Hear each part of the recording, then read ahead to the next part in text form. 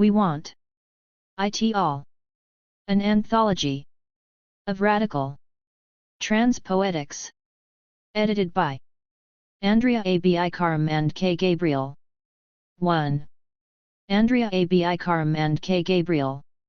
We're writing at a juncture of crisis of long-standing roots and rapid progression, deeply embedded in economy and ecology and palpably felt at the level of everyday life. We're also writing in a moment of revivifying theory and practice against capital and empire, characterized by widespread strikes and insurrections, an international prison abolitionist movement, the legacies of Occupy and Black Lives Matter, anti-pipeline blockades led by indigenous water and land protectors at Standing Rock and Wet'suwet'en, the rediscovery by the queer and trans left of the anti-capitalist and anti-colonial politics of the gay liberation era, revitalized labor militancy. Rent strikes, housing occupations, anti-fascist mobilizations, the rapid expansion of mutual aid networks and still, exhilaratingly, more. The uprising for Black liberation that began in Minneapolis in May 2020 has further catalyzed several of these struggles, making a world without prisons or police feel suddenly like a real political possibility. Against the common-sense intuition that crisis means we must demand less, we assert with our comrades that everything has to change for anything to continue. We think of what Amiri Baraka urges in A New Reality is Better Than a New Movie, the scalding scenario called We Want It All. The whole world. 2. The title of this volume is therefore entirely literal. What we want is nothing other than a world in which everything belongs to everyone. We have two perversions to OFER to this comradely slogan. The first is the claim that, as trans people, we address this situation of crisis from a particular standpoint, or related series of standpoints, which inform how making love in, putting on obscene plays and poetry. Outside the empty former prisons 1. 3-2. We think about struggle in the broader terms of left social and political movement. The struggle for gender liberation, construed broadly as a political project instead of as a narrow FGHT over particular rights and recognitions, touches directly on movements for ecological and climate justice, for a world without prisons and borders, for a liberatory reworking of gender and sexual relations, and for universal access to housing and healthcare. We relate the aesthetic projects of creating alternate modes of gender and sexual life to what Kristen Ross calls the political ideal of communal luxury, the insistence that, beyond subsistence, everyone must have their share of the best. These projects of subjective liberation of making a world for exuberant trans desire, among other modes of living foreground bodily autonomy as an object of social and political struggle. Trans people have a particular stake in a FGHT that, properly speaking, belongs to everyone. As a collection of writing by trans people against capital and empire, this book attempts to piece together these multiple points of overlap between the subjective, interpersonal, and everyday modes of trans life, and the internationalist horizons of the FGHTs we are already engaged in.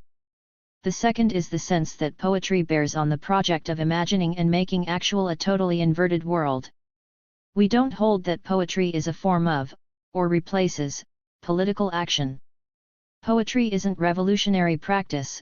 Poetry provides a way to inhabit revolutionary practice, to ground ourselves in our relations to ourselves and each other, to think about an unevenly miserable world and to spit in its face. We believe that poetry can do things that theory can't, that poetry leaps into what theory tends towards. We think that poetry conjoins and extends the interventions that trans people make into our lives and bodily presence in the world, which always have an aesthetic dimension. We assert that poetry should be an activity by and for everybody.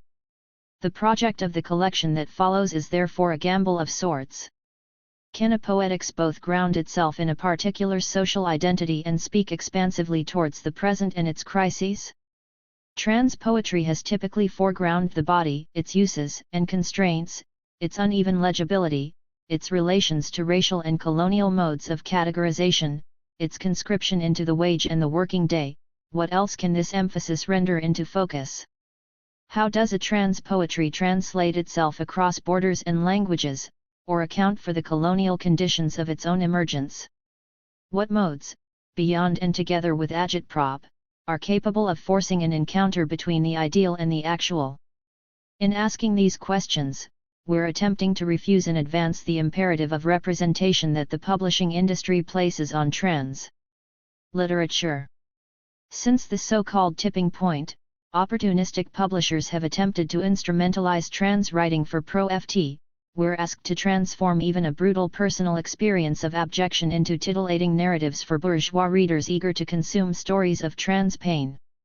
This process more or less represents how capital turns the precarity and violence of trans lives into cultural commodities. Tourmalin, Eric A. Stanley and Johanna Burton call representation the trap of the visual, it offers, or more accurately, it is frequently offered to us as the primary path through which trans people might have access to livable lives.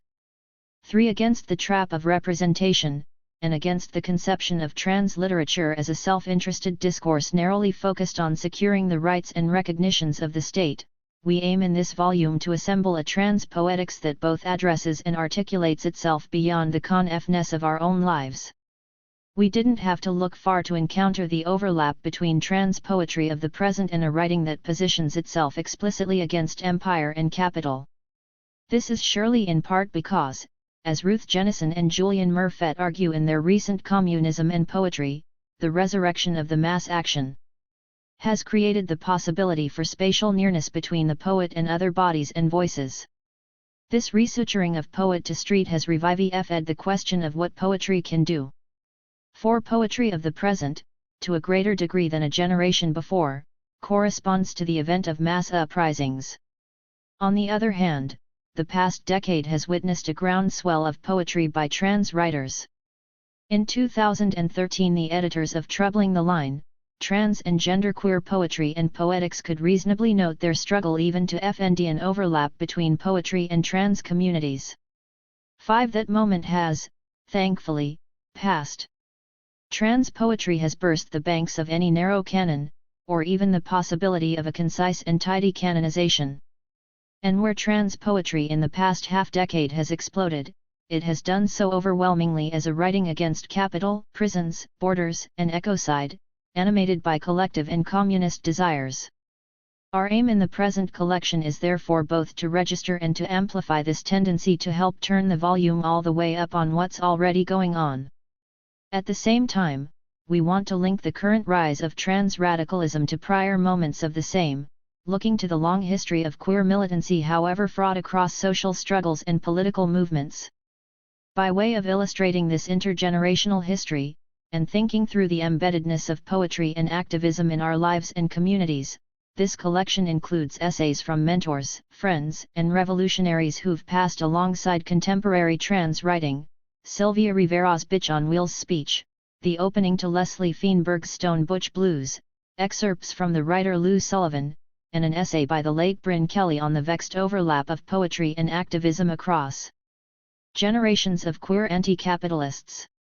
We're grateful to everyone who granted permission for these texts or put us in contact with the executors of the writers' estates. We put this work forward in conversation with that of our contemporaries, searching for a radical history for our present contexts: writing, organizing, community. In Unmaking and Making a World, the poetics of this volume attempt a series of formal and linguistic experiments with political stakes. By experiments we mean projects that attempt a continual and creative rediscovery of their own arrangement, language, composition, and collaboration in order to stage a confrontation with a determinate moment. These experiments also disclose both senses of radical we mean to draw on, political and aesthetic. Whatever its shortcomings, we select radical as the word in English capable of evoking both idioms at once. Meanwhile, we invoke poetics as a category that can combine aesthetics and politics at once, and transform the two into the formalization of a project. How can a trans poetics deploy, for instance, the techniques of collage, translation, and collaborative composition, the genres of the journal poem or the epistolary, the modes of repetition, serial composition and direct address, the rewriting of historical or residual texts, and the declarations, excesses, and realism of the lyric? Where our sexual lives are unevenly stigmatized and criminalized, what does a pornographic writing by and for trans people look like, and what does it make possible? Where pop culture and critical theory alike have adhered to the spectacle of gender variance with a fetishizing, sadistic interest, how do trans writers creatively reply to or derange these cultural discourses? Over 2 decades ago, Vivian Namaste observed that autobiography is the only discourse in which transsexuals are permitted to speak. 6. What poetic modes make it possible for us to speak in the first person while refusing or transmuting the force of that imperative to a singular autobiography? How does a trans poetics refute the singularity of so many private narratives and work towards forms of collective language? 6. Namaste, Invisible Lives, The Erasure of Transsexual and Transgendered People, University of Chicago, 2000, 1 and 3. These questions guided our decisions in selecting and soliciting work for the anthology.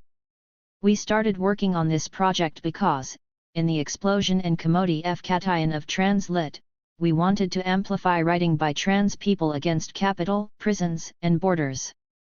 The two of us overlap in several of our poetic desires and points of reference, like, Kay's pretty sure that she and Andrea were at the David Wojnarow's Whitney retrospective on the same day in 2018, and we also wanted to get outside of those limits, including our own aesthetic habits and our social lives grounded in large, wealthy cities in the US. More than attempting to mirror our own tastes and formal strategies, we wanted to be surprised by a poem's alignment of form and political imagination. We wanted to use the volume to assemble poetic work in English from writers outside of New York and the Bay. We also wanted to move past certain trans-lit clichés, coming out narratives, for instance, or testimonies to the private experience of dysphoria or social rejection. Versus the sexual moralisms of the present, we wanted to read poems that state a frank and even graphic relationship to desire, that were more interested in being exuberant and real than pristinely correct. We wanted work that articulates a keen fuck you, and, even in the first person singular, invites an imagination of collective social and political stakes. To that end, we note several patterns of overlapping strategies and concerns that emerged in the work as a whole. 1. A tendency to braid together ecological and anti-capitalist poetics, keenly attuned to the uneven simultaneity of environmental crisis. See Raquel Salas Rivera's Soon Will Be People Again or Hazel Avery's Sister City. 2. A writing through of historical material, using juxtaposition and rewriting to think the relation of trans identity and colonial history. Cameron Awkward Riches Everywhere We Look, There We Are, for instance, scatters the lexicon of Doc Trimble's arrest over the page, while Rowan Powell's, Along a Line a Leap a Landing, rewrites the medical history of Marie Germain, who, according to the 16th century medical writer Ambroise Père, leaped over a ditch and became a man, with the history of enclosures of the English countryside and the contemporary medical regulations targeted at Castor Semenya. 3. The serial poem patterns itself on and against the repetitions of everyday life. We look for example to Harry Josephine Giles's Abolish. 7-6. The Police series or the excerpts of serial poems from Ian Cara Elisanta, G.C. Gaston, Laurel Oziel, and Stephen Ira. 4. The collaborative exchange licensed by the epistolary by letters, or messages, or poems and letters.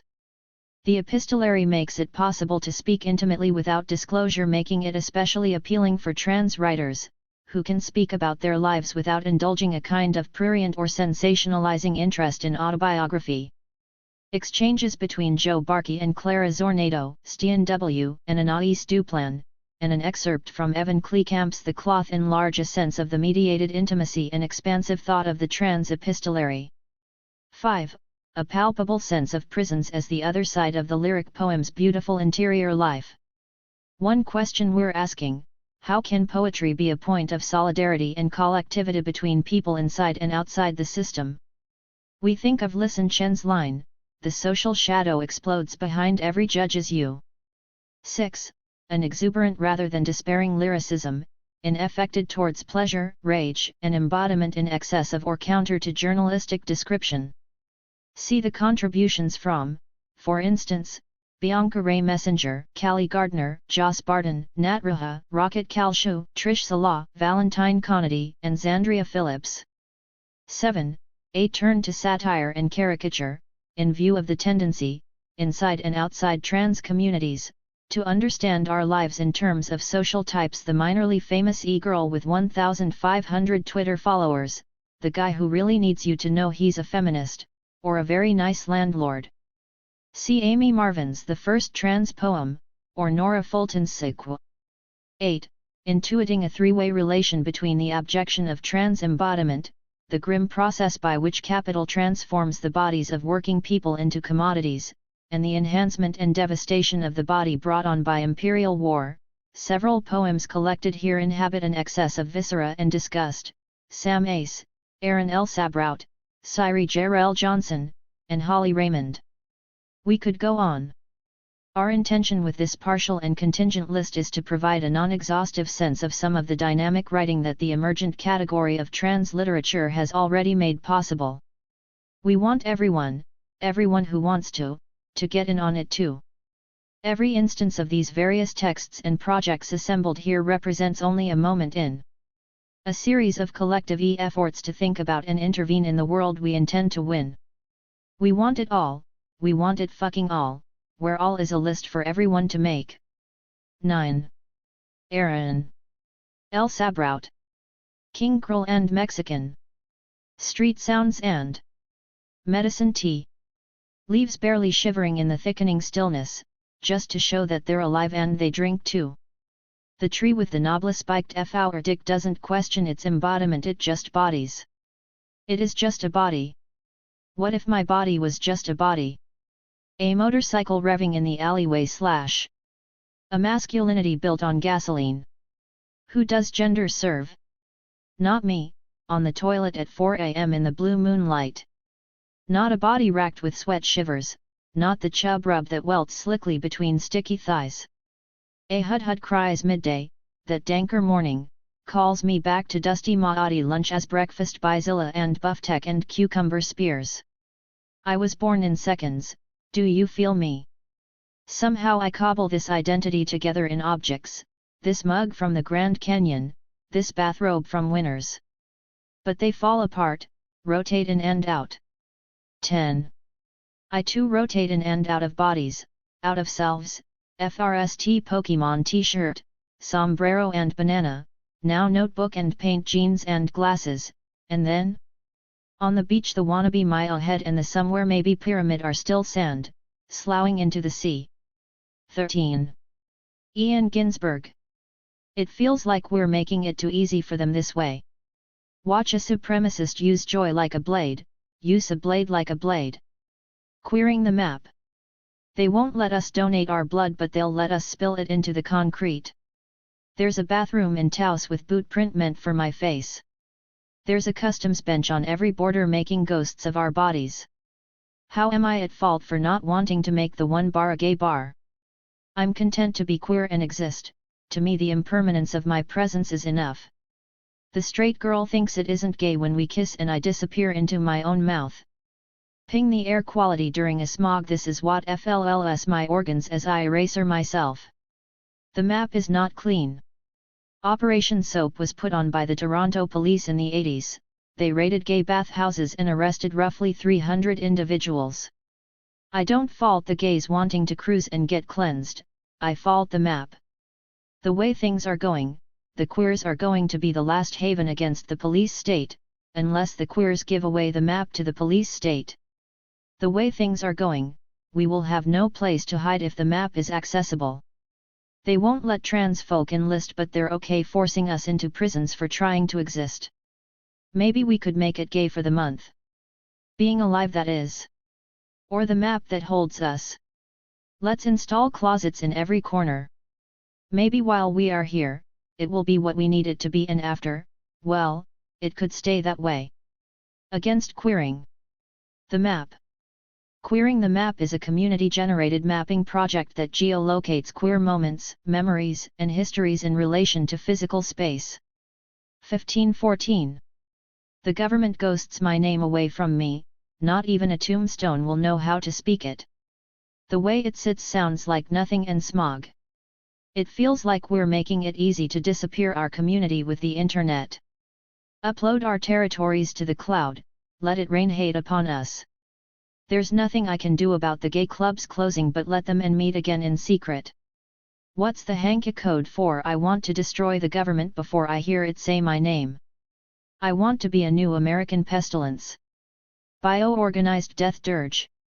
The four horses of new apocalypto are the queers, the trans, the furry, and the elders who lived long enough to see how to undie again and again. It feels like the map is an excuse to have hope, in a world where we can't even afford food. It feels like we're in the maze and no one has seen cheese for decades. The queered map I want to see has a minotaur at the center. The queered map leads you into the arms of a gorgon. A man escapes the eruption of Vesuvius in Pompeii but is crushed to death by a rock anyways. That's queer history for me, always ready to throw rocks, even when we're dying, even when the world ignites our skin, says this is how you keep warm. It takes those on the inside and the outside to destroy the beast.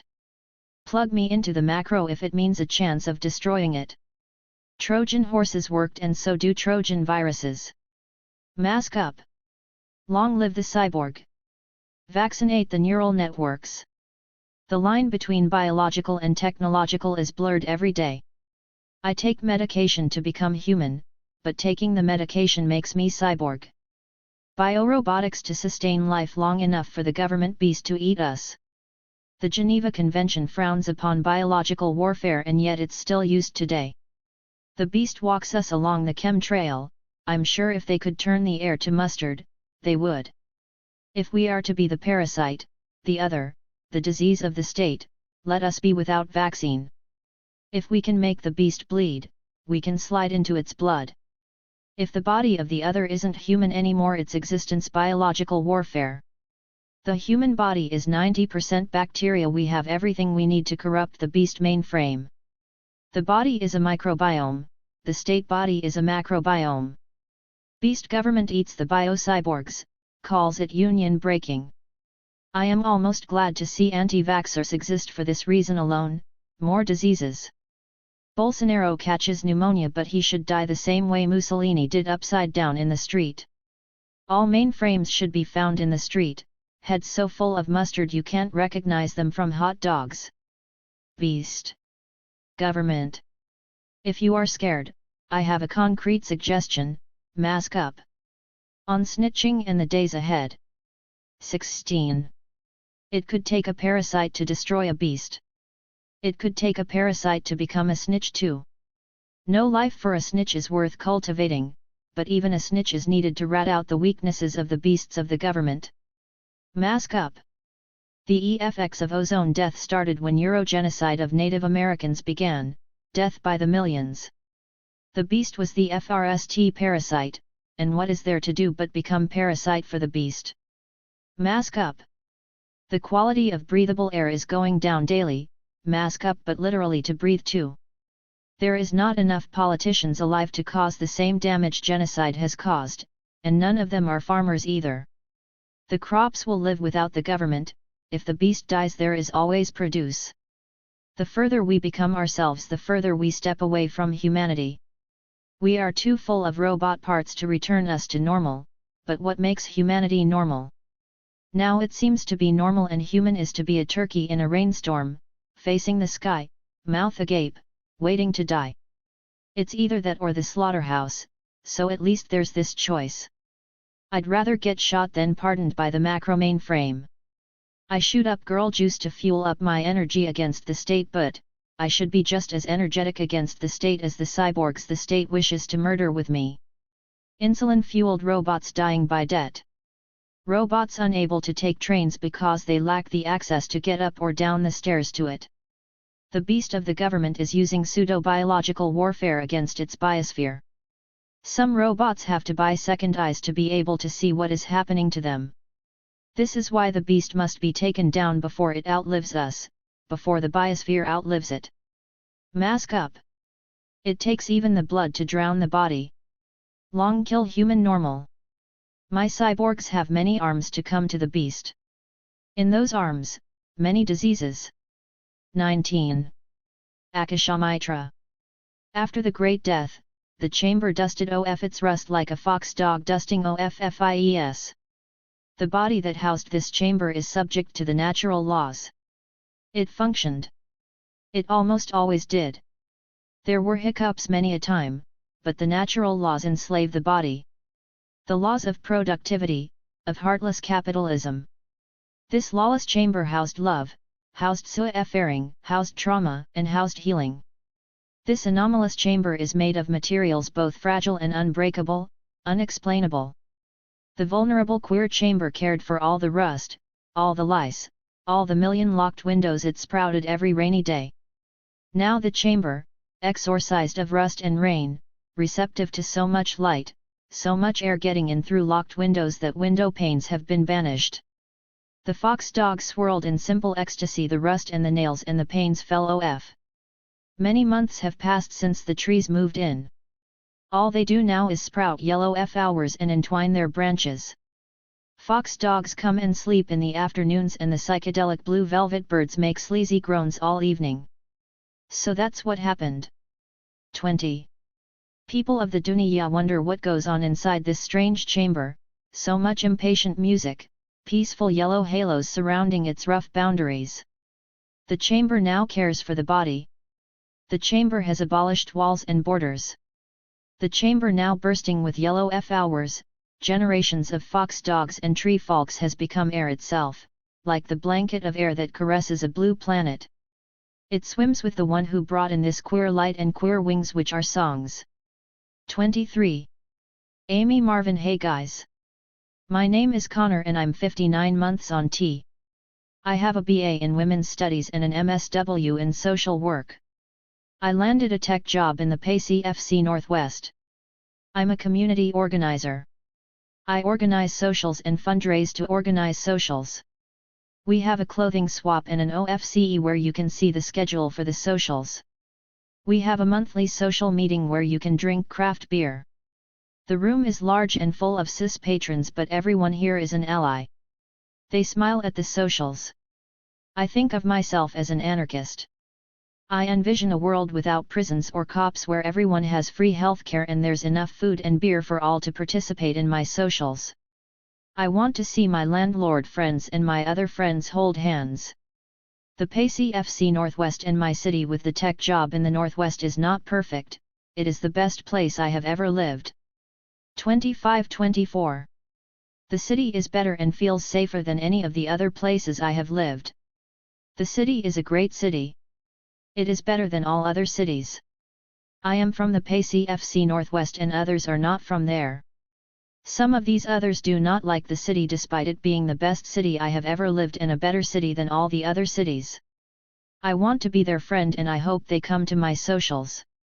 If they do not want to be my friend and come to my socials, then they might be mean. I do not like mean people. I especially dislike mean girls. Once there were some mean girls who didn't like my social. They were not social. I am excited to be part of the community. There is a clinic in town that is part of the community. It is a good clinic for me, so it must be a good clinic for others. This is a good community where the people I like have good jobs. Above all, I yearn for a world in which everyone is vulnerable and glittery and soft and not mean, a kinder, more docile world full of softer signs who I can relate to. I yearn for a world without mean girls. I yearn for a world of socials. This city is my city, and if it is not your city then it must not be your city. If it is not your social then it must not be your social. As a community organizer I will organize my city with the safest, softest walls and doors. 27-26. The first trans poem. Every 2 years a trans person who came out 2 years ago declares herself an old school transsexual. Every trans elder is like so old now, in their 30s or even late 20s. Every rich trans person who just came out is a new hope for trans people, the one to really get this right. Every trans person who got a media job invented gender fluidity a year ago. Every trans person who tracked tenure before transing out is the leading intellectual. Every trans person speaks for every trans person, which is to say there is only one trans person. Every decade is a new trans moment, the FRST trans literature, the FRST talk show interview, the FRST trans billionaire, the FRST transsexual polemic, the FRST arrival of trans arrival. Every older transsexual is problematic. Every trans discourse is the new discourse. Every trans joke is the new joke, told over and over. 29. ANDREA ABI KARAM to the cop who read my text. Messages. I still remember your face. White and pink and soft gray hair. You could be my poetry professor, my sugar daddy if you held another symbol of power between your thick hands, knuckles throbbing, adrenaline pumping with the excitement of finally catching me. If you held a book or your cock instead of a baton coming after me. I lust after the moment I can become invisible and plunge a screwdriver into your eyeball, the one on the left that glimpsed me from around the corner of the building, whose shade I sprinted under a screwdriver with a flat head to scrape against the inside of your skull while your left eye watches from a crack in the sidewalk. I have tools too. 3130. You made me want to get fucked intensely and anonymously, hand slow, cock hard and bright. Fall/and light break through the gauzy exterior of street lamps at the edge of the water at night, the kind that eclipses depth perception, making everything so much more immediate. Amongst the lies the institution told me, deswelazing intimacy is a failure of visibility. 2. The gradual interiority of watching someone FIP pages and pages of photos. Hold my hand. In response to David W. at the Whitney DW, begun last day of the Whitney DW show September 30, 18 and transcribed November 11, 18. Of the 1U/love personal collapse slide into icon. I wake early ready for a FGHT. I wake early ready for a fuck. Sometimes I think they are just the same gesture. B/WS. The way the visual notebook clicks. 3. We sit close but and revel in this static of proximity, pressed up against DW's visual mausoleum. People enter and exit the grid mid-loop. We wait for the loop to repeat. Anti-linearity of water falling upwards. Famous gays are only pristine when they're dead. 4. Quick cut/OF. 3332. V. We sit in between gallery walls facing others, oriented. Transit parallel recordings of DW sprawl out along the tempered light non-stop with the weight of mortality/immateriality/hopeless rage. I want to grab your hand, close the blanks between bodies in present mourning of the decades of queer bodies propelled toward death by state-sanctioned abandonment. Air bears heavy electric net of implication in the next phase of queer story. Refuse the archive/demand the immediacy of extensions pressed sharp. We breathe the same heavy air of rage pressed play. Amps crackle with loss loosened and looping. 6. Coins cascade down onto my face and brace for impact. Keep eyes open to see where the glisten lands. They recoil on my cheeks and my eyelids and my hollows, mirrored, each shadow holding a loss at its corners. I let the elasticity of the screen stretch over me, taut, and hope I can still breathe. I wield my queerness like a leather jacket, sexy and resilient. That FNE. Brutal line. B/W visibility and surveillance. But God, your spiked leather motorcycle heels are turning me on through the window of incomplete desire. These zippers make me wet. I bite my lower lip and make direct eye contact with the cycles of production until it grinds up against me. I reveal my hardness in the space left between red suture, drawing your lips together. Blood and cum form rivulets down your chin, caught by my tongue along carotid. I open up in heavy prep to get fucked by late stage cap non-stop for 8 hours, feeling your hard cock at then frame shift click. 34. 7. I love to watch the planes over New York from my roof. Little light grids of transit hanging low in the sky. Come on, pick me up like you did last night at the leather bar. The shadows of anonymity exceed identity politics for a few hours. 8. Xerox former self. 9. Quick cut 2. 37. Ari Bania's acknowledgements. Our rage, the entire index of betrayals. Our originality. Our farce. Our ANDREA Dworkins. My lives, my ethics. My early history. My world rage. Its hooks. Our size. 3938. Invented destruction. Found my work. My war years. With care. My telling. Edits. My has-beens. My critics' rage. Our dissonance. Retreat. Deal in hope. The diction of spirit. I spit and shit. I separate my worn ID. My heads and tails. Our ends divine.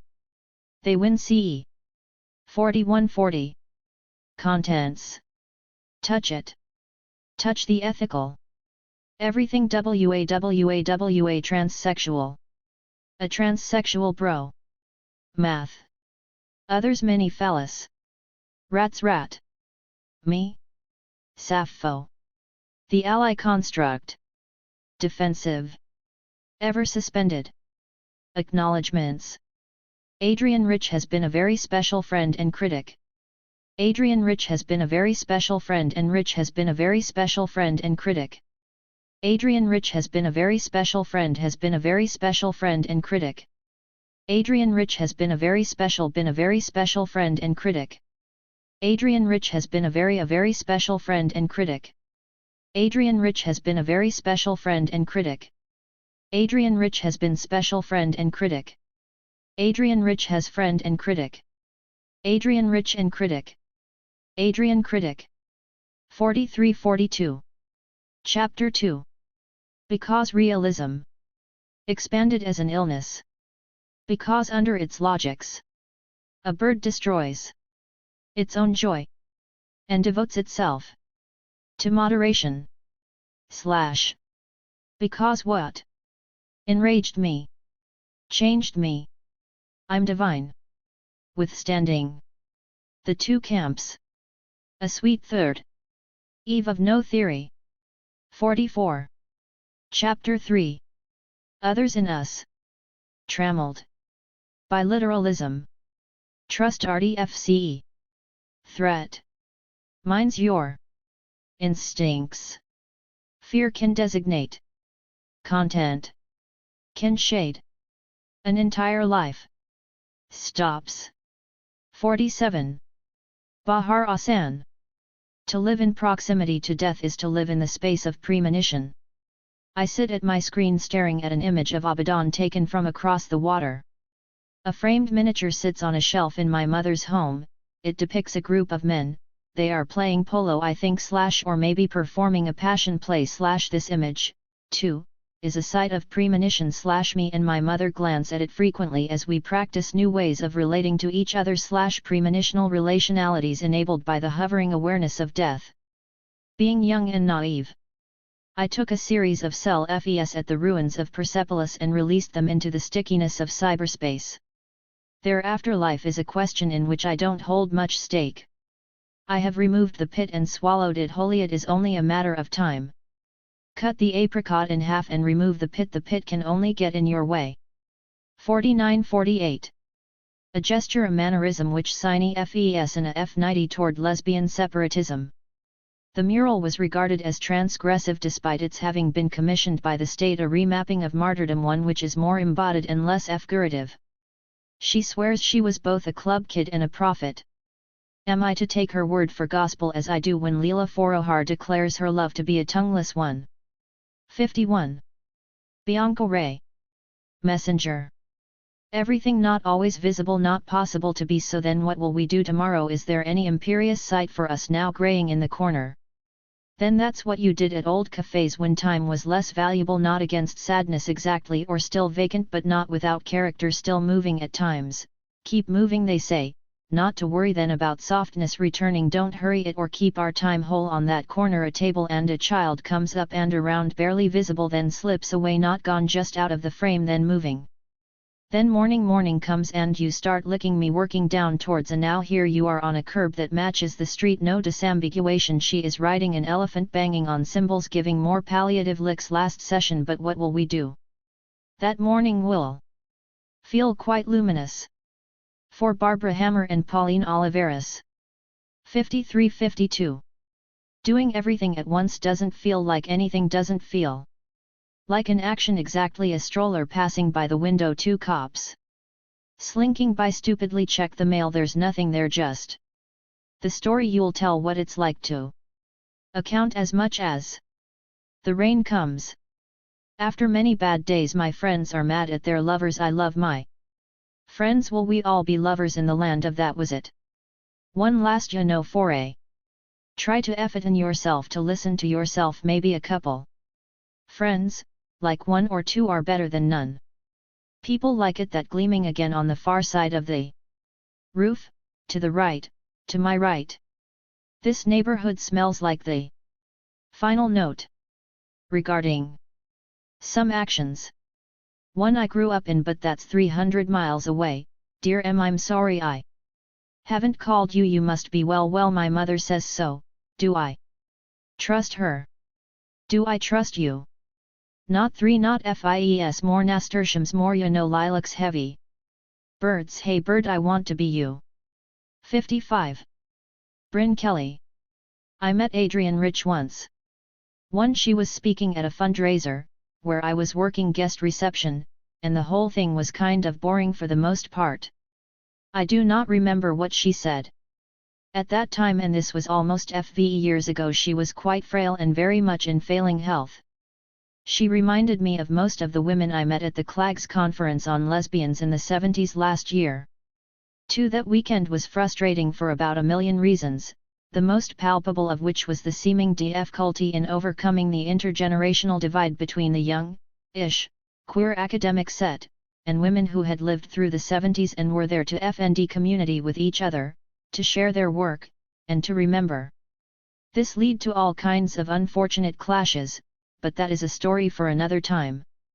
These women whom my generation, for better or for worse, has, often derisively, labeled the second wave of feminism, talked a lot about their lives that weekend. The internet is a weird place. People throw up their ideas on the screen, and they are these little scratches of meaning, argument, rhetoric, and while that certainly carries a kind of power, there is another kind of power in being in a room with someone, and experiencing their words, their language embodied, their visible effects, the way they interact, or don't interact, with other people, and the amalgam of what happens as part of all that.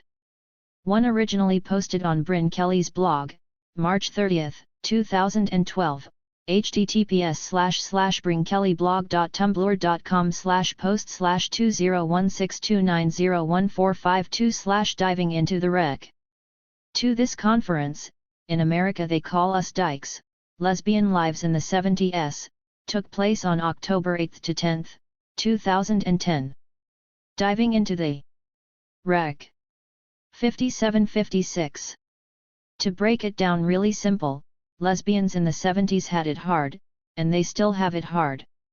The women that I met, they were on food stamps then, and they're still on food stamps now. They were marginally employed then, trying to make art and change that no one understood, and that gets laughed at now. Their old cars break down all the time and there is never any money to get them fixed, and they can't just bike around like they used to. All their spaces are gone, their bookstores, their cafes, their activist centers. They do not recognize what we call feminism as anything like the feminism they know and that has meant to so much to them, and, perhaps not surprisingly, they FND our theory and our praxis highly suspect. They all have breast cancer. Some of them have had it a couple times. Oppression creates fear, and thus, a politics of fear. I have been thinking some about that since Rich's death. There is something emotional that is catching for me. Did she know, did she really know, how damaging her collusion on this work 3 would be to generations of low-income trans people to come? How much deep suffering and heartache it would cause? How it would bestow on us a whole new set of knives to rip each other up with? When I see people posting reverently about Adrienne Rich in the past couple days, it inspires this panic response in me. You are not my friend. You do not have my back. I knew it. I knew you would bail all along, and that I could never trust you, and here you are, showing your true colors. We are not on the same team. We never were. It is always a lie. Fuck you. I end up feeling this way kind of a lot. My internet contacts cut a pretty wide swath through a couple different queer communities, and something like this always reminds me of how we are so different, and how deference is this gulf between people that can never be totally fled and only shakily bridged, and how all this factors into a fundamental impossibility of communication. It is a bummer. 3. At this point, Bryn's blog post included a hypertext link to a page on the website Susan's Place that is no longer active. Presumably it referred to Rich's close collaboration with Janice Raymond. See also Ari Banias's contribution to this volume. Not to put too fn a point on it, but the people I know who are posting about Adrian Rich break down into two camps. 1. People who love trans women and are like, hey guys, and 2. People who do not seem to care a whole lot about us, who post uncritical gush, like I mean you would think Whitney up and died all over again. And certainly, though no one is necessarily obliged to care about trans women, I guess, it all just makes me feel more isolated, more alone, more ostracized, more of a pariah, more shame, which are feelings I spend a lot of time feeling anyway. I don't remember what Adrian Rich said that night, but it's on the internet. However, so is a speech that Frances Golden gave, that same night. She basically burned down the roof of the place. I will tell you, old radicals are my favorite radicals. I know it's easy to hate on newly read up, barely post-adolescent revolutionaries, number occupy, but it really renews your faith to meet people who have spent a lifetime busting ass and busting heads and have won a few rounds with the man. You can really learn a thing or two from these folks sometimes. Do yourself a favor and watch that clip all the way through. It is 8 minutes long, which is like a lifetime in YouTube time, and the sound is patchy, but it's worth it. If you can't manage that, Tumblr generation, let me quote, for instance, some of her concluding remarks. I wanna tell you, your life will be made sweet by comrades and friends. And it doesn't come naturally. It takes a lot of work. It takes a lot of effort. It takes chicken soup with matzo balls when they're sick. It takes a card or a call on a birthday. It takes lending them money when they don't have it. It takes a lot of work to build friendship with the people with whom you struggle, but when you do, you get back 20 times what you invest. We need to get enough sleep. None of us should smoke. We have a very important job to do, and we need to stay alive and be healthy, and we have to help every one of our comrades to do the same, because when we do, our lives will be made sweet, and because I do, I am truly blessed. 58. Figuring out how to live together is hard. To exist in community with people who constantly piss you off is exhausting, but ultimately, worth it. As Ms. Golden says, it is sweet. But in between, there are these things that set our teeth on edge about each other, and we start smiling the kind of smiles that are about baring teeth to each other. We don't let it show that it stings, or we shrug it off like it's no big deal, and we keep a running catalogue of hurts in our head and a dossier of every aesthetic political statement everyone we know has ever made in public and index it against our own internal emotional safety actuarial matrices. And sometimes, if we trust you, we send you a text, or give you a call, or whisper to you at a party, or point blank bring it up while we're making you lunch. Hey! Did you know you hurt me? Can we talk about that? I think I trust you enough to be vulnerable enough to tell you about this, even though it's going to make me seem like an oversensitive bitch. I suppose that's just how you get through, with other people, because the only way to get through is with other people. 61. Conrad 900 chocolate hearts a minute at the candy factory. Estimate number of near misses after interrupting the angel prying your father's jaws apart fashioned on tip of a fork car horn at door to the birth canal living section of dong cooking inside the poet. Today is the day we reject this vexing sell by date worry, no guarantee we will cohere in our broken patch of garden. When you look at me you see mostly water who will one day hasten to join a cloud. A thing I know for certain is to cook companionship into food to taste and become fellowship. Eat a leaf with a hole to share nourishment with a future butter. Fy you believe in sharing, at least you used to. I know you want to shock me with reports of enjoying glory holes, and I can act shocked to amuse you, yet I wonder if you ever look up to the wall thinking it will be his eyes. 60. 63-62. Glitter in my wounds FRST and most important dream our missing friends forward burn their re-affections into empty chairs we are less bound by time than the clock. Maker fears this morning all I want is to follow where the stone angels point birdsong lashing me to tears heterosexuals need to see our airing the violent deaths of our friends and lovers to know glitter on a queer is not to dazzle but to unsettle the foundation of this murderous culture to antweeds smashing up through cement you think Oscar Wilde was funny well darling I think he was busy distracting straight people so they would not kill him if you knew how many times I have been told. You're not like my gay best friend who tells me jokes and makes me laugh no I sure as fuck am not I have no room in my life to audition for your pansy mascot you people can't kill me and think you can kill me again I met a tree in Amsterdam and stood barefoot beside it for 20 minutes then left completely restored yet another poem not written by a poet sometimes we need one muscle to relax so the others follow my friend Mandy calls after a long shift at the strip club to say while standing in line for death I am fanning my hot pussy with your new book will you sign it next week my fearless faggot sister. 65-64.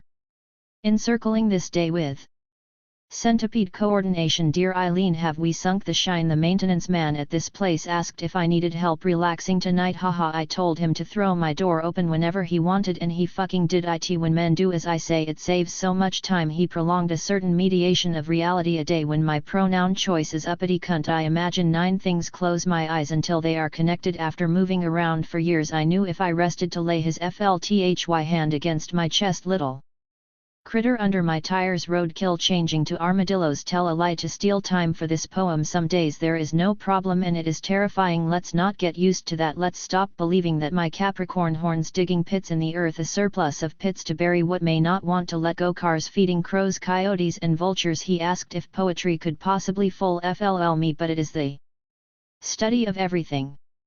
67-66.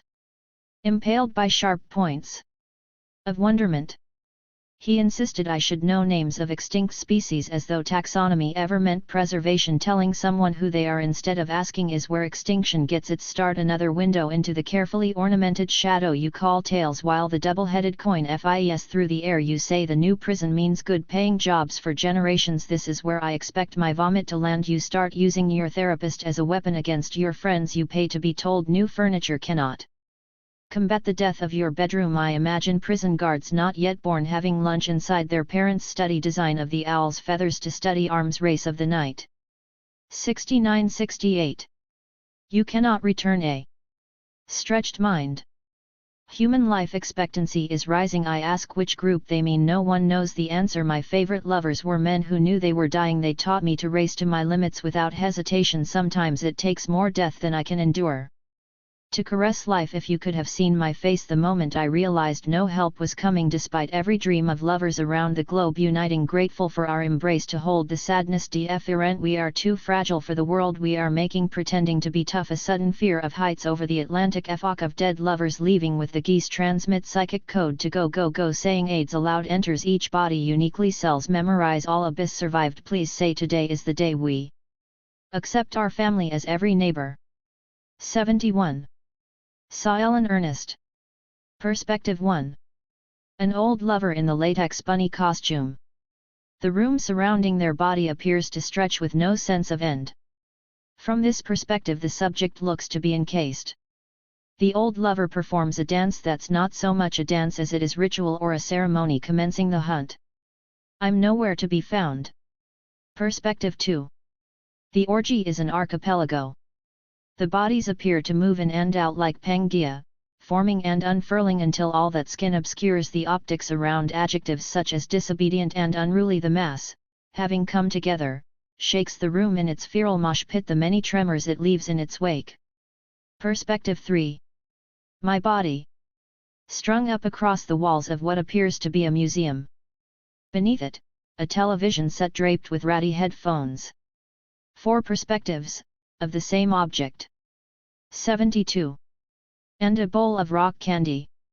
Members and visitors of the institution alike listen to the sounds my voice makes in the video in the earphones like a brass instrument synthesized/digitized for semi-mass consumption.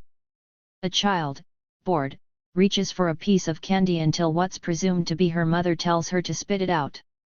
A man extends his arm to grab me, but the sound of a siren wails throughout the room, causing everyone to rush out before he can make contact.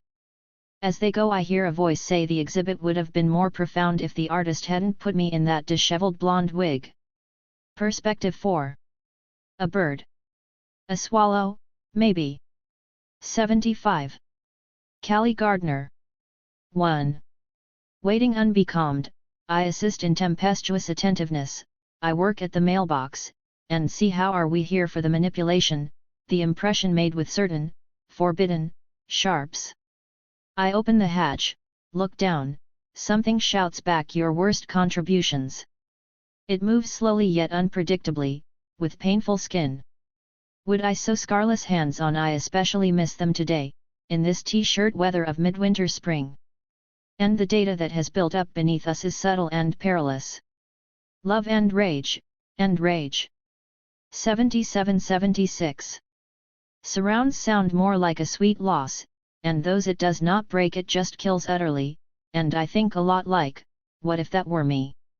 I need a new location, acquaintance, I will no longer be answering emails at this address, and I need new words for all my feelings because I need a new pronoun for this, were misused. I need to be able to speak of your prominence, and I need, when you are knighted, to be able to ride off into the forest. I need nobody and everybody to know who, you really are, like. 2. My friend says that you are one of the only people she would punch in the face. I don't want to punch you in the face. I don't want to punch anyone in the face. I know I should fascists and turfs that I should FND a red gym in my area. Get strong for the bashing back, but I don't. I want, instead, to learn to punch faces in a gentle but devastating way, like modernity or a lifestyle blog, or non-recyclable plastic. I want to make the enemy so anxious they crumple in the street, so depressed they can't leave their beds. Does the impulse then remain good and pure? 3. Send needs through breakthrough speech, seeking arrangements that involve me being found in the clearing of violets, and for the extreme motion against energetic sensations of new personhood. Love to be an incantation, with infractions reversal upon terror sides as bodies plots F reworks of coins. I feel like Ramona F. Hours, constant comment and Aries moon. And you, whom all my poetics have evaded, who gave me shit and took none in return, in the movie James Spader will play you, whereas living motionless in the old world, wearing on like how we do. 78. I pacify myself with sugar and guts. If I work back to the present without delay, we will get grievous and gross with it, tongues heavy and salty and here to stay. 81. Cameron. Awkward Ridge. Everywhere we look, there we are. 83. In the next room, wailing. Man, woman, other, can't tell. Any human specificity obliterated by pain. Someone walks into the room where I am pinned. Looks at me, my paperwork. Backs away shaking his head. G-Doc ITY. Has been yesterday, had to. 400. 100. Days additional board and lodging at the. Yesterday. Elongated into. Additional at the Paris. H prison. 82. 85-84. To the second recorder Marmoset for disposition. The recorder got rid of his charge days additional board and lodging at the parish. A black female, who has been masked around as a man under the alias of Doc Edwards, yesterday had to pay dearly for her masculine propensity. Dora did not like tea. He frilled disrobed of her cunning character and turned over to the second recorder Marmoset. Dora Trimble, a black female, who has been masquerading around as a man under the alias of Doc Edwards, yesterday had tea. Dora did not like the frills and rufes of femininity and the 100 other append-a. Anhera apparel usual sons of Adam, she paraded herself about as a man and a bully. She miscalculated the limit of her Trimble, black female, who has been masquerading around as a man under the alias of dearly for her masculine propensity. Dora did not like the frills and rufes of femininity and the 100 other appendages of womankind that made her a prisoner of custom, so donning a pair of jeans, brogans, an elongated cap and other apparel usually worn by the sons of Adam, she paraded herself about as a man and a bully. She miscalculated the limit of her self-named privileges, and wandered into the domain of the blue coat. So to speak, she was thereupon disrobed of her cunning character and turned over to the second recorder Marmoset for disposition. The recorder got rid of his charge in a few minutes. It was $10 or 20 days for Dora Trimble, a black female, who has been masquerading around as a man under the alias of Doc Edwards, yesterday had to pay dearly for her masculine propensity. Dora did not like the frills and roughes of femininity and the 100 other append brogans, and lb the Dora Trimble, a black female, who has been had to pay dearly for her masculine propensity. Dora appendages of womankind that made her a prisoner of custom, so donning a pair of jeans, brogans, an elongated cap and other apparel usually worn by the sons of Adam, she paraded herself about as a man and a bully. She miscalculated the limit of her self-named privileges, and one day of the blue coat.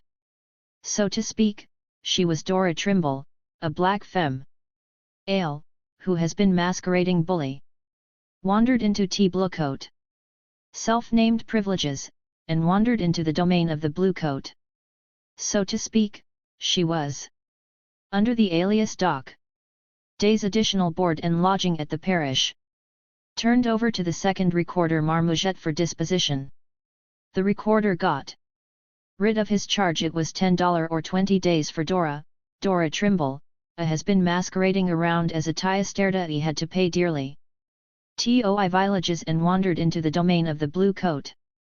So to speak, she was thereupon disrobed of her cunning character and turned har minutes. It was $10 or 20 days for Dora Trimble, a black female, who has been masquerading around as a man under the alias of Doc Edwards, yesterday had to pay dearly for her moss disrobed of her. 87. As child, I too was an impersonator.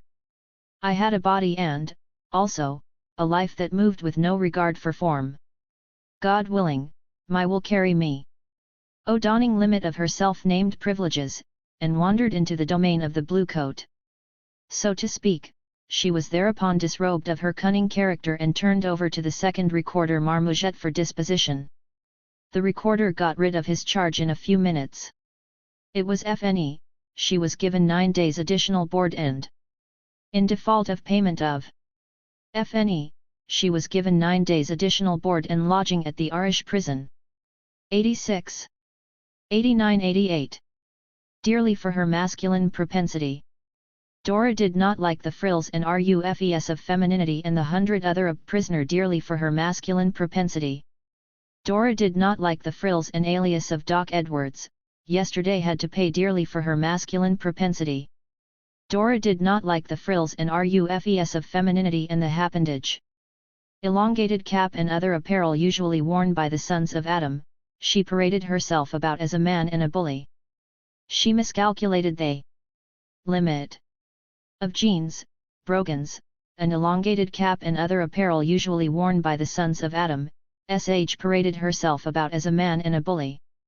She miscalculated the limit of her self-named privileges, and wandered into the domain of the blue coat.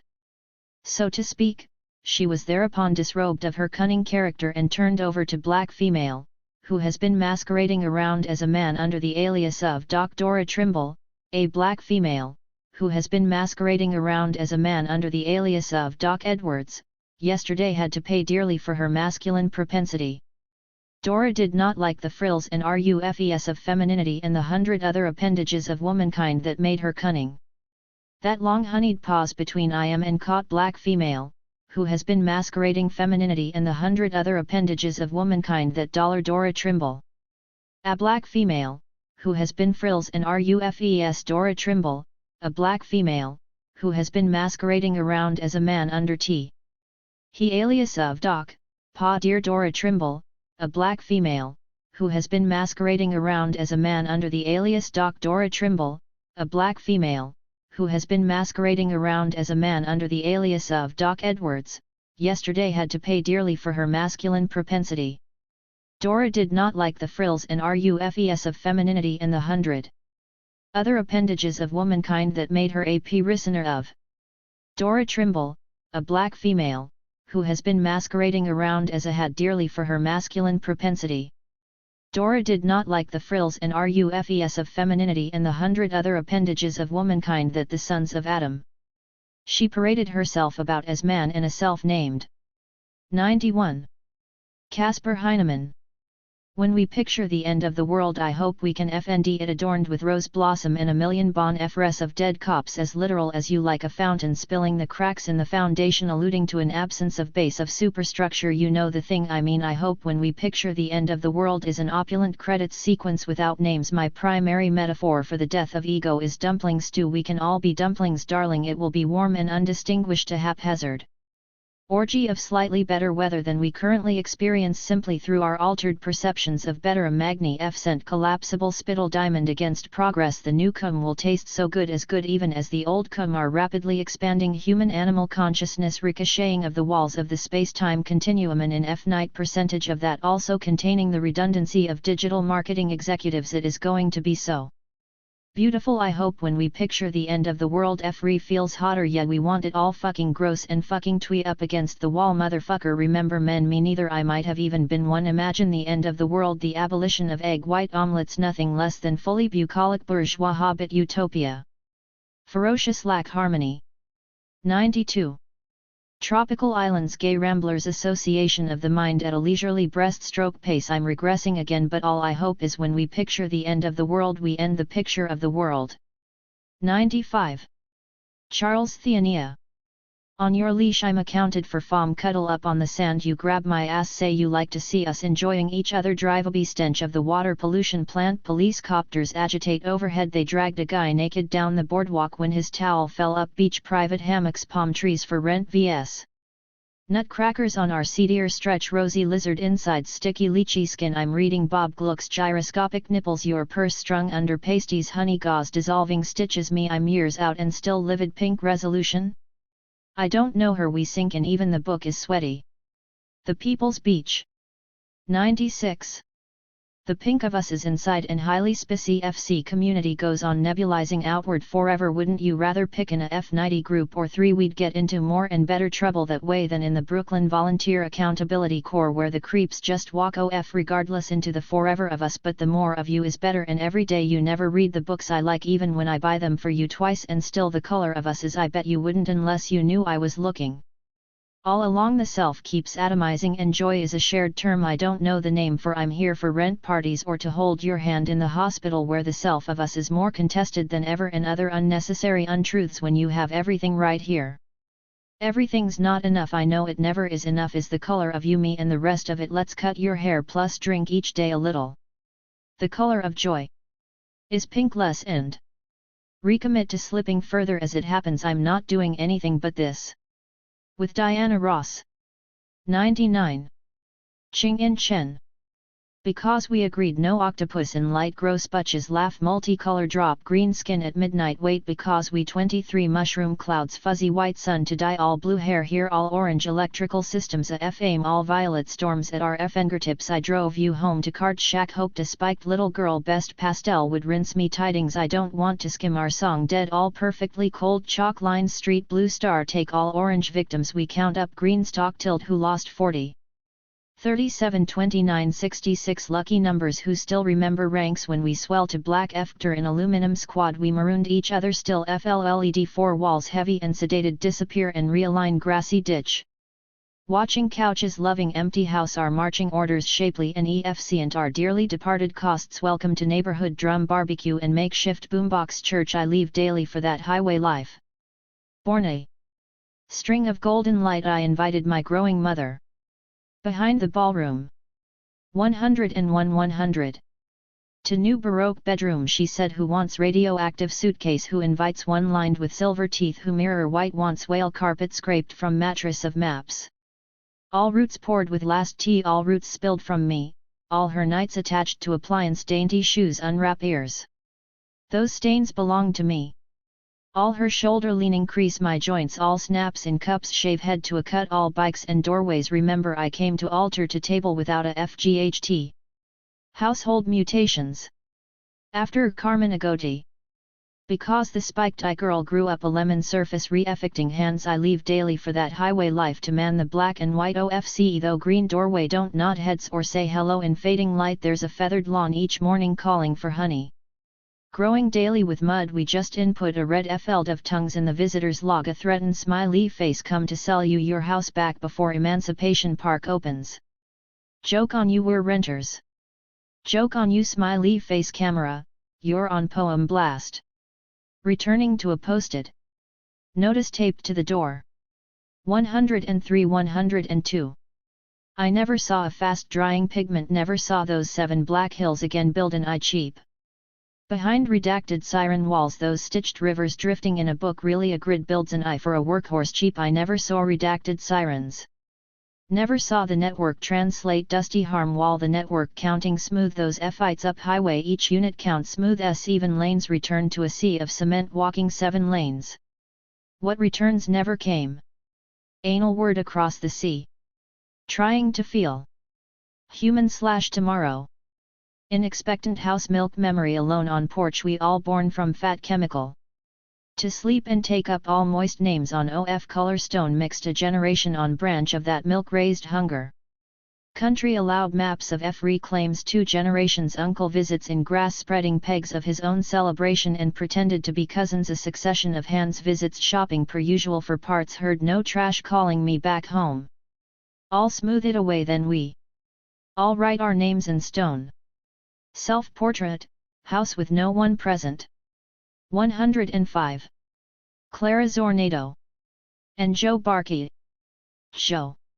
When I FRST moved into my apartment, I excitedly taped a note card with mine and my roommate's last names written in all caps onto the front of our mailbox. 2 years ago. The sun has since bleached away any and all signifying information, so it's unlabeled, and I am liable to receive or not receive any and all mail. I keep forgetting, because it seems like I still get all the right mail. But I guess I wouldn't know. This is all to say, XXX's wedding invitation came in the mail this week. As it stands now, I'm driving to the wedding, to Chicago, in October. I'll see her get married, I'll see you. The fantasy is that every project I'm working on now will be done by then. The fantasy is that the rest of my life exists in October, and nothing can preclude it. We'll get to reflect on how the summer was tough but brilliant, how the year ahead looks even more fruitful. I am so ready to enter the world that has my completed projects in it. I've had a Susan Sontag interview taped to my bathroom wall for over a year and I took it down this week. Watching everyone laud themselves on having read notes on camp got to me. I haven't read it. And I don't want to jump into talking about Lady Gaga but I did watch all 16 minutes of her Met Gala entrance and thought it was exquisite. She shares her excellence so well. Tried to read a book today and I couldn't even take in the preface. Then I took a break. Now I'm writing you. I struggled with some of the articles you sent me, are letters just a way of taunting their recipient? I don't agree. I think a very active part of my ethics is not taunting people, so I don't see letter writing. Correspondence on erotics and karaoke rooms.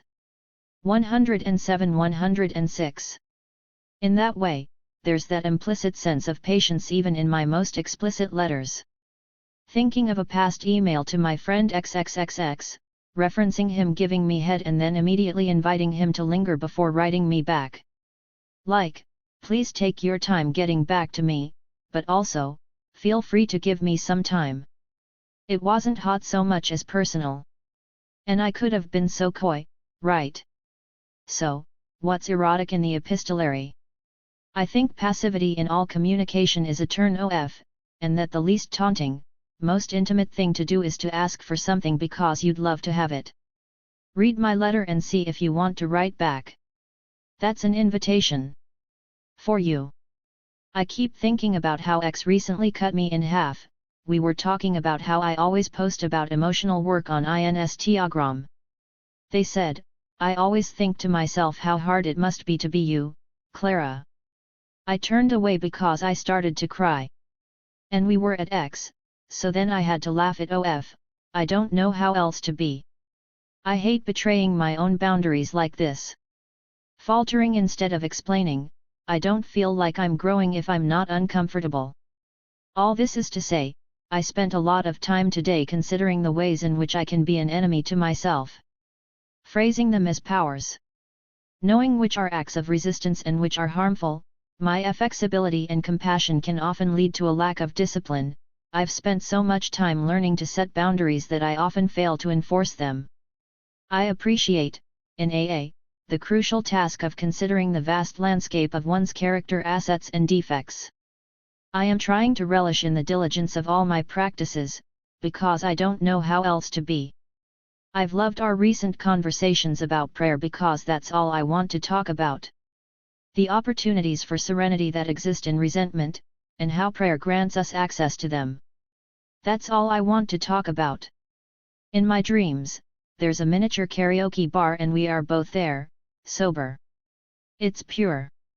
When I took down the Sontag interview, I replaced it with Italo Calvino, in memoriam. The FRST line goes, "The death of a writer is like the death of the Sunday."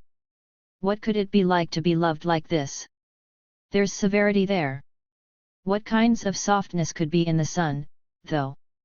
Thinking about all the things I'll never have memories of. Getting sad. Thinking about reading poems at funerals. Not sure why I put this obituary on the bathroom wall. Feeling like this question is extremely dehydrating even though no one's making me answer it. Oh, here I am, taunting myself, maybe. Last notes, you said your aura is orange and I said it feels like you. Orange is a color I don't know very well but it does really suit you. Sweet and brazen. Safety color. Googling how many aura photographers there might be in Chicago. October. RevealingSoul.com says it can reveal the energy of my soul. Let's go. P.S. Whatever song you think would be playing at the miniature karaoke bar in my dreams, is playing. Talk to you soon. Clara. 109-108. Clara. When I FRST moved to Chicago, taping up a name card was all I dreamed about. Having an apartment. Having a place with my name on it. I've never taped up a name card. I've always been too lazy, too forgetful. It's never materialized. My name still isn't next to my roommate's. It's been almost 2 years in this apartment. I wonder if I'm getting all the mail I'm supposed to. I must be. I don't really feel that I'm supposed to be getting any mail. All my bills are paperless. All my bills are paid late. When I think of anyone I love visiting Chicago, it's always in August. This has been a running theme for years. People I love always crowd the city in that month. It's already too emotionally full for me. It's the month of my sobriety date. It's the month I FRST moved to Chicago. It's the month where summer feels endless and I feel useless. All I mean to say is that I'm happy you won't be here in August. The malaise always wears off by October. We can sit and talk and talk. Have I ever told you that whenever I FRST see you after a long period of separation, I don't know what to say? I never know how to start the conversation. And then suddenly I feel like I can't say enough, I can't listen enough. I love this about you. I love this about us. I can't wait to sit and try to figure out where to begin. There will always be something I forget to mention. I have so many projects I want to share with you. I have even more projects I want to make with you. I still hope we spend a summer week writing an album together someday. Every project I'm working on lately ends with an object. A book. AFLM. Something I can physically hold. I'm trying to grow out of that. I wonder if I will have by October. I'm also in the group of people who haven't read Notes on Camp. I've read virtually no Sontag. I own illness as metaphor.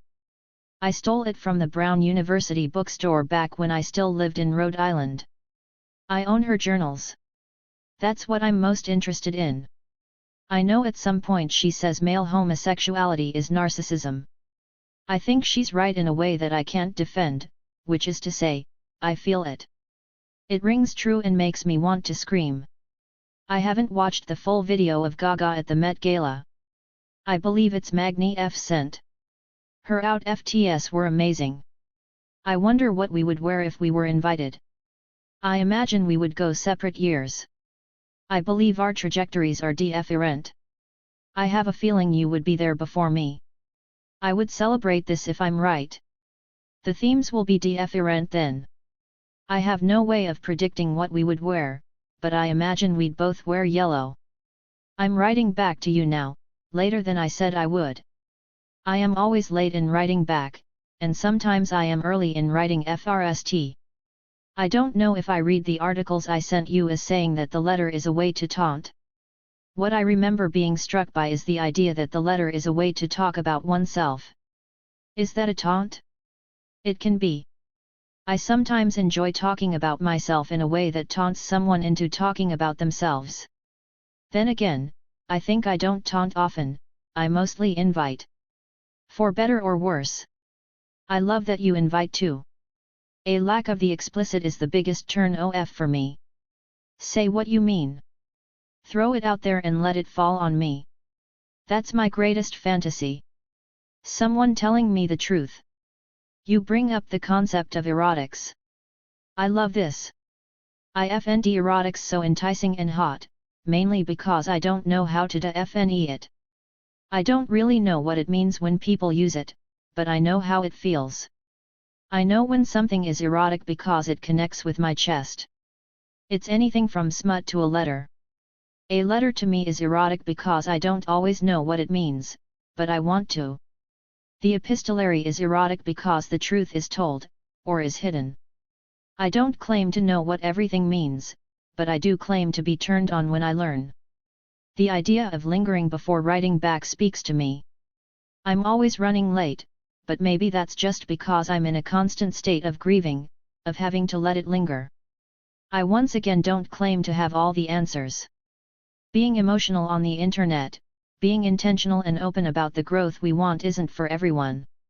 It can be corny when done wrong. It can be read as antagonistic to those who aren't doing the same work, who wish to avoid doing that work. My sobriety has been taken as antagonistic more times than I can count. People begin defending themselves after I mention that I quit. People FND an indictment. 111-110. In anything. I understand this. I am defensive. I am always reaching for a reason to dispel any criticism. I am blaming so often. As I write this, I realize I am telling an old story about myself. This isn't true anymore. It's where my mind goes at the first moment of criticism, but it never lasts. It passes. I accept the responsibility. Having a job to me feels like a betrayal of my boundaries every day, but that's just to say that I don't feel built for it. I don't feel built for caring about my labor. I feel built for caring about myself and my loved ones. I feel built for saying fuck your coworker, and fuck any boss I've ever had who has told me I'm not doing a good enough job. I don't care. I feel like I'm responding to myself and I want to return to what you've said. I am not growing when I'm comfortable either. I am betraying myself semi-regularly, even with the continued growth I am engaging in. I engage in lacks of discipline even as I grow up and become closer to the most helpful and realized version of myself. This is FNE. I am not an enemy of myself. The step work you bring up, from AA, has been crucial in this. Acknowledging and knowing where my defects lie. Understanding where those come from. It's all survival to me. I can forgive myself surviving. I can forgive myself almost anything. If I can't, I would be dead. That's dramatic. It wouldn't be death. Just deep spiritual misery. Prayer grants us access to everything, even if it's slow and not what we want access to. It's not the knowledge I crave, not the library-style mind I wish I had. It's the knowledge that somewhere there does exist serenity. Somewhere in me. When I let go. When I believe in that karaoke room that we aren't in, but could one day be in. When we are there, it is pure, and when we aren't it continues to be pure. We can sing whatever we want to each other. No taunting. Like siblings sharing a bed, a little stoned. Singing along to a warped record. Falling asleep. Taunting yourself, sadness, poems at funerals, obituaries. All of this feels like a necessary part of creating to me. Or rather, to be less and more cliché, this is a part of the lives we have built for ourselves. Most days I love my life.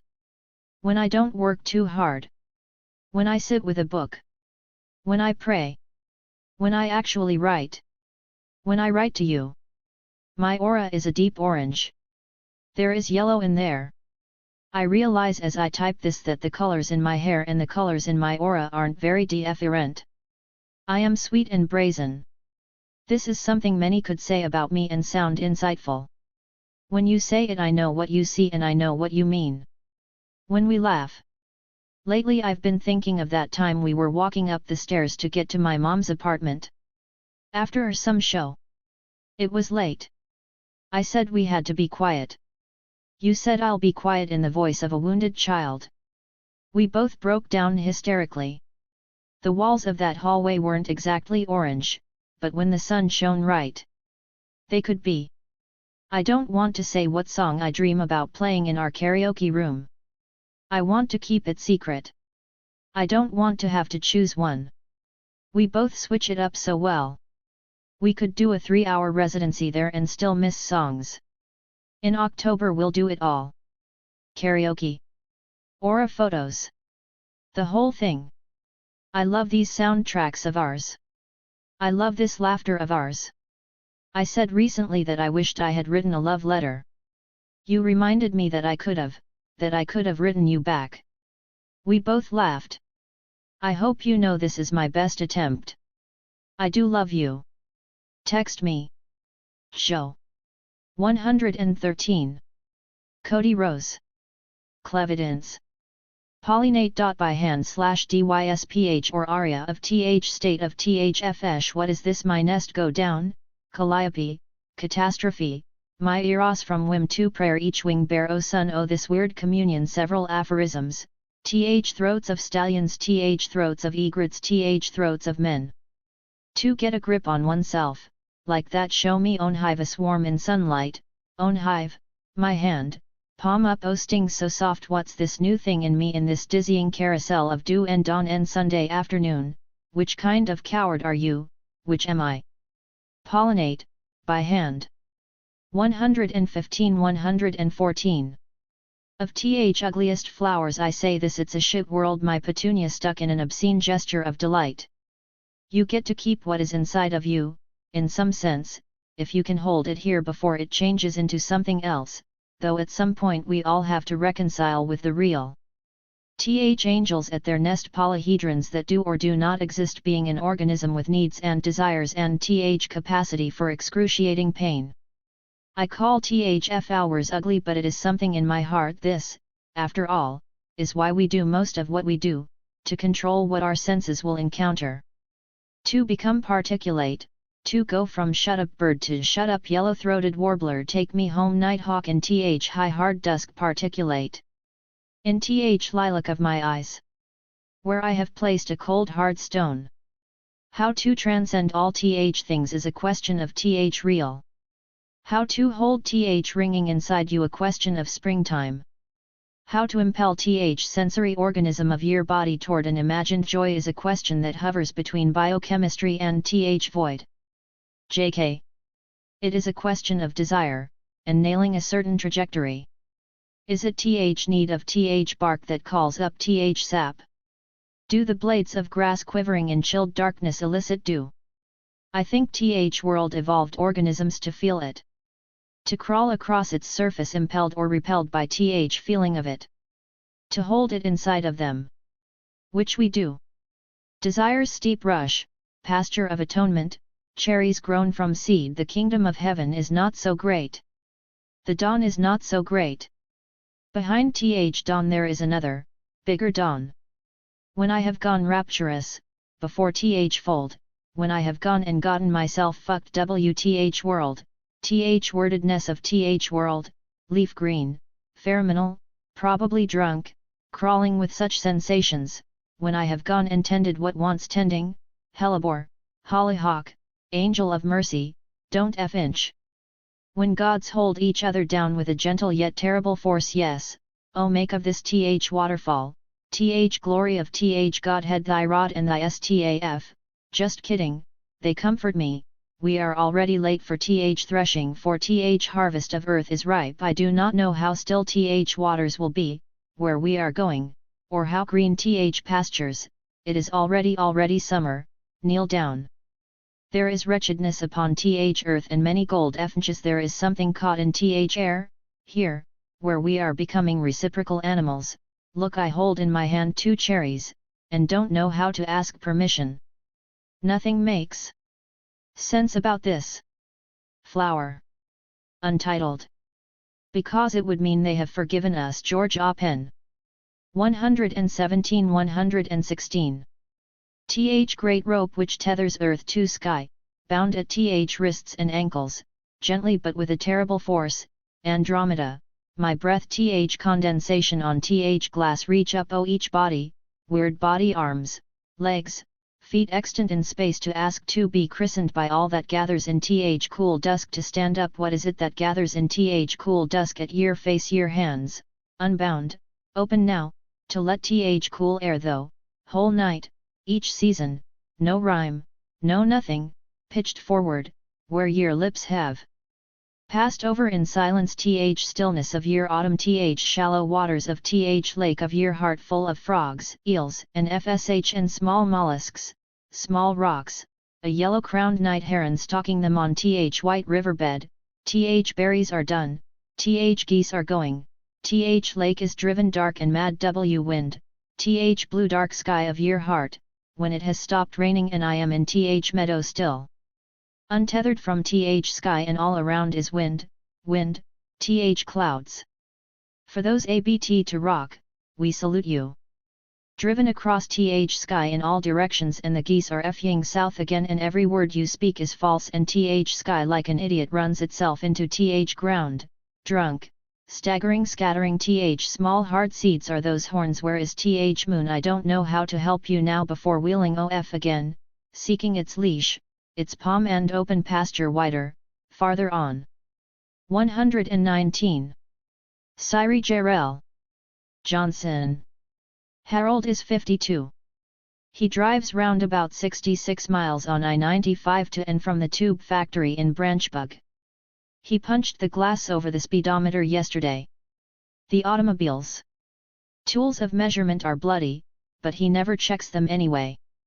The cup holder clutches a 3/4s empty can of Budweiser.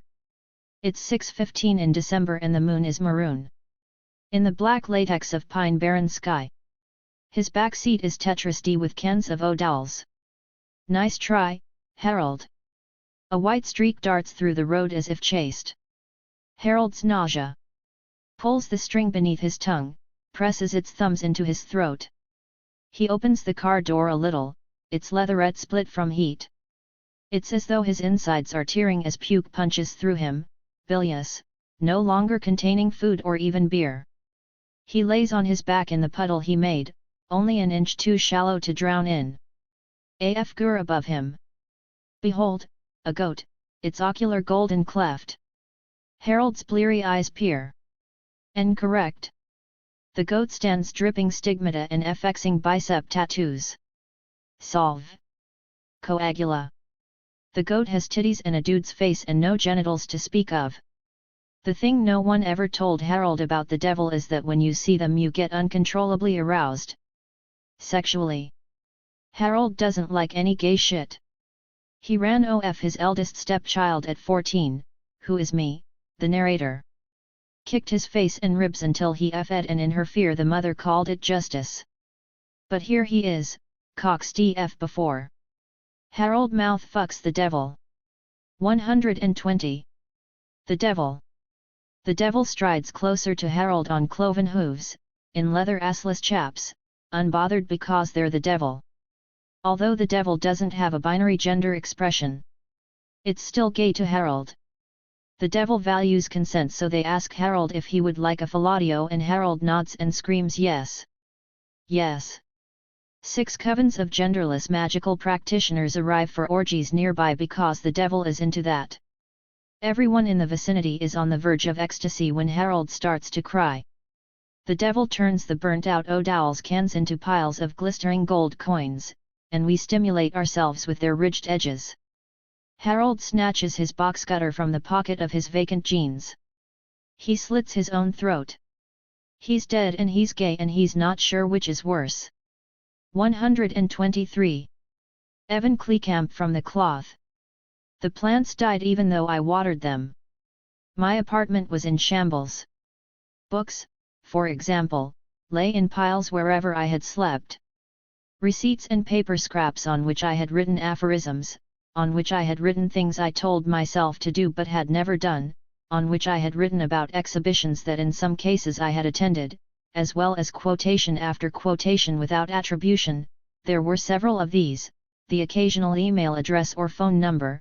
These rarely made their way into my smartphone, but especially those on which I had written the names of painters such as Agnes, Eric, Yuda, Kreber, Laura, Monique, Cotman, Ruth, and Stevie.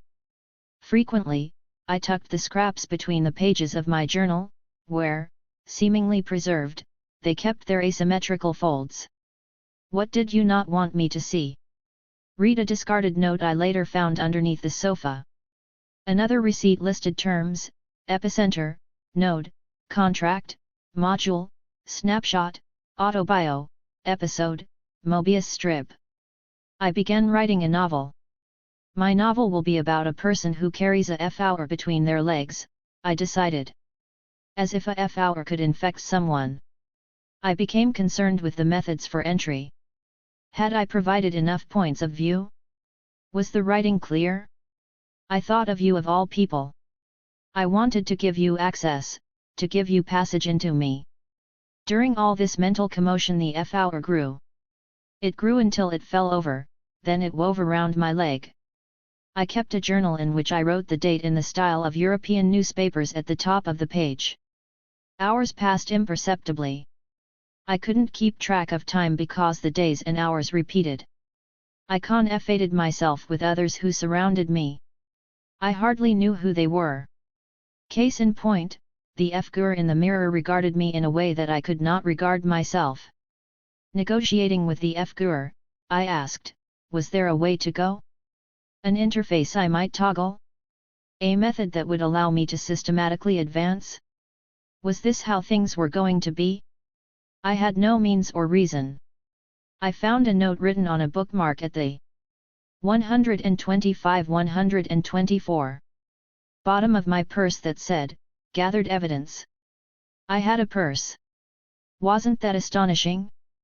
I was getting dressed in the mirror, rummaging through my bag. Only evidence, I thought. Occasionally drawings, other times writerly ephemera. I imagined a book that could function as a place of rest. Like a room in which you slept and woke simultaneously.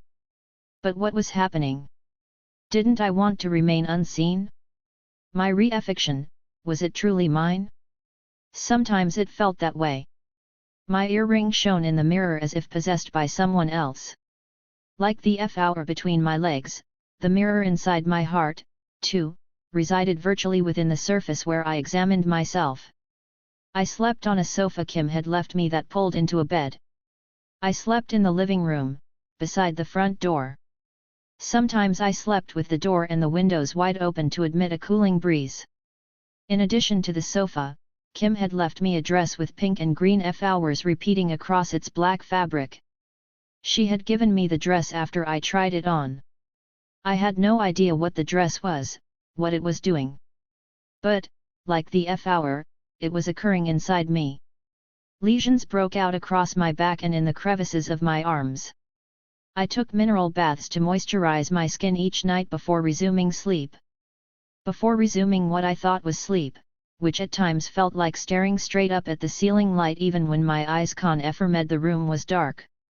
My non-existent husband rubbed oils and creams on the region I couldn't reach between my shoulders. One time I stopped him so I could add another card to the wall. I would write entries from my journal on note cards and then pin them to the wall in the living room where Kim had kept her television. I pinned them to the wall in a grid. This, after spending months sleeping in the living room because I didn't have a proper bed. The grid fanned into an enigmatic cross that branched along its vertical axis, a hopscotch pattern resembling a question mark. Face, mask, shield, bodyguard, signal, decoy, target, sign, mime, museum, aberration, anomaly, repression, deter, omen, totem, ambiguity, context, ruse, the cards forming the grid read. As an experiment, I approached the wall, closed my eyes, and removed a card at random. I did my best not to look. I folded it twice into a square and then tore it along its folded edges, which left a diamond-shaped hole where the words had been. When I returned the card to its spot on the wall near the center of the grid, the other cards seemed to nod along and concur. But upon closer inspection none were missing. I took a picture. I was naked in the first image, and then wore the dress in the second. In both photographs, my body appeared on the right side of the tableau, inside the mirror. A pillowcase covered the lamp behind me. A grey cloth suspended by a golden rail, I thought. A damp fag pierced by golden beams.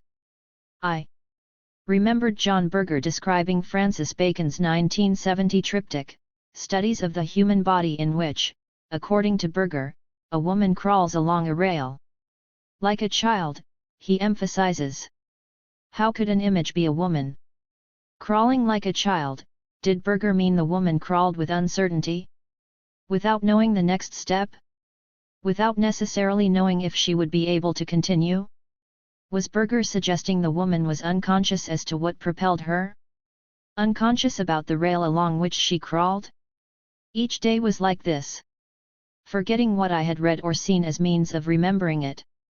Questions for which I could furnish no answer, questions that seemed to elliptically posit themselves. Was I a man wearing a dress? A dress exterior to a woman? At the time, I was considering my relationship to erasure. In fact, I was beginning to understand my ability to blot out the past. I liked that phrase. Blot out the past. It made me think of an eyedropper that sucked up then disseminated clear liquid across the white sheet twisting in my head. Upon reaffiction, my childhood suggested an ability to delete myself with ease. I thought about the number of experiences I simply couldn't remember. I thought about running away from home as a child. Knowing that I had done it but relying on minute glimpses from the past to patch together what may or may not have taken place. Then you crossed my mind. I saved the images I took of myself beside the note cards and sent them to you. I couldn't forgive myself. Forgive myself for what? I didn't know. I had looked in the mirror, seen my ribcage and my hips, then you came to mind. That's what I remembered. But my non-existent husband loved me. How could I want more? You wouldn't go away. I found another card that said, I'm not asking for punitive measures or forgiveness, I won't let you misunderstand me. That much seemed true. The F-hour tightened around my leg. Desires coiled around me as if they were my own. The cats outside cried to be fed. They cried to me as if I were their mother. That night, at the end of my dream, I stood in the bathroom. I decided I would shoot myself. I turned the faucet to the right, in the direction it usually does not go, and then entered the shower. Through the window, I could hear a helicopter fly overhead while warm water pooled underneath my feet, began to travel upward along my leg. It was early in the morning when I woke on the sofa. My non-existent husband had left the front door unlocked. I smoked a bowl and took a bath, then put on my dress. I had left my jean jacket at the bar again. Before going to bed I had been listening to the Cocteau Twins, but that morning Bach played through the speaker. I wrote an entry about my novel in my journal. All I have is my heartfelt logic, my honesty, I wrote. It was part of my disposition. But a novel should. 127-126 Produce several logics, I thought on my walk to the store. Think of them as procedures. Our eyes scan the line. We assemble the atmosphere in our head in accordance with a sequence of words. The novel may be tested by the number of logics it holds together, or measured according to the number of people it influences. I removed a bag of grapes from the shelf and added them to my basket. A man walked by and stared at me in disgust. The F-hour rattled between my legs. The man and I broke eye contact. Influence can be measured through pleasure and displeasure, I thought. If the novel exists, if the novel comes into being, it may be measured by the variation in type and number of people it influences. Influence itself occurs through pleasure and displeasure. We can say those who agree with a given novel's argument enjoy the novel, whereas those who disagree with it experience displeasure. I checked my phone and responded to a text. Influence occurs when we turn toward or away from the novel. Influence is orthogonal, I thought, which made me giggle. Value, what the proselytizers call aesthetic, is produced according to the novel's ability to embrace this turn, to navigate and expand it, to keep movement and propulsion at play. A novel that disturbs, shuns, exposes, violates, or locks out the reader while offering pleasure. I decided that was my goal. I picked up a case of tonic water, allotted myself a discounted kombucha, then headed to the front of the store. Value, in the form of displeasure. A proposition in the form of a F-hour. In one sense, I was already in my novel. In another, the novel was an object I wanted to become. I thought of Adorno's lectures, the notion that the pianist could merge with the piano. The hands becoming an instrument in lieu of the brain or ear. The human body lending itself as a prosthesis to the piano. The body lending itself as a prosthesis to the concept. Or was I mistaking Adorno for Bernhardt, woman for man? I left the store and carried my groceries home in a paper bag, hugging it close to my chest without using its handles. I wanted to become the dress, its repeating F-oral pattern. I hated looking at my face, although I knew my face was attractive. It was not my face, but it belonged to me. Or, rather, my face decided how I was perceived. I didn't care how anyone perceived me. No one perceived me in a manner that seemed to reflect who I was. Even to my close friends, I was often something other than myself. It was FNE, it didn't bother me. I put the groceries away and sat down on the sofa, to read. I went to the shelf and opened The Four Fundamental Concepts of Psychoanalysis by Jacques Lacan. I had made it a practice to read the seminar again every few years, to skim it occasionally. Outside, I noticed the setting sun. On page 151 of my edition, Lacan mentions Chinese astronomy. The Chinese had a perfectly efficient system for predicting diurnal and nocturnal variations. For example, at a very early period, which because of their signifying plotting we can date. Because it is far away enough for the precession of the equinoxes to be marked in it on the figure of the heavens, and because the pole star does not appear in the same place in our time, he said. But then he began to meander. Diurnal and nocturnal variations. Pleasure and displeasure. Valid observations for an efficient system. Was Lacan trying to write a novel as well? In my mind, I saw the pole star shift to the right, saw the figures of the heavens, the precession of the equinoxes, but diagrammatically, in etching sketches. I closed the book and took off my dress. I hung the dress in the closet. By then it was dark outside. Did I want my novel to be valid? Why was everyone talking about authenticity and validity all of a sudden? I remembered the photographs I wrote to you about in Chicago. How I had stood in the doorway without my clothes and lengthened the exposure on the camera to several seconds. The long exposure illuminated the otherwise dark room in the photograph. I didn't use a timed release, I hit the button and walked into the frame in an attempt to wash out the image. Nothing in the photograph resembled or suggested a face. I stood still long enough that my image held, but I looked transparent. I moved my hand in a circle over my genitals until the shutter clicked. I wanted to create a hole in the scenario where my cock would be. I didn't want you to think I was being vulgar. I have a difficult time when I feel exposed. As I have told you, I'm not sure what people see when they see me. Certainly, they don't see me as I see myself. I ended up discarding the images where I didn't face the camera. One of the deleted photographs showed my beard dissolving into a white cloud. I thought about making a triptych. I thought about showing them to you one day. Looking at the pictures changed my mind.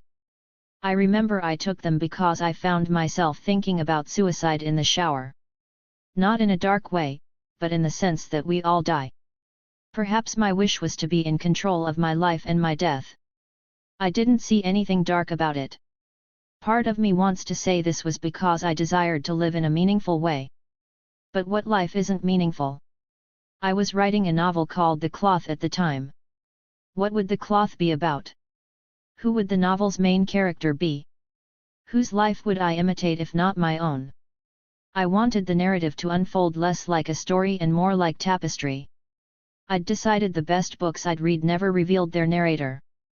Some ended shortly after the narrator disclosed their identity. I almost said after the narrator gave up their identity, but that would have obfuscated what I meant to say. Other times it was someone other than the author who spoke.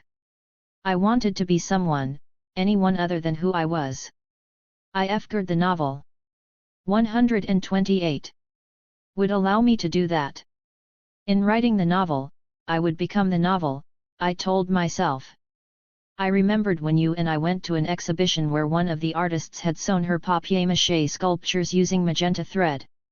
I told you how I loved artworks that exposed their stitching, that I wanted to write a novel about a dress decorated with repeating flowers. A novel where a woman discovers a flower growing between her legs and disappears into an article of clothing, a woman who becomes the article itself. It was the only way I could write to you. If I could successfully weave the flower between facts concerning a possible life, its materials and conditions, the events specific to that life, would that be a way of bringing you back? And shouldn't the novel be about you? Wasn't it you who had given me the flower? I had started to think about you all the time. I didn't want to think I was in love with you. I didn't tell my non-existent husband. I didn't tell my non-existent husband because I hoped this feeling would go away. I hated the way clothes hung on my body. Perhaps this was why I loved you. I began to visualize an unoccupied dress adorning a backlit wall when I sat alone and meditated. I meditated because it was a way to observe you in my mind. Distress, betrayal, lure, copycat, dysphoria, said the journal entry dated November 7, 2017. The striking outline of a body that forms in the crease of a skirt, it continued. Your letter had arrived that morning. Or was it in the afternoon? Maybe the previous evening? I'd been asleep for days. In a sense, your letter never arrived. I kept the document sealed inside its envelope. Maybe I would have been easier to love if I were just these words issuing from a void, if I were able to wash myself away as I done in the photograph. At some point in all this pontificating, I realized the novel lived outside the book. That the book was just a doorway or a portal. I decided to vacate the bedroom and let my novel live there. To give it dimension, volume, space. I understood that the note cards on the wall were the novel's way of establishing contact. I decided to give the cards whatever they needed. I gave them one room in the house at a time. And then I'll invite a few friends over, I thought. But I'd asked them to come sober. That will be the one rule. Because the novel itself is already a drug. I wanted them to experience the cloth without another substance to dull or distort their senses. They could dull or distort their senses once they were here.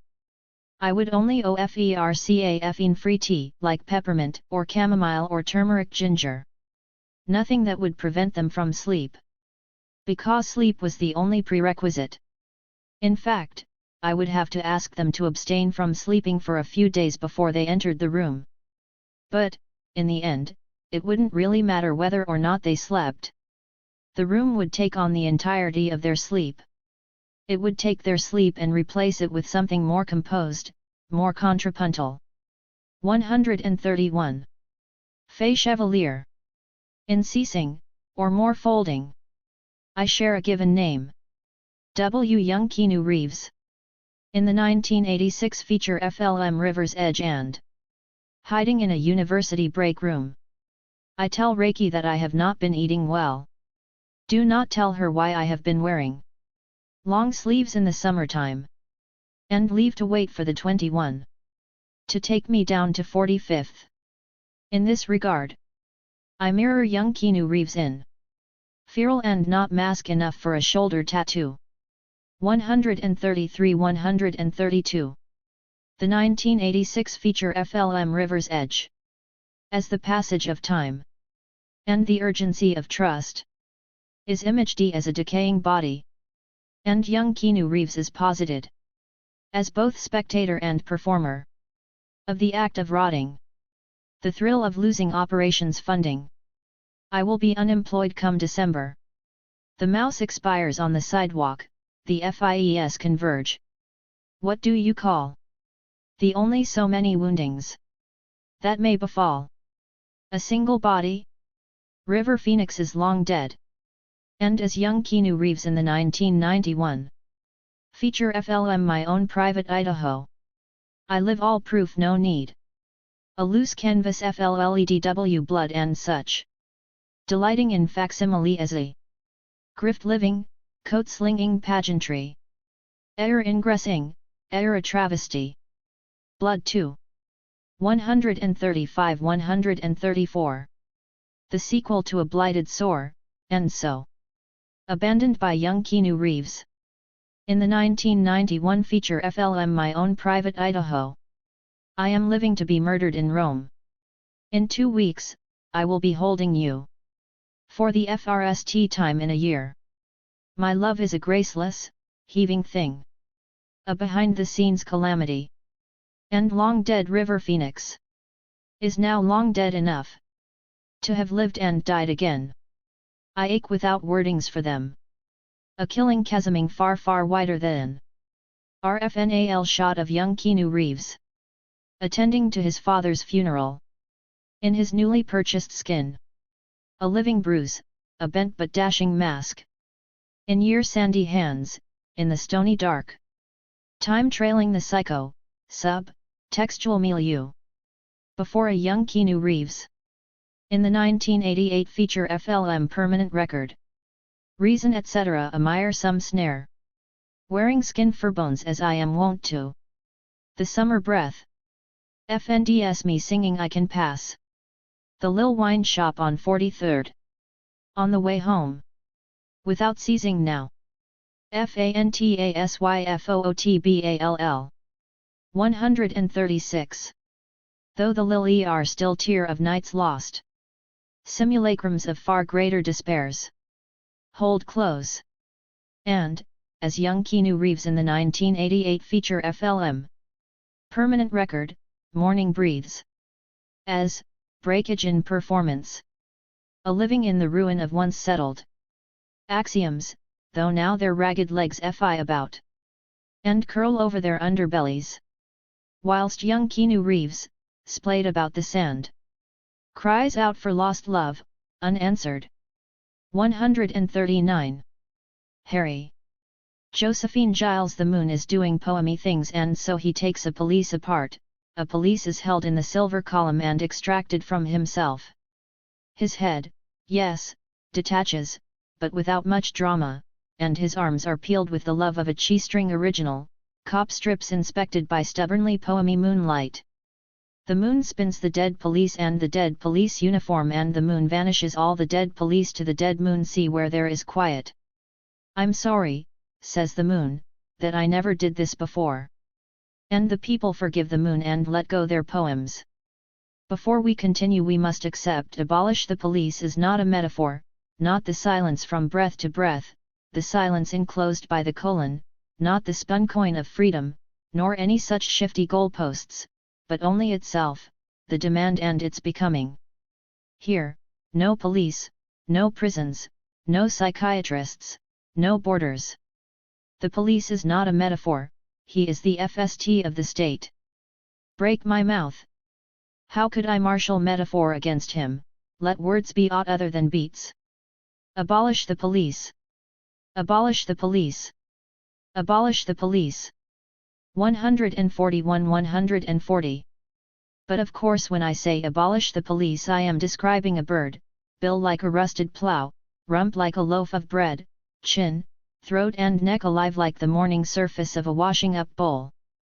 What else could it mean but that this bird's fangs are expanding like the breath of a minor mountain, and what else can describing a bird achieve but the bloody end of all police?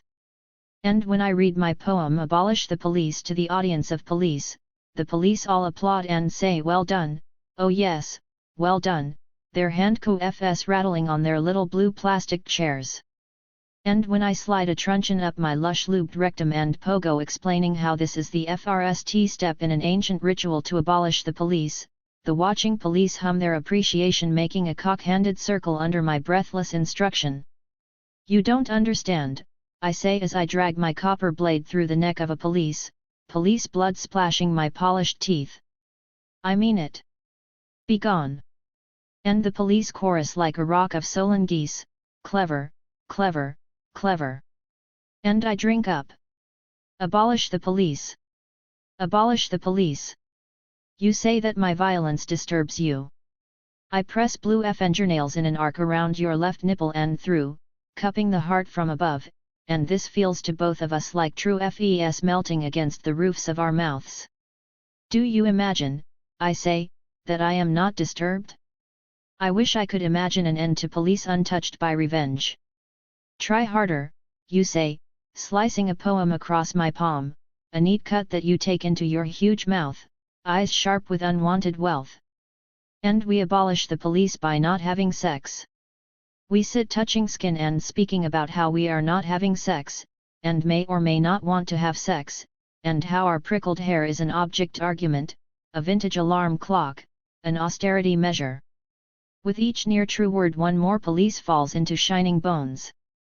Our soft parts twitch and when we speak to them the police bones rattle, looking for love.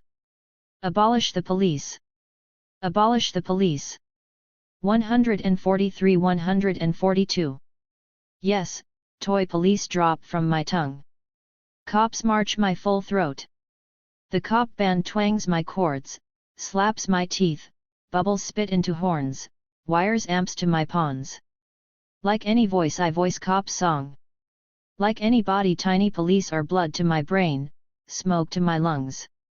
Like you, before I swallow I chew.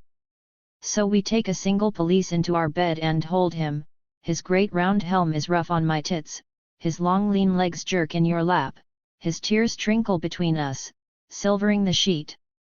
So of course we give comfort. His shake rocks the headboard. We offer our love and our avengers to lick till his yowl is only a far off drill. Every police merits the gift of your stretch marks, the goof of my oxters, our dirt. So of course we forgive. It takes but a sound. My lips to his temple yield new life. It takes but his true and God's worn wool, and every police is owed a second roll. The three of us warm in our grace like par-baked baguettes. Of course we dunk our teeth into his neck. Of course we drag vein from bone, lung from chest. Of course we repaint the walls with his grease and add liver to the shelf. What else did he think was the smell? Abolish the police! Abolish the police! Abolish the police! And here is the medal hung round your neck. You did it, I declare with Olympic weight. You abolished. No you say, you. And from behind my ear pop a second coin and string more triumph to me. We pass the day passing prizes between us, ramming our room with great mounds of win. You. I say. You say, and under the gold their guts, are uniforms. So here in my bed the police are abolished. No FOIDs, no settlement, only a duvet like warm snow, and only the desire for no police and the actual no police and your morning wood at rest on my crack. But police come through the crack in the blind, bronze shields bearing the smile of a vicious day, in which abolition is teething at the buttered toast of death, and there was always death in the bed, and the sun clears her throat. Abolish the police. 145. Hazel Avery Sister City. Sister cities suggest a sort of sisterly similarity, as in, a correspondent sameness sistering grasses, cities, FSH, and PIS, an axis of sisterness, if you wish, which secrets itself in the way a sister seems to see another, distant, showing seams of self-sistering and saying a sister as such or, suggesting that this sister and that one touch, so sisters seeking sameness wish to see a self in someone else, a secret city sister nestled in the grasses cities subsume and subsist upon, grasses.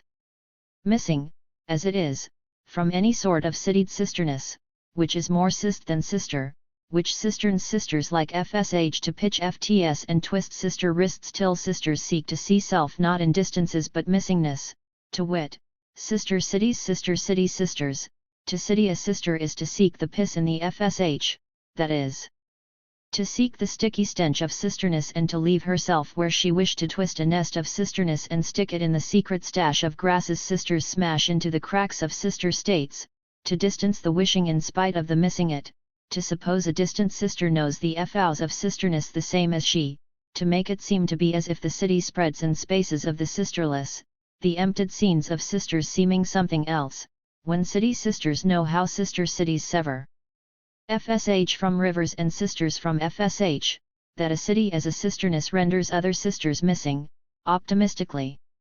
147-146. Or else useless in their separateness, absent from the cities of sisters seeing sameness in the distance but still secretly seeking sweetness, a missing as a kind of kiss, a seeing sisterness without saying sister is, this is to say, city sister seeks same, while the cityless stay secret in their missingness, a sister can't sister what she can't see, sister stay. Sister city wishes only witnesses, she says as much, sister city slyly offers touch, to sip the cups full of sisterness after effling such, sister stay, you sister this way, the city sistered you, only emptiness and sisterless sleep outside the citied sister, stay, sister. Such sisterless spaces suck the sister from your sister too, the city sister saves your sister skin from letting secrets in, stay, sister, city sister wishes it. I fear there is something in us that lets us be sisters that lets us be useless sisters a kind of touching that we have forgotten how to touch a way that we touch already that we have forgotten the touching of there is something that runs through me that runs through you too and it is not a pretty thing sister I wish it were a pretty thing sister but it is not a pretty. Piss sister. 149-148. Thing and I fear there is something we left in the FLs of us the FLs we forgot of us I wish it were pretty sister but there is something we are missing and it is not coming back to us sister we have to live this way now this is how we live it is not a pretty thing I fear I have broken something I know I have never broken but I still fear having broken it there is something missing for us sister are there kinds of sisters we do not know how to touch is this what we are missing?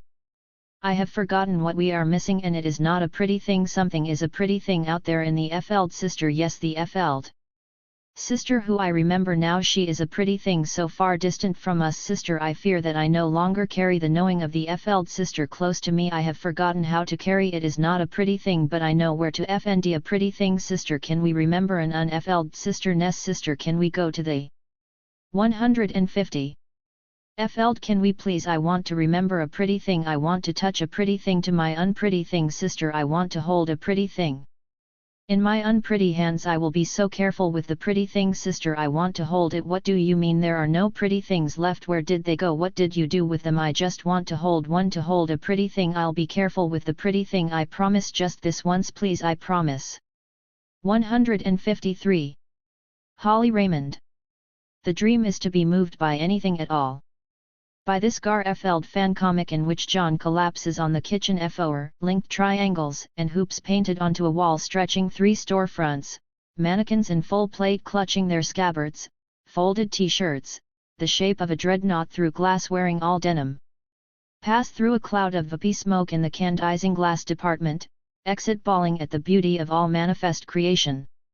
You will aspire to enter into labor translucent, like a para FN sheet, wet and ephemeral, light passing through shape. Alchemy is based on such a fluidity of exchange, all Maya fect splattering out into the public sphere, cathecting onto every measly beloved thing. You are to be compensated unfairly for your infinite labor, work your little mitts to the marrow, scraping every feel from every surface, squirreling away a bit here, a bit there, to balance the scales, to furnish your home with objects of attention, popcorn chicken festering under plastic, somebody else's keys goblin in the streets, bugbear in the sheets, and under the paving stones, defeat. This will all be according to plan. In Goblin Mall, still melancholic, inexplicably, still reedy and thick with unchecked pips in teeth, still gnawing the F-bears from the goblin bills, still holding that nothing up to the light and muttering such discontent to see the star twist out of view and know the mall shall die anon anon. How the bridge shudders against the bridge, and the bridge in turn goes coughing shyly. You, paid in double exposure, walking as it were on beetle shells. Say to the vast red eye overhead, you don't know, you only work here, and after work, sleep in the model beds, for fun. It's mostly pretense. Sun through the fake palms and skylights. Total carapace to cup you in, oh in a worker's armor, the vile smell of it. Secret mission orders for Goblin Romantic 155-154. In love with product, steal you what you vend.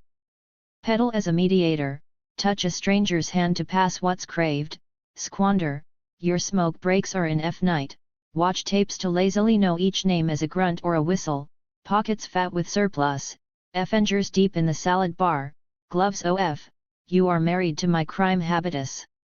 Your earbuds and chargers and red vouchers, slipped into my burlap sack, will someday come gaily to call me mom.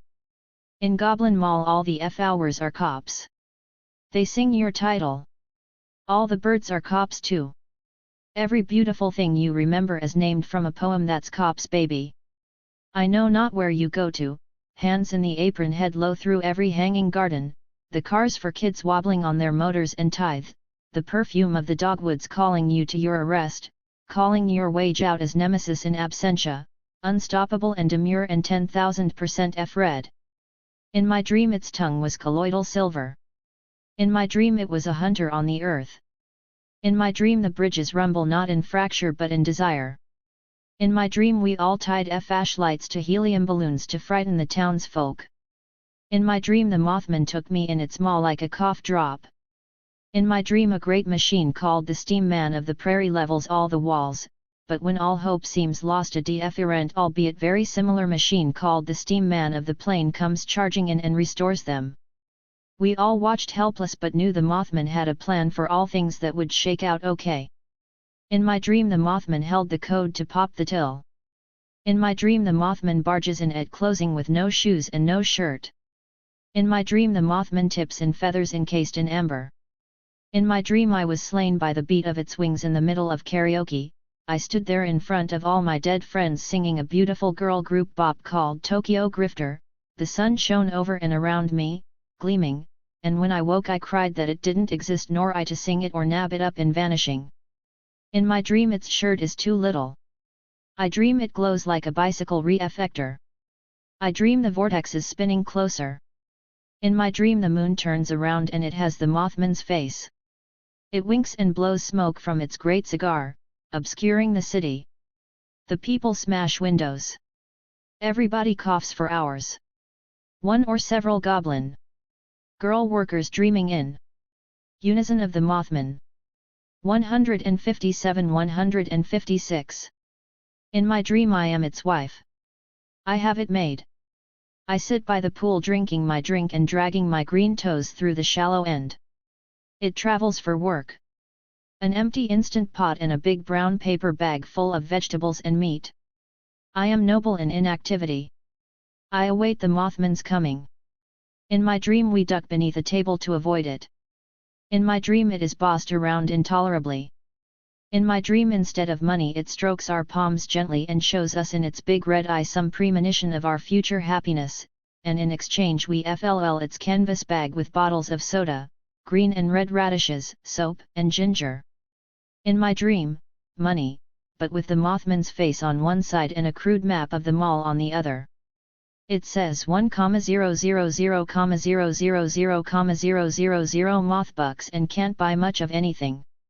In my dream its swordplay cuts me down to size in the field of love, primrose, poppies, etc. In my dream the mayor, swimming up through the wreckage, grasping towards something. In my dream moth dusts nu fs me to a further sleep, behind the anchor store, under the clover of the hills. I dream of stress corrosion cracking in an eye-bar on a suspension chain. I dream of acting up all level 99 cut out against the sun and auspicious, of a limit break, of a soft stat cap. In my dream the Mothman crashes in with a gun and we huddle idly in the walk-in freezer. In my dream it lists its demands for 18 days and 18 nights without stopping for breath. I dream of grinding mobs until it's boring. I'm given a free longbow but I throw it out. It's garbage. In my dream it never ends but keeps crashing into some civic aim or another, burning with a deep howl, pressing its huge form against the bunker walls, against the plate windows. In my dream the going out of business sale is permanent and the savings live forever, like God does, a thing in a white plastic bag, a fake happiness, but still one. One correction. False. Every goblin has the same dream every night. They dream of killing their bosses. In their dreams they advance with giant red hedge trimmers. They advance with TNT sticks like piano keys arranged inside their mouths. In their sleep they make their move with the mallet or the anvil or the conveyor belt with buzz saws attached. The mall is on FRE. It is tied to the train tracks and the train is coming. Or, in some versions, the mall blooms anew, a million pale blue flowers exploding from the meadow. Bosses chopped up for scrapple. Boss soup. Boss cake. In the cold Yukon they look at the boss and the boss head is a big cooked turkey. They all consume the boss boiled shoe, with boiled boss foot soft inside. A million goblin hands on a million goblin pitchforks. The crowd has their back. The crowd's hand pulls the lever with the smoothness of a single hand, in the dreams of goblins. When the bridge falls their eyes pop out of their sockets and their tongues fop down the corridors like long wet carpets, and their voices say awooga, steam comes out of their ears. This is a shorthand that means they're happy or kind of turned on. It's known that each one smiles in its sleep to the melody of gigantic violence, but what can you do? Anyway, so, that's what goblins dream about. 159-158. Hold a magic whip up and snap it, take out all the windows. I explain to 80,000 totally asleep style swains the way things are going to be. I am stomping on the head of my own vocation. They are staring impolitely at my alchemy tits and forgetting what my name is. No, I'm kidding, I'm nice. Let us teach one another like we're robbing a bank, those of us already married hollowing our bodies out, effling in wet space with some stranger's creature teeth. I encourage you to walk out, I encourage it, oh, I encourage your failure to mention my little legs ambling upstairs in novel sheaths, this skirt with black flowers on it, my tedious red innards. By the Gaberhood. Shake Shack. I sat down and wept. On my OFCE door the name of an evil magician expelled from the academy, by me, a hero. An evil magician with a haircut I hate, destroyed with daggers.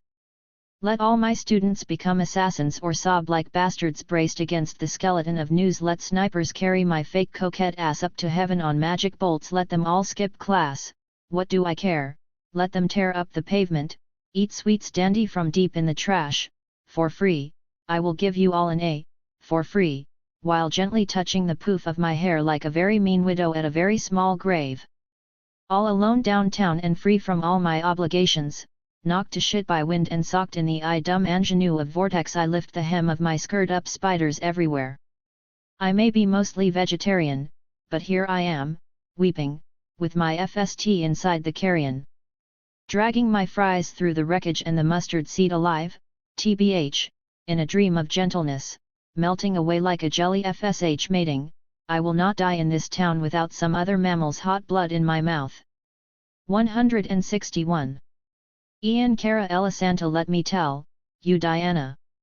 I'm tired of effing you Diana about the stories we will tell about who you say you are still girl you or still me no Diana listen girl you gotta let me go boy thinks I'm trying thinks I'm eager Diana let me tell you I ain't. Which is the better question no girl you get real ask the easier question which is more. How much we are or how much we are not the same how nothing and everything is boy and or girl you are nothing and everything you still the same Diana listen girl you turning boy shake him loose or shake me loose Diana loose of girl and loose of boy. 163-162 Girl you gotta let me go boy thinks I'm crawling toward his face thinks I'm spreading my shoulders into the corners of his broad back Diana let me tell you I ain't. Are you kidding me Diana? Do you love well do you the hard FRST of love the hard FST and we don't say yes don't say no do say what difference does it make do say it won't change nothing who are we kidding then do break our backs our hearts do bloody our knuckles digging an escape an entrance a grave 6 years deep between yes and no. The hard FRST of love the hard FST the FRST night de FNSS FNDSS as we tumble out onto 4th Ave hold up adobe walls stucco chain link until daybreak stumble stupid into some feeble cling confess some crack-laced thing like love mumble some thing some seething little thing like a secret we wrench from between each other's clenched teeth give it here like so what whatever anyway.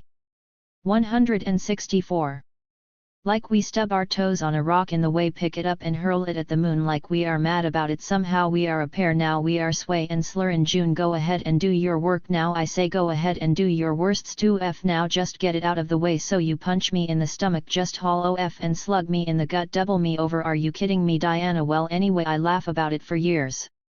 167 Jackie S. Give yourself to me in a single word. Whatever's the second to come to mind. I miss you the way you were at FRST. You've changed some, even for the better. That's FNE. Invisible acrobat, spry leaper over rooftops, I followed you in a secret reverie. This was something like the way we dreamed we'd dance. Psychic parkour, a way to wriggle free. I met you in the autumn of the year I discovered love. It must have been about the 3rd or 4th time. In seasonless Seattle. Not daring to aspire. I gasped for breath. You threw me a line. There was a rumor about the rain, so we huddled indoors. Suffocating crush, too many to a room. These girls are fucked up, man. I'm telling you. So the lists. We're both on them now. It's all true. Then politics, demanding a cock in every pot or, barring, a feather in every cap. A universal quill. A substitute feld. I wounded you there. And was wounded. We healed. But you didn't call me. Autumn leaves. 168. I have the sound of your voice, the music you showed me, and the thought that we would have hated one another, and I mean really hated, had we met when we were young. Come to think of it, that's actually how it happened. But I get to know you anyway, because we both have presence. An occult sense everywhere of your having passed through. There's a f-ash in the spirit, as impersonal as powder, or unusual weather. There are these auroras and so on. Slight incense on a frozen wind, then melt. Icebergs peeling off from the part of life that matters. Which is the massive. Those are the rules. That's the prompt, as I reminded anyone who'd listen. Weather. 171. Jamie Townsend. There's a bruise above both eyes. Luxury queen smirking on the chopping block. Valerie in her week of wonders. Soft lighting and gossamer sheets. There's a lip bleeding for your fantasy. Cream we washed and pulled from a tit. There's the impression of a hand.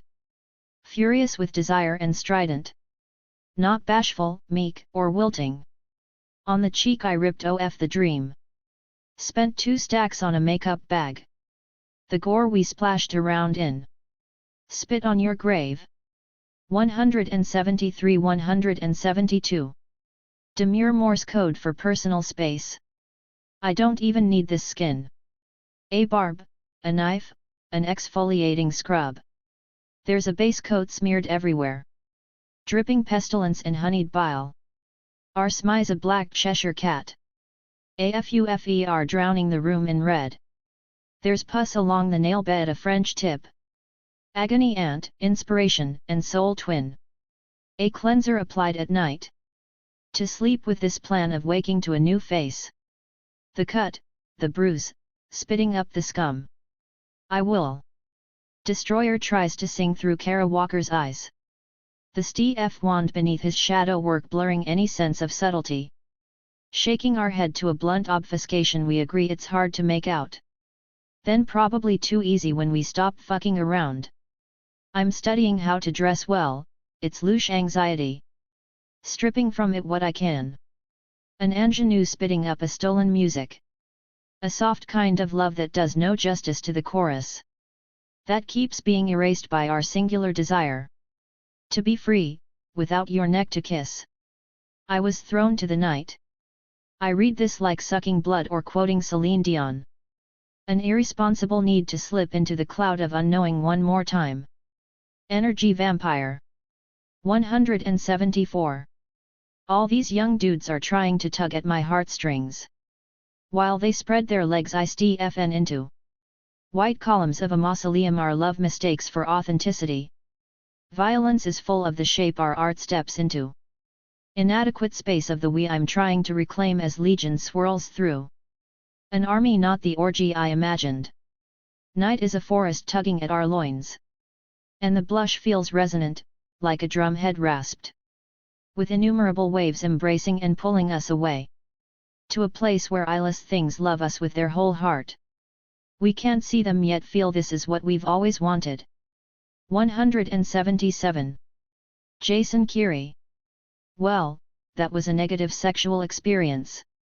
Had sex with a person who said they were non-binary but was shocked to discover my tiny penis.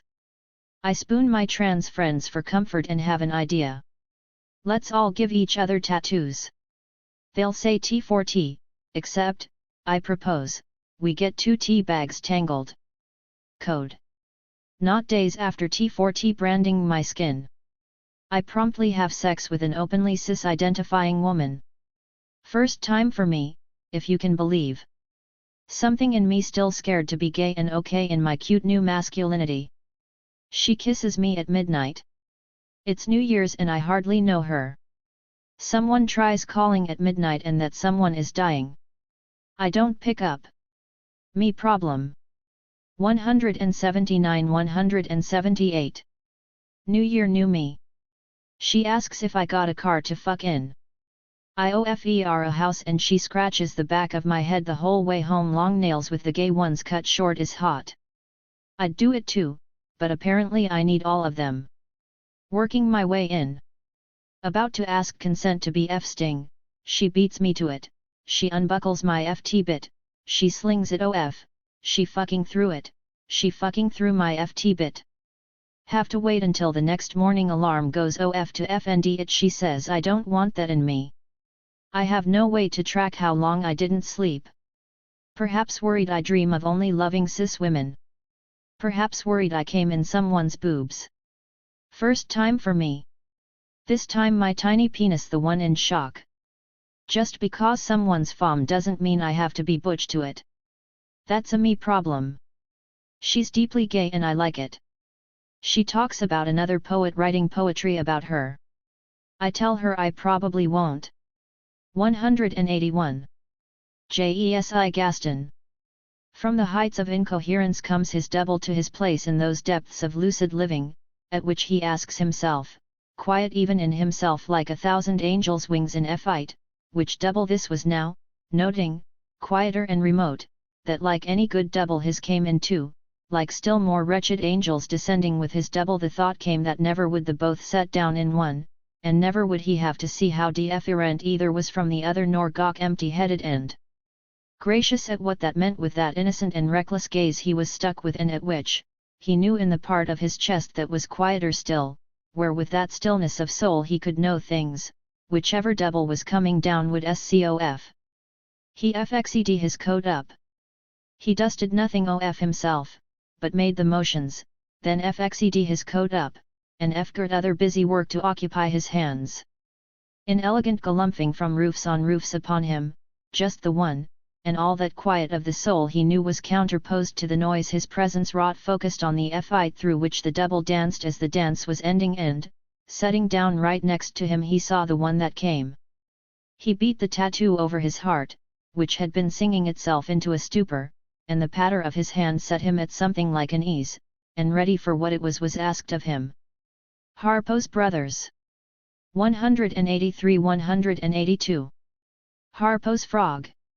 That the frog of crumpled leather, bashed against the wind these many years, looks so brittle on his head, with its skin so much like cardboard, through which anyone, at the right angle driven against its impossibly thin surface, could push their effengers, no matter how gingerly their press nor how daintily their effengers' masses went and were, even by accident and not excluding the foregoing, it warrants saying, could anyone just stab this frog right through and break it, and likewise could, considering its lot and the agony that accompanies, be so long quiet and appreciative and proud, that all of this he considered often, even as he threw it and he wrung it in his hands, and some or another strong man often threw it from his head and stomped it in a cruelty he would match, and more, with all the light dropped on him from on high, that even when pain ran through his mind, and, only natural to a mind like his, he knew the frog to be the one to run it, being so close to and above his brain, yet still he felt a stronger loyalty to him,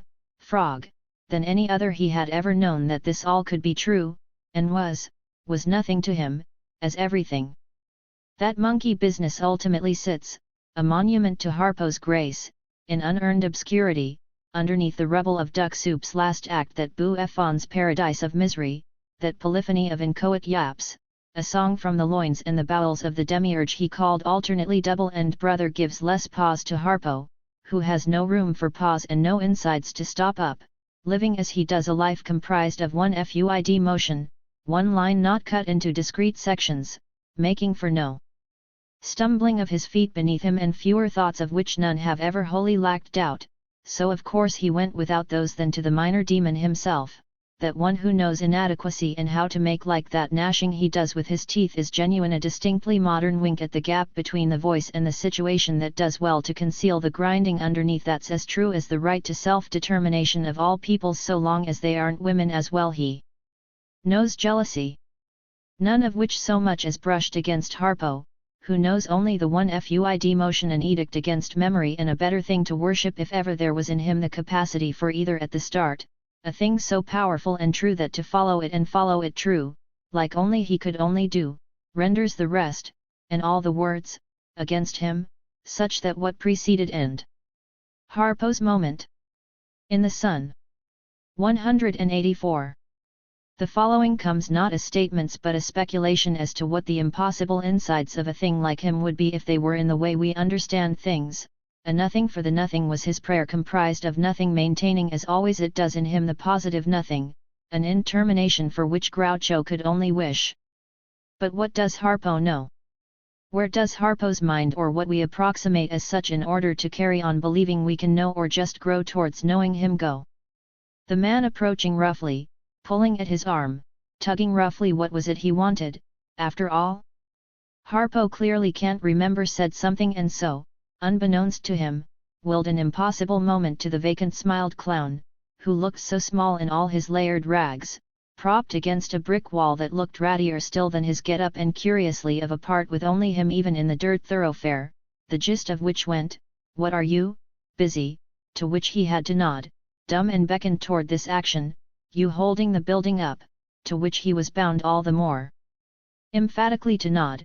The providence inside him inspired, and him not unaware of what would come, so that when his nod subsided and the man pulled him roughly away, the cacophony of bricks against the dirt, the thunderousness and the drowned-out neighs of horses and screams of men in well-formed, expensive hats, was a fact like the sun or Groucho's grief, both of which shined on him. Then, the queer Diogenes. 187. Jessica Bet. Who fes the Bank of Society? That French woman. Gauguin. Who chronicles the grovelling shame and disgrace? That French woman. Duras. Who fes the state, the men's club, and who stays and goes to bed to service it tomorrow in low-wage white labor uniform? Dalmatian people. For Bernadette Mayer's Utopia. 189-188. Who awaits to wake in yogic pose to uphold the state with straight partners? They were straight all along. As their life circles down the wedding band like toilet water. Tell me to stop when I touch nerves. To bide time and stay here and bathe in warm frog's water, as you unlock. The water warm but never boils. Asterisk. Who among the 100 will guard your life? If I bury you in wisdom now, tomorrow will be gone, that you may breathe. Not to crack your egg. But do not stop. You should FND out like the F-voting turtle, that is fast but slow, which one will guard you? 191. Jimmy Cooper. Denim cherubim curls over collar. Choking changeling drinking Coors Light. Laughing lighting up smiling bitter I've got this body I've got this body. Lighter than everything heavier than nothing. Playing nervously with thread mumbling. Feet up on the couch in rusty boots.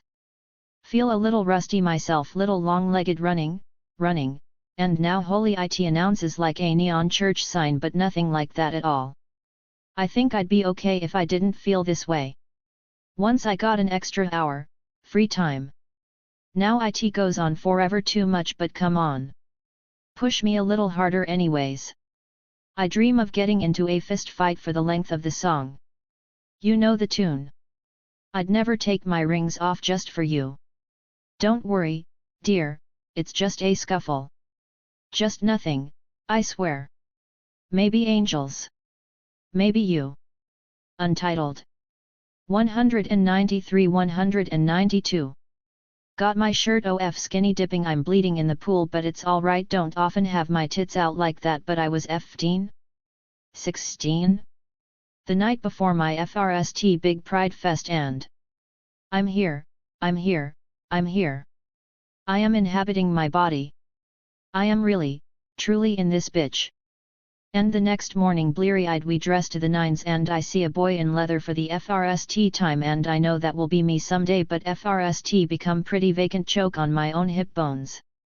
I am going to kill the presidents of the United States of America for writing lump which I will never listen to again. Instead lose my virginity 1,000 times pick up a few bruises cool river stones and pray. He will listen and not reply as always and I will die tagging void tagging COFNS and lose safety pins. I am really, truly in this bitch poem for an anarchist I sure am an attention whore. Nothing to lose but my chains.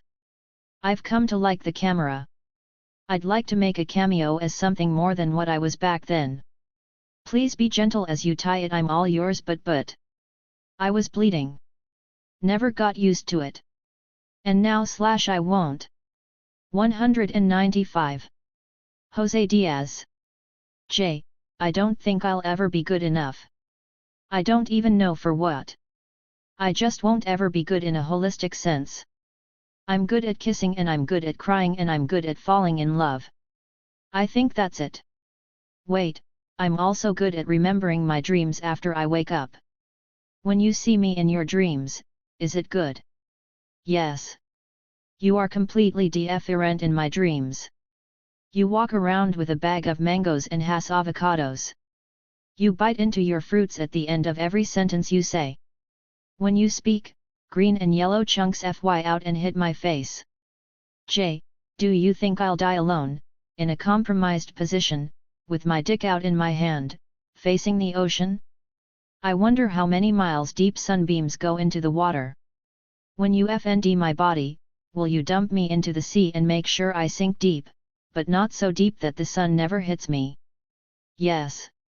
I'll throw you over my shoulders and push your body into the waves like Effetsum. I'll dive down with you until I FND the perfect spot. It won't be so hard to do, I don't think sunlight can swim far. J.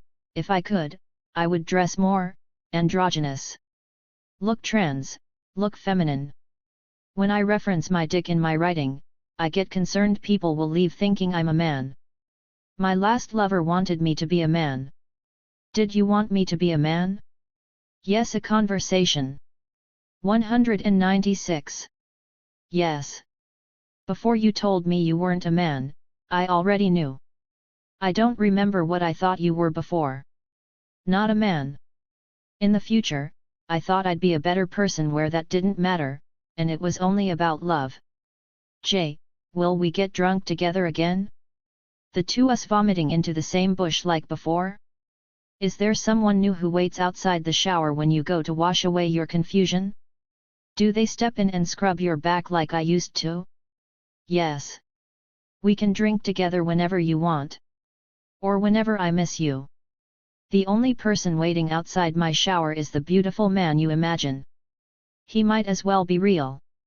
You can make him out so clearly, even from behind all the steam. J, I like to imagine you in the world without me. I see you shirtless, how you prefer to be, standing over the kitchen counter mixing mac and cheese. You're wearing a silly pinwheel hat and shaking your ass to a Destiny's Child song. Do you ever imagine me in the world without you? Yes. You are barefoot, stepping over jagged pebbles reaching for the makeshift scythe you keep by the fruit trees. You are slicing off part of a branch so the fruits will fall. The sunlight splits after hitting the hanging lemons. Some have fallen on their own, now spotted with rings of mold. You cradle a batch of ripe ones, careful not to spill any. But still, one escapes to roll across the dirt. J, do I pick it up? Yes. This time, you dig your nails into the skin. 199. Joshua Jennifer Espinoza. The day the government announced a plan to strip away even more basic human rights from trans people, I hooked up with someone I met on Tinder. I'd been rejected that afternoon by another who'd referred to me as so beautiful but unmatched when I told her about my gender situation. The person I ended up meeting, on the other hand, was cool with it. She let me know while we were fucking that she had a thing for chicks with dicks, conceiving of us as the best of both worlds. I promised myself I would process this another time. As she rode me, she said she was pretending my dick was hers and she was fucking me with it. Reader, I was extremely into this. I was even more into it when she f-ipped me over and starting grinding herself against my ass. Oh my god, I'm gonna come, she moaned, and I felt her warm trickle down my crack and soak my little hole, and I could hardly stay inside my body. Afterward, I snuggled my head against her chest while she talked about a desire to explore her masculine side, thanking me for giving her the chance to express it. I ran my fingers through her closely cropped hair, stroking the little buzz of sideburn next to her gorgeous metal-adorned ear. I see it, I said, tilting my face to meet her gaze. I see you. She pulled me closer into her arms and sighed against the back of my neck. Later, while saliva dripped from above onto my waiting tongue, I wondered what it would mean to see myself. What I might be. When I finished swallowing her spit, I went to say something, but she didn't hear me. You're beautiful, was all she could repeat. So beautiful. Confessional. Poem. 201. Sonnet for the intro. To critical theory. Professor who made her negative feelings about trans people perfectly clear at multiple points during every lecture. After I came out to her in that fucking gut churning please call me by my chosen name and not the one on the roster email I'd have to send out to all my instructors every term. She FND's tenuous ways of working it in, so yet, because of postmodernism men can now decide to call themselves women. She shrugs and she frowns. I don't give a shit, or try not to at least. I'm here to get an education. In the email I'd asked gently if I could be referred to as Jennifer. One word reply, fine. I don't get why someone would be driven to such great lengths to embarrass a student. Me, with my baby trans lipstick and belief that all people deep down contain love and truth. Trans is the same as chopping off an arm, she says. But I'm all arms, lost in the swarm. 203. Joss Barton. A photo of pink_sissy posted on IG when she wasn't looking. Bitch had just started moans and her hair was wrapped in silk mod pattern scarf, and child she reads me in the name of Lazarus. Said she was taking out the trash like the F eats in my waistkin like the Anoncum loads oozing out my ass. The word ode feels too soft for the cocks she memorized in typewriter font. Craigslist ads plastered along South Grand. Left on Chippewa, swerve on a tranny memory, take a right at the cursed intersection at Gustine where cars and cargo trucks full of beer-soaked day laborers meet in glass-ridden amazement, roll past the FATS of immigrants growing young peppers in front lawn gardens and ruddy women woven in rainbow cloth on faded brick stoops, readjust a chubby cock in mesh basketball shorts as you park the Honda, pass through the storm door, knock twice, ask if transsexual dystopia is home, ask if all the fully functional tranny tops have moved to Cleveland, ask if the dolls were abandoned by the anal sex gods whose punishment are men who don't rim. Holy Mothers! Protect us in this time of homosexual banality. Do not trust the gay white man running for president. Do not trust cis saviors. Do not trust white women who do not listen to black women. And don't ever fucking trust trade with your car. America. Mother of mules. Queen of hollow virtue. Pink_sissy. 205-204. Sing us a song. Scratch the bowels and paint F hours with the blood. Tell us the world is beautiful on the other side of barbed wire fences where owls hang executed by divine destiny. Rip the sheet metal off my back, straddle the bones of my satin bedpost, saturate Saturday sins with zero-conversion sonnets, and pink_sissy crushing a roach beneath concrete bitten pumps. See the guts, white and soft, smell the stink of insect brains wiped across the soul as a site for parasites or the kind of tongue that roots into a man's asshole searching for real lies. Another filter of static stars in our hair, another roadside motel to pull double dates in, another anointed ass to breed, another client to FST, another question of what it means to be alive in this world, at this time, surrounded by these horrors, another movie to check into the viewing queue, another strain to mutate, another world app fucked and wiped with snot rag cocks slimy and pulsating in our lips horny on as we enter the temple, stoned, burning the foreheads of faggot elders. Pumping our transsexual cocks and coming on the money tables. The good old boys play Def Leppard's Hysteria as they suck us OF in their pickup trucks. They send pink_sissy texts of dick pics and coke mirrors begging to breed her, their incessant snaps remind her that everyone wants a whore, but no one wants to wake up next to one. The problem for many old guard gays is that trannies are now living the lives that dangerous faggots used to live, which in part produces both jealousy and resentment that the dolls are more subversive, more radical, more gorgeous and more cock-hungry than they ever were. So it is what is always is, trans misogyny from bitter queens. How fucking typical that right now it's trans women of color, black and brown trans women, who must grin until our lips bleed as we watch our rainbow peers pat themselves on the backs for their tranny FAG avatars while simultaneously refusing to effortlessly protect and nourish us. We get to see how much our lives really mean as we count the hashtags against the job OFERS, the HIV infections against the second/third/fourth/FFTH chances, the willingness to let us bleed out our political traumas on stages and screens for their healing against the bruises on our bodies or the obituaries they never read. Pink_sissy sheds the skin off her nipples like human scales. Wraps her heart together with a bouquet of transsexual molting, bites the flesh, rips the ligament memories, warms a nest of cellophane with the light of electricity. Against a black sky stabbed with white pins poked through the lining of night silk. Haunted bodies buried beneath this estrogen-soaked skin, brittle nails chipped on the teeth of transsexual ghosts wailing for freedom or a chance to try it over again, to rewind the tape and roll the dice and this time aim for healing or heaven or anywhere but eternally stuck on this elevator to human resources.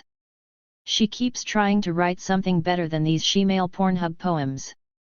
She sits down to type a title, No More Death Poems, tries to FND sentences, symbolism, stanzas about absolutely anything. Rows of lines on watermelon seeds spit from the wet pink lips of milkweed boys smoking pot in red fluorescent bar lights, prose on Detective Pikachu, pisco sours, pine trees in June, potted plants in macrame webs, haikus on the Holy Trans Mothers, Sylvia Sylvester Marcia Ms. Major Ms. Leon T.S. Madison Tracy Norman Condis Kane Candy Darling Cease MacDonald Crystal Elibija Laverne Cox Trace Lysette Flawless Sabrina Van Barnes Bambi Salcedo Maria Roman Passion Principal Janet Mock, but all that comes out are the ages and names and hometowns and names and hashtags and names and causes of death and names and funeral funds and names and where their bodies and their dreams were found and their fucking names, but the grim rhythm of Reaper repetition fades into white noise and she knows this is what an epidemic sounds like. Dead static silence running across the black nothingness of Arkansas Delta as she drives out of Memphis. How can any place be so pitch black? So empty? No trees or stars or the whir of moths or the screams of locusts or the choir of crickets or the soul-catching of whippoorwills or the howls of coyotes or the chirps of rain frogs. Every rattle and bump on this goddamn road reminds her how fucked we will be if she breaks down here. We left the last gas station a good hour ago and there's only the white eyes of a semi-truck in the desolate distance floating in more darkness ahead of us. A crackling voice across the radio relays a message that catastrophic winds have ripped across Iowa and the reporters discuss a death march disguised as an election while the sky blinks in balmy storm lights against other kinds of veins.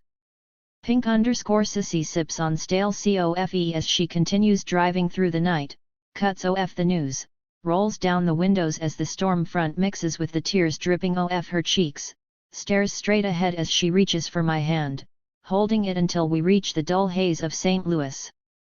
207. Julian Talamontes. Brolaski. My voice was too obvious an Aunt Gertrude or an Uncle Josh telling me I'd never gosh or heck or darn gosh I'd never anatomize the parts inside me. In fact, the parts inside me called weren't parts, or they were caverns that ought to be caves or something. Stalagmites that ought to be stalactites that writing feeling some on me again, some through me. Tulips drooped but one buttery one didn't. Or was the whole thing a dream? A restaurant approximating a beach whose floors were covered in sand jelly fsh undulate what seemed to be grinding on a bit of kelp. We hoped it was sexual for them both, peered at them afterward after the ceviche that wasn't ceviche /its cubes of potato fleur tacos that weren't tacos /their two shrimps and false casings, everything covered in FRST world problems, wheat and dairy. When Ma saw laid out all the gifts of the world, the Hopi chose corn, the Apache chose game, and Bahana the white man chose wheat 'cause it was easiest to carry jelly. FSH's arms were waving. We came up close, I said. My voice was too obvious. 209 208. What is that? A little string tying it to the kelp. Are they fake? AR asked. Yes, the surf ermine said, who'd never been on a surfboard. Nothing was not only not what it seemed to be, it was not what it was. Why bubble the tank for a plastic?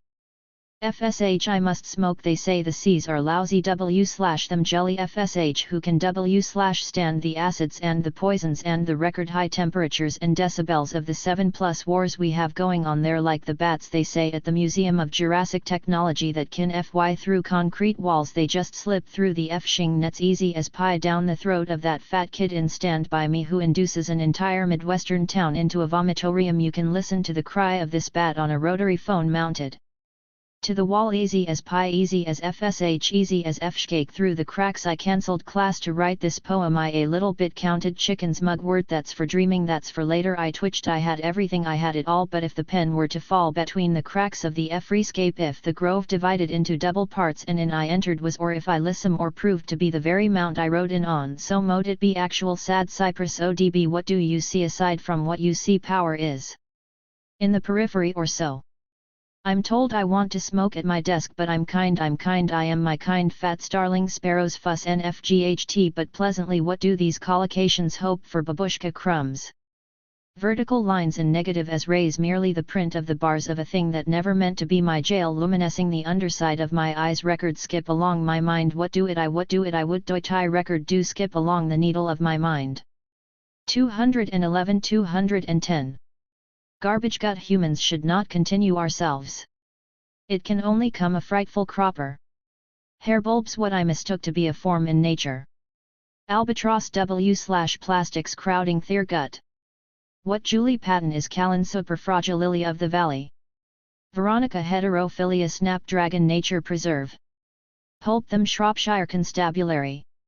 Queen of Haven sailing for Caracas Sissy Jesus Hag. Point to the exact place where the FY should go in the Ballo underpants. Just where the shapes come to a point triangularly. 15,000 FSH dead at the mouth of THA Mississippi. Planes go sip sip saying to the poor people. Against breeding. For CA Conrad. Walk fast. Walk like year on hot COALS. Matisse had to get up real close to see that was a bird. Turned that vial de gamba right FWDS and added a noose. Even more cliché than peaches in a bowl. Curvy long pear stem and butrydish suspended. In air perhaps the stem is penetrating a clear butter dish. Conrad suggested and I knew I was being drawn into a funhouse of mirrors but I see DNT stop. Oh Dylan read on Roger and Angelica. Why I am against breeding. 213-212. His being punished / for talking Indian. Cedar Sigo, Prince Valiant. Person of clear salt water warm clear deer. The mosquitoes I am delicious to them because of my fairy or my Indian blood. He is immune to poison ivy because Indians don't call it poison. Utter unfaith in humanity the leaves don't turn right the leaves so that they don't know how to turn right. When the guy at the bodega complained about white PPL and gentry F cations you said me and my friend are native I'm Suquamish, look it up. In the cut. For Cedar Sigo. I vaporize the weed we had for breakfast when I come home from the poetry reading thinking how low and how lively we know of the cut. Dropped my parasol in a ditch pretend it didn't happen. 215-214. When the rains finally came, they were relentless the ground, unaccustomed to moisture after years of drought.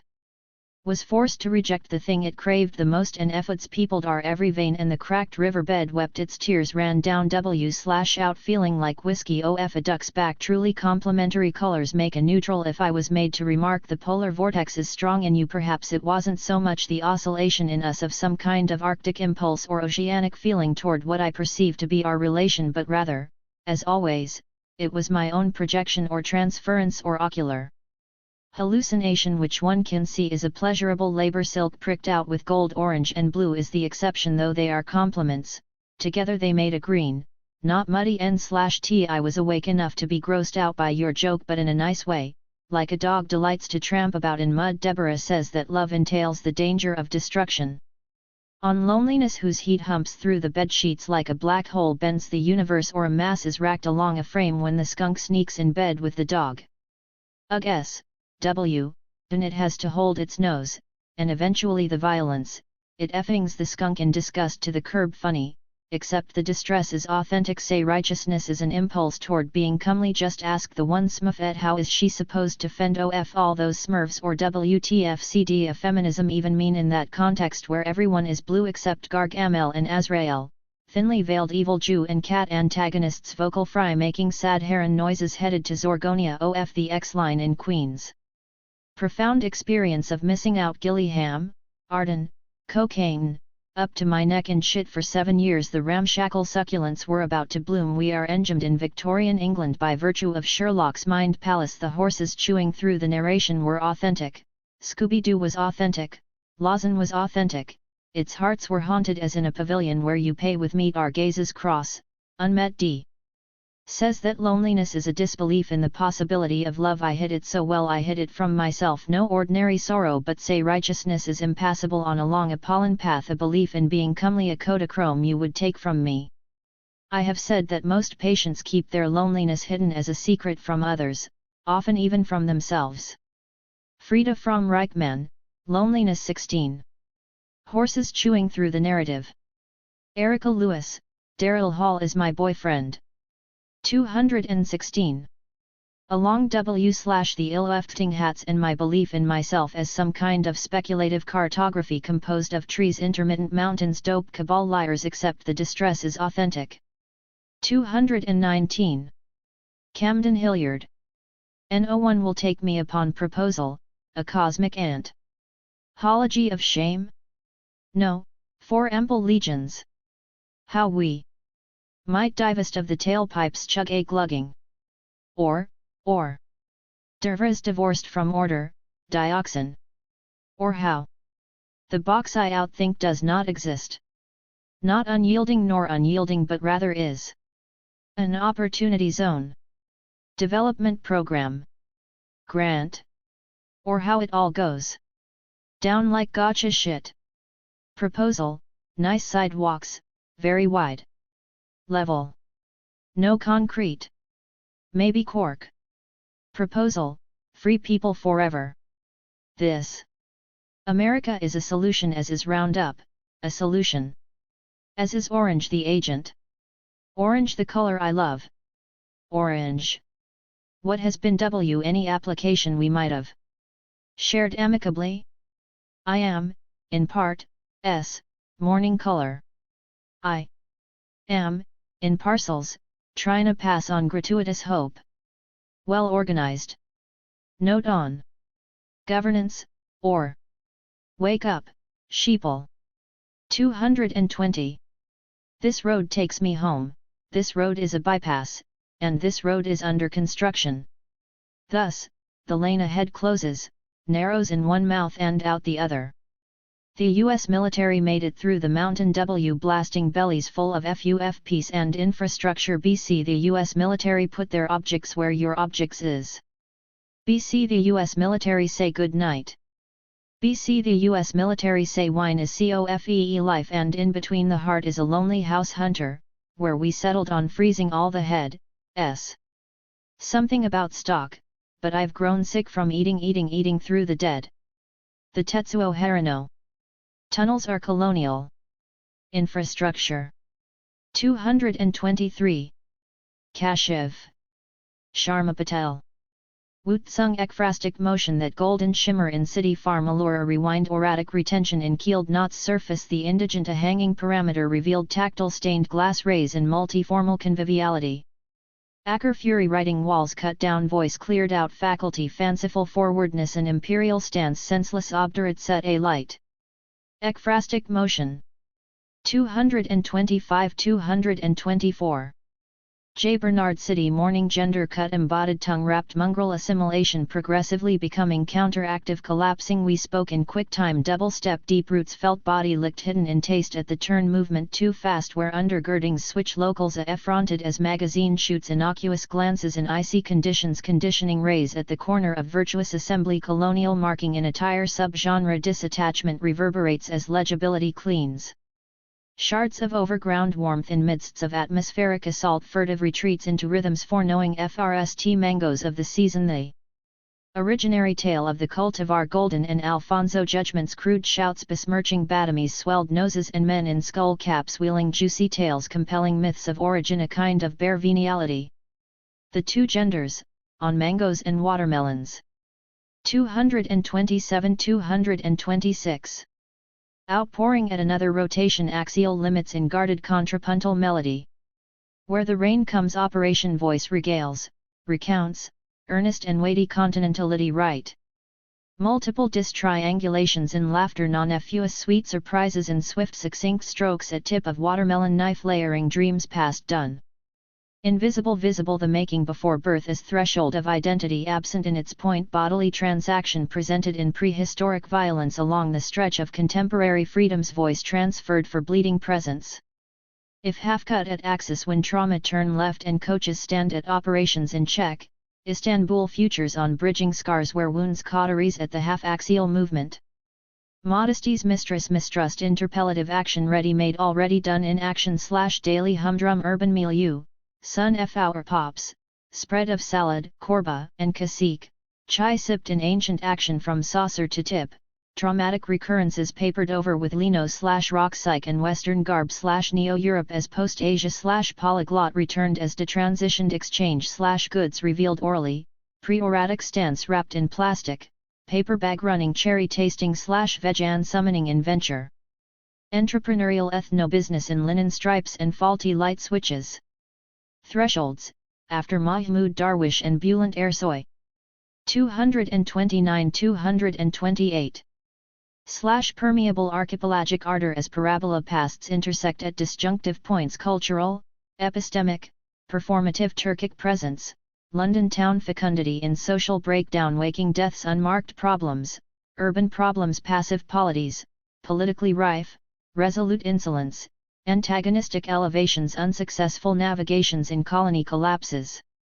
Culinary conditions for ripening palates / aesthetic form, distributed inordinate and detached / detailed debasements, laundered in high-rise shores / widening paths, Occident osis in post-Islamicate tomfoolery / verlust at the hole in the wall, post-prole pre-capitalist per FDY / performed resignations / I breathe confessional warmth / I eat in essence / in pre-common state / I wish to bodily frame / through the blessed queers / the prelingual affectation, the movement of lingual judgment and nominative justice / the face of another / one another / Browning health / subporous intent / an ethical recognition / the canteen as relation / the disinterested hospitality as being brought into the fold / choice done away with / bedecked in throes of wonder, guilt, FOMO, restlessness, looking to us here in content, gliding possibility / after the event vibes. In wakening, softening cherry skins. Taut, Socratic, growing burdens of speech, imposition, outed inferences in the growing toil. I was speaking rhetorically, the conversation kept on, nonverbal communication continue, tanning slowly under kitsch sweets, dulling desires, caught in too over leisure in multiple desires, tanning consumerist in a bid for connection, destruct, hearing reminisces as post-nostalgic / the conversing in absence after absence / a further coming down / evading a fgers placed bodily straight and strict / machine gun colored administration in the head, weighing down like the original subalterns / twisted queer lives, multivalent street smart girl / weathered woman, service male, petit faneur, casualiste poet, prefabulatory gusto and angst. 231. K. Gabriel. Dear K. A letter in 7 arguments. 1 on lies. In another poem, a man compares me to pussy, and then it happens again. Rosario says straight men don't even like pussy, an attack so devastating I took it vicariously. Cause of death, personal correspondence. Do I care about straight men? The question is maybe misplaced. Anyways, they care about me. That coy interval between gays and trans women is good for a couple things, one of which is giving the lie to hetero protestations about themselves. I don't even believe them, culprits of their own desire, though as Kim says I think they believe themselves. This thing is multiform, contingent, ambivalent, and I call her my sex. Even if I make choices I still like everything. I like myself and you, but the whole we share accuses us both. I'll call it auto-eftion, on its head it accuses the world. 2 on high school. Visiting hours are over for the bloodbath, please. You say wife. 233-232. 3 on being a wife. Q. Are you polymorphously perverse? A. No, I am betrothed to the present. Consider the wife. Desperately seeking Susan, Rosanna Arquette, wed to a jacuzzi and scheming the personals, rearranges the opposite side of the bridge. Anybody can be Madonna, so everybody's a wife in Fort Lee. Even the tubs dull the senses into a staycation. Arquette wants to be a club kid too, and Brie Fy succeeds at the precinct, in a gutted loft. Get into the groove and rot there, oh comely bohemes. You'll even like it. You say wife like style, or you say wife like RIF ed through someone else's stocks, or you say wife like wages. Wearing only animal print and plump in the right places. Dear K. Suspicious, you delayed wifery. Now you wear it like a polymer mink. Anybody can be a wife in the country like everybody's a piece in town. Q. Does everybody feel this way? A. I suspect they do, the fuckers. 4 on joie de vivre. It comes out of me like ah.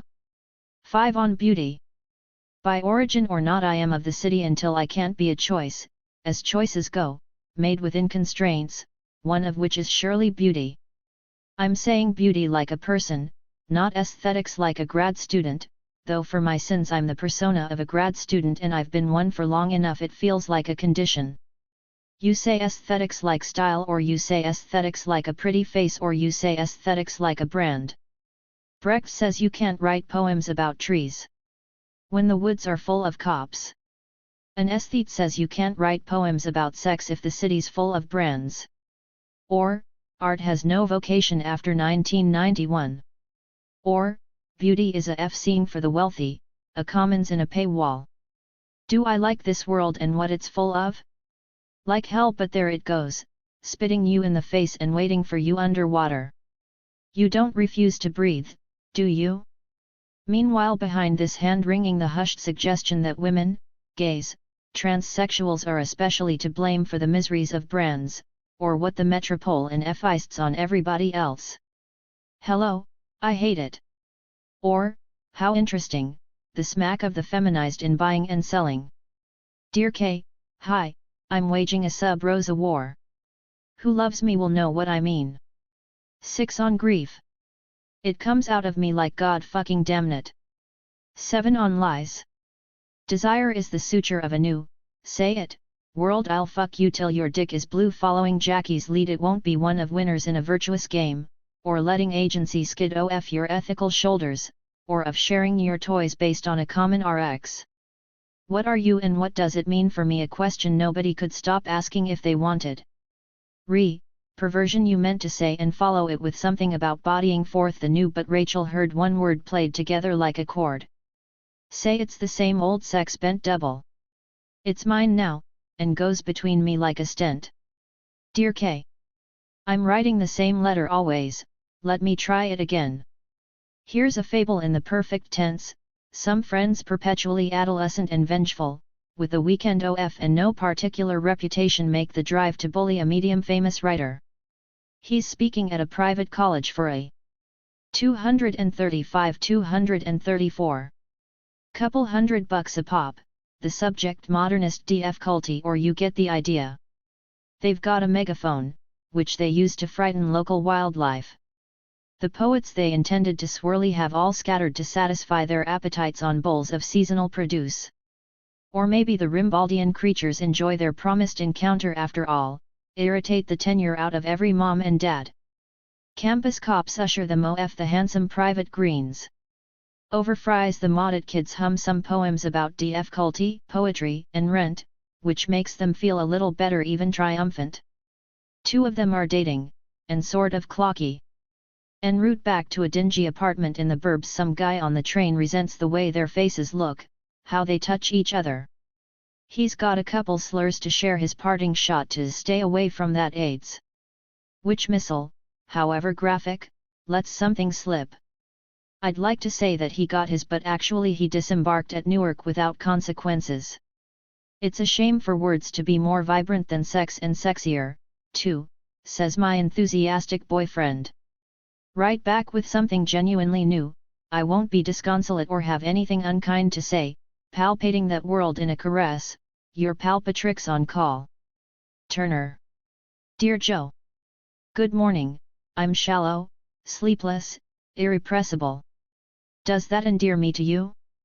5 a.m. in March, wind smacks the skylight and hustles refuse over Flatbush like somebody's idea of a zeitgeist. Hi, it says time to nap, but instead I'm writing testaments of what and who I love. Mike is sleeping in my bed, warm and furred like a cat with a beard and a tattoo sleeve. Maybe he would resent that description. I can do no other. I'm awake in another room, achieving nothing in the second person singular. Hello. I do it for God and the television, with a promiscuous heart.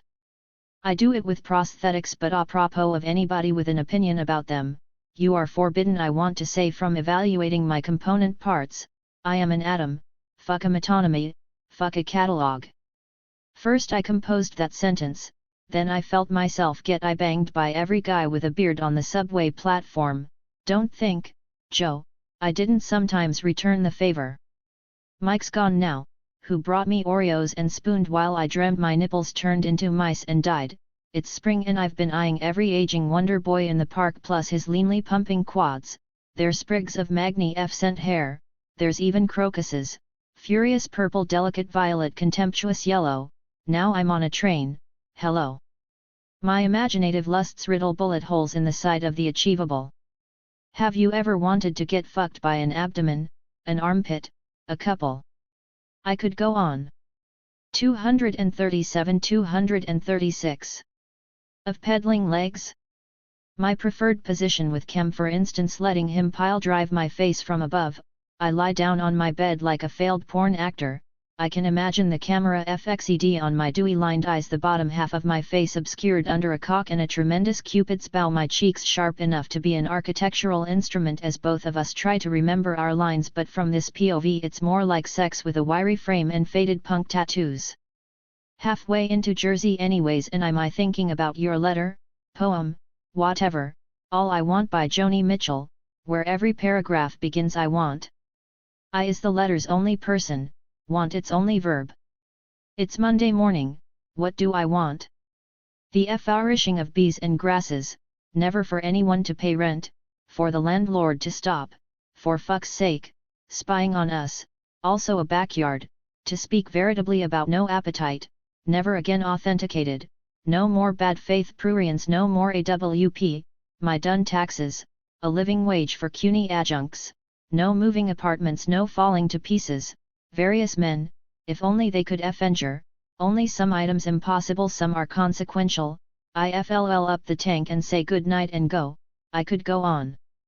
Patty Schemmel writes in her memoir she joined Hole after Doll Parts was already cut but wrote a new drum line for the end and can still hear the more ambitious resonance of her snare in the FNAL 16 billion Argentine pesos or so, sounding a hollow trench for Courtney's appetite. I fake it so real, I regularly dream I'm in a band but of course can play no instrument, instead I writhe on stage exacerbating attention, my face ushing, well really my ears and my own desperate hot need to be seen. Dear Joe, you get me. So what if I want to be embarrassed? Usually I feel like telling anybody your dreams feels like showing your ass to strangers. Well, so what if they look at what's good for them? Last night dreamt of being at, ran all night to the top of my own dimension, night before the dream about the mice, then I came into possession of an immense stash, pursued by dream police. I hid my ketamine in the pastel candy shop of other pharmaceuticals. Even in dreams I can purloin a letter, but the cops in my head got wise to the trick, even to a daring cinematic escape down a garbage chute, where a man with facial hair tries to recall my identity. By train through Jersey, no spring here yet, everything brown, enclosed backyard, and what have they done with my full stops, the Wawa in reach, I'm Duncan, I'm somebody's sugary kid. Call embarrassment less a discomforting bug and more an intransigent object of mega F-zation, a hot F-ashen indisputable even if unconfirmed certainty of occupying somebody's attention despite themselves, whether in vexation, mockery or aimless arousal, though maybe now my sense of shame a fruit rotted on the vine, like for instance to trick myself back to sleep, watch videos of anybody else eating things I can't or won't, like soups and noodles, foods on a stick, McDonald's breakfasts, lunch meats. Eggs fried into toast, oh hell, as in a letter from or season in a steak cation in hell, good hell morning, I haven't slept again, I think I'm amorous infrastructure. Joe, I think you're a lyricist of infatuation and I'm a geographer of arousal. What, if any, is the relevant deference? How will we be graded? I'm a slice of cake and cream. I'm Michelle Trachtenberg in Mysterious Skin and you're my malfortunate Joseph Gordon-Levitt. We applaud each other's poor decisions. Late for work again, good night, you run up my phone bill, I lie for hours in the hot water, we toast with our remaining vices and make up about it, mutual spectators in the tragedy of semi-notorious men. Does that endear me to you? We're on the run from one to another parking lot, one of us a cavalier drifter with life by the balls, the other a neurotic but the better driver, with hair the color of eyeliner. Which am I? You're a caramelized peach, poached, juiced, even at a distance so inconvenient it'd take a day to reach you by bus on several tumescent roads. Can you hear me where you sleep? Dear Joe, I want to fuck my boyfriend in this bar, and I want you to know I'm thinking about it. Surprise. With love, at a boil. Turner. 239. Laurel Oziel. 1. Captive in semblance, the body chem protruding inwards, there is the image of a shattered contradiction cuts the lung fsh just across its edge. Bleed out, the trace of all inside now public, but it always was. To make the shocks more smooth, less ruptural, the same way that an enemy is made to nature. The law attempts to describe its object even as it makes it. Now everyone must either be the perpetrator or the victim of a hate crime. Things change, this is simultaneously true and violently unutterable, grammar with a broken neck, one's migration into many at any level, still spliced, still whole. From t. 240. 4. A particular quantity of wrong discards its quality, or maybe not, statistically impoverished for care of me.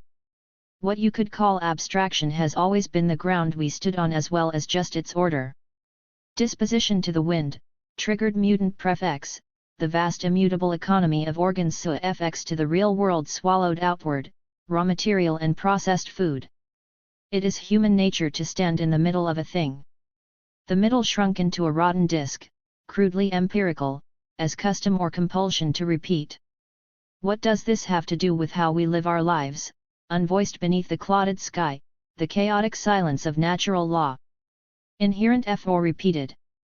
The whole is a window through which you speak, for what becomes a norm, just how much can you bear? 243. Leslie Feinberg. Dear Teresa.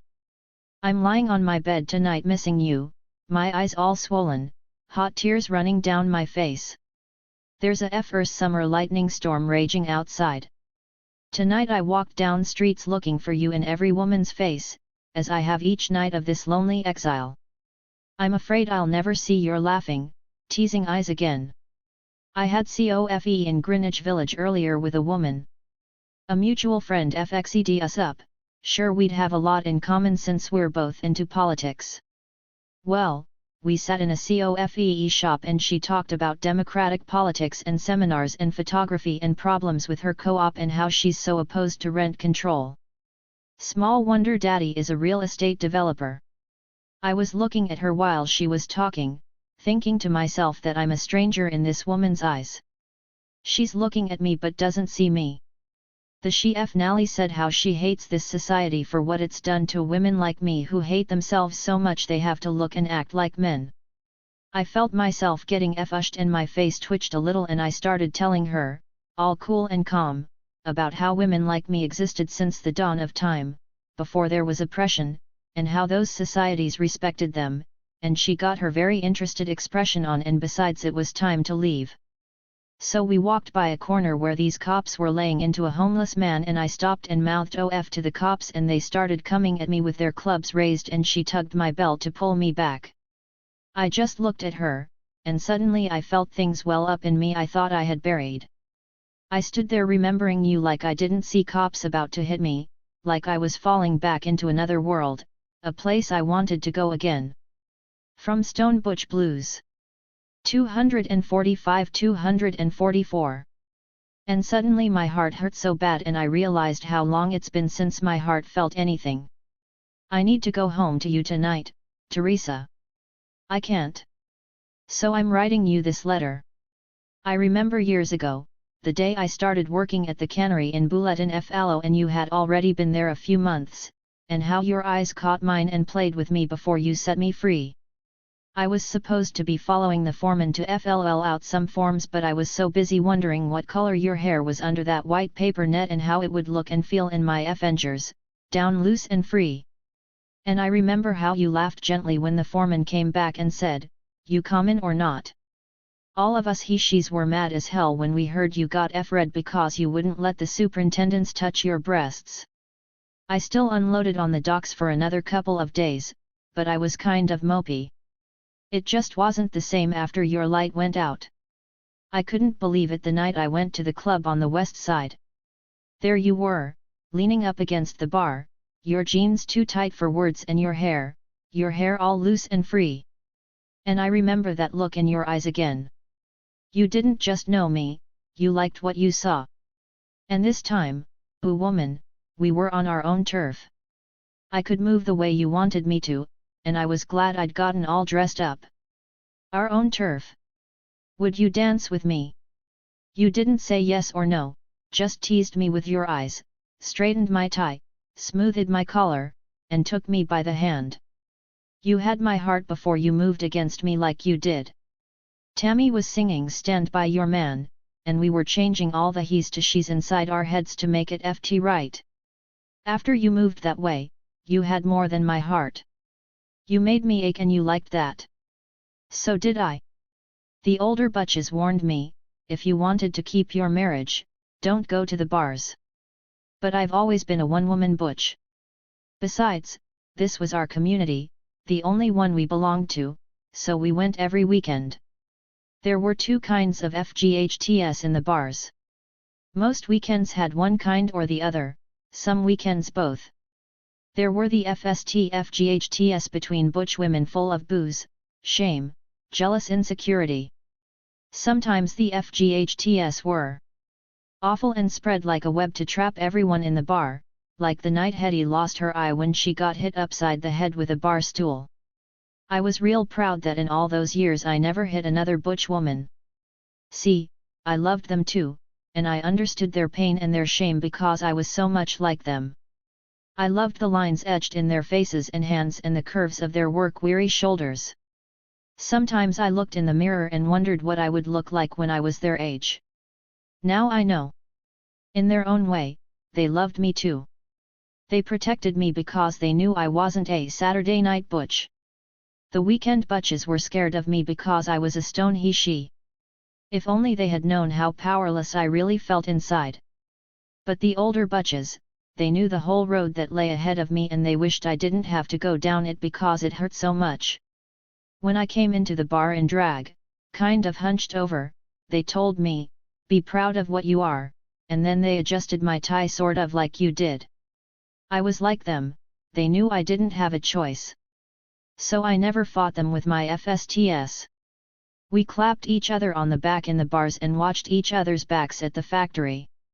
But then there were the times our real enemies came in the front door, drunken gangs of sailors, clan-type thugs, sociopaths, and cops. You always knew when they walked in because someone thought to pull the plug on the jukebox. No matter how many times it happened, we all still went ah. When the music stopped and then realized it was time to get down to business. When the bigots came in, it was time to FGHT, and FGHT we did. Fought hard femme and butch, women and men together. If the music stopped and it was the cops at the door, someone plugged the music back in and we switched dance partners.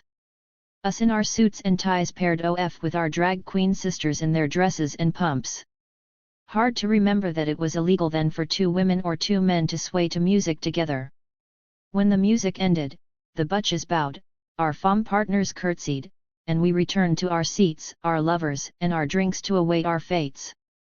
That's when I remember your hand on my belt, up under my suit jacket. That's where your hand stayed the whole time the cops were there. Take it easy, honey. Stay with me baby, cool OF, you'd be cooing in my ear like a special. 247-246.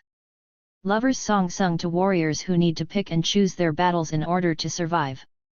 We learned fast that the cops always pulled the police van right up to the bar door and left snarling dogs inside so we couldn't get out. We were trapped, all right. Remember the night you stayed home with me when I was so sick? That was the night you remember. The cops picked out the most stone butch of them all to destroy with humiliation, a woman everyone said wore a raincoat in the shower.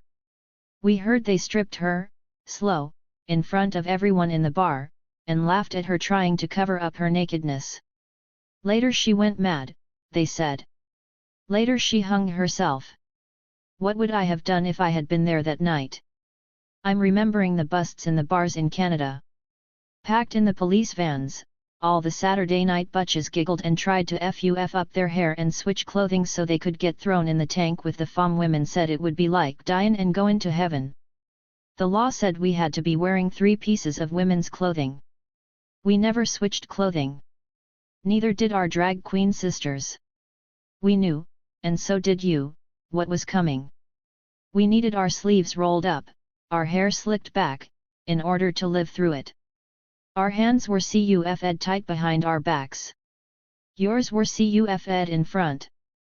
You loosened my tie, unbuttoned my collar, and touched my face.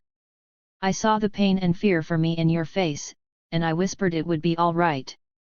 We knew it wouldn't be. I never told you what they did to us down there, queens in one tank, stone butches in the next, but you knew. One at a time they would drag our brothers out of the cells, slapping and punching them, locking the bars behind them fast in case we lost control and tried to stop them, as if we could. They'd handcuff a brother's wrists to his ankles or chain his face against the bars. They made us watch. Sometimes we'd catch the eyes of the terrorized victim, or the soon-to-be, caught in the vice of torture, and we'd say gently, "I'm with you, honey, look at me, it's okay, we'll take you home." We never cried in front of the cops. We knew we were next. The next time the cell door opens it will be me they drag out and chain spread eagle to the bars. Did I survive? I guess I did. But only because I knew I might get home to you. They let us out last, one at a time, on Monday morning. No charges. 2. Late to call and sick to work, no money, hitchhiking, crossing the border on foot, rumpled clothes, bloody, needing a shower, hurt, scared. I knew you'd be home if I could get there. You ran a bath for me with sweet-smelling bubbles. You laid out a fresh pair of white BVDs and a t-shirt for me and left me alone to wash off the first layer of shame. I remember, it was always the same. I would put on the briefs, and then I'd just get the t-shirt over my head and you would find some reason to come into the bathroom, to get something or put something away. In a glance you would memorize the wounds on my body like a road map, the gashes, bruises, cigarette burns. Later, in bed, you held me gently, caressing me everywhere, the tenderest touches reserved for the places I was hurt, knowing each and every sore place inside and out. You didn't flirt with me right away, knowing I wasn't confident enough to feel sexy.